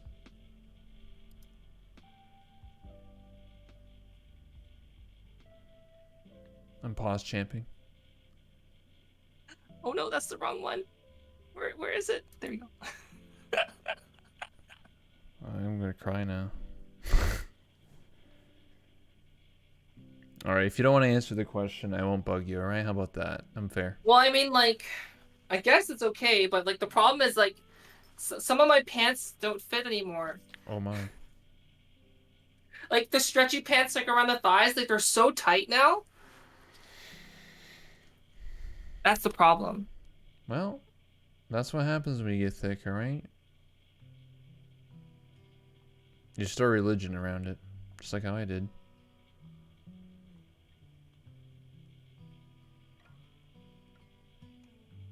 Anyway, we'll move on, because I could tell that you're just like, wrap it up.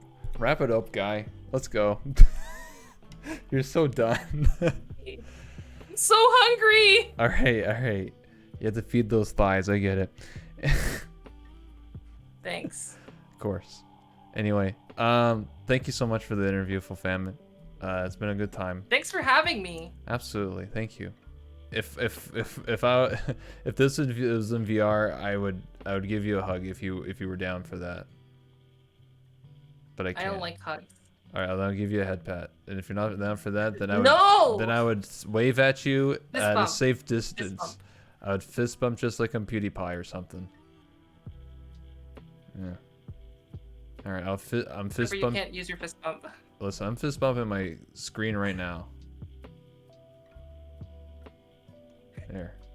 All right, I would fist bump you and say, "Hope you have a good lunch. It's been great. I'll definitely message you about that thing you told me 3 hours ago, because I don't forget. Okay. And hope you have a good lunch. Right, a good rest of your day. And thank you so much. Take care. Thank you. Okay, see you. And you're always down for another interview some other time. Maybe we'll see you in like 6 months or something. Yeah, maybe I'll have a 2D version of this. Oh, sure, if you want. All right. Take care. See you. See ya. Bye, stream. Bye bye. All right, I ended the call. Hold on here. I have to leave this Discord. Oh, I did. All right, awesome. Sly next? Sure, I could. I could interview Sly, yeah. Anyway, did you guys like that interview? Be well? No, it's fun. I'm gonna be honest with you here. It was a good interview. I enjoyed it. Hold on, let me fix myself because I noticed that like sometimes I'm like floating randomly. There we go. That's a little bit. Whatever, man. It's not that. Okay, whatever, dude. Who cares? Anyway.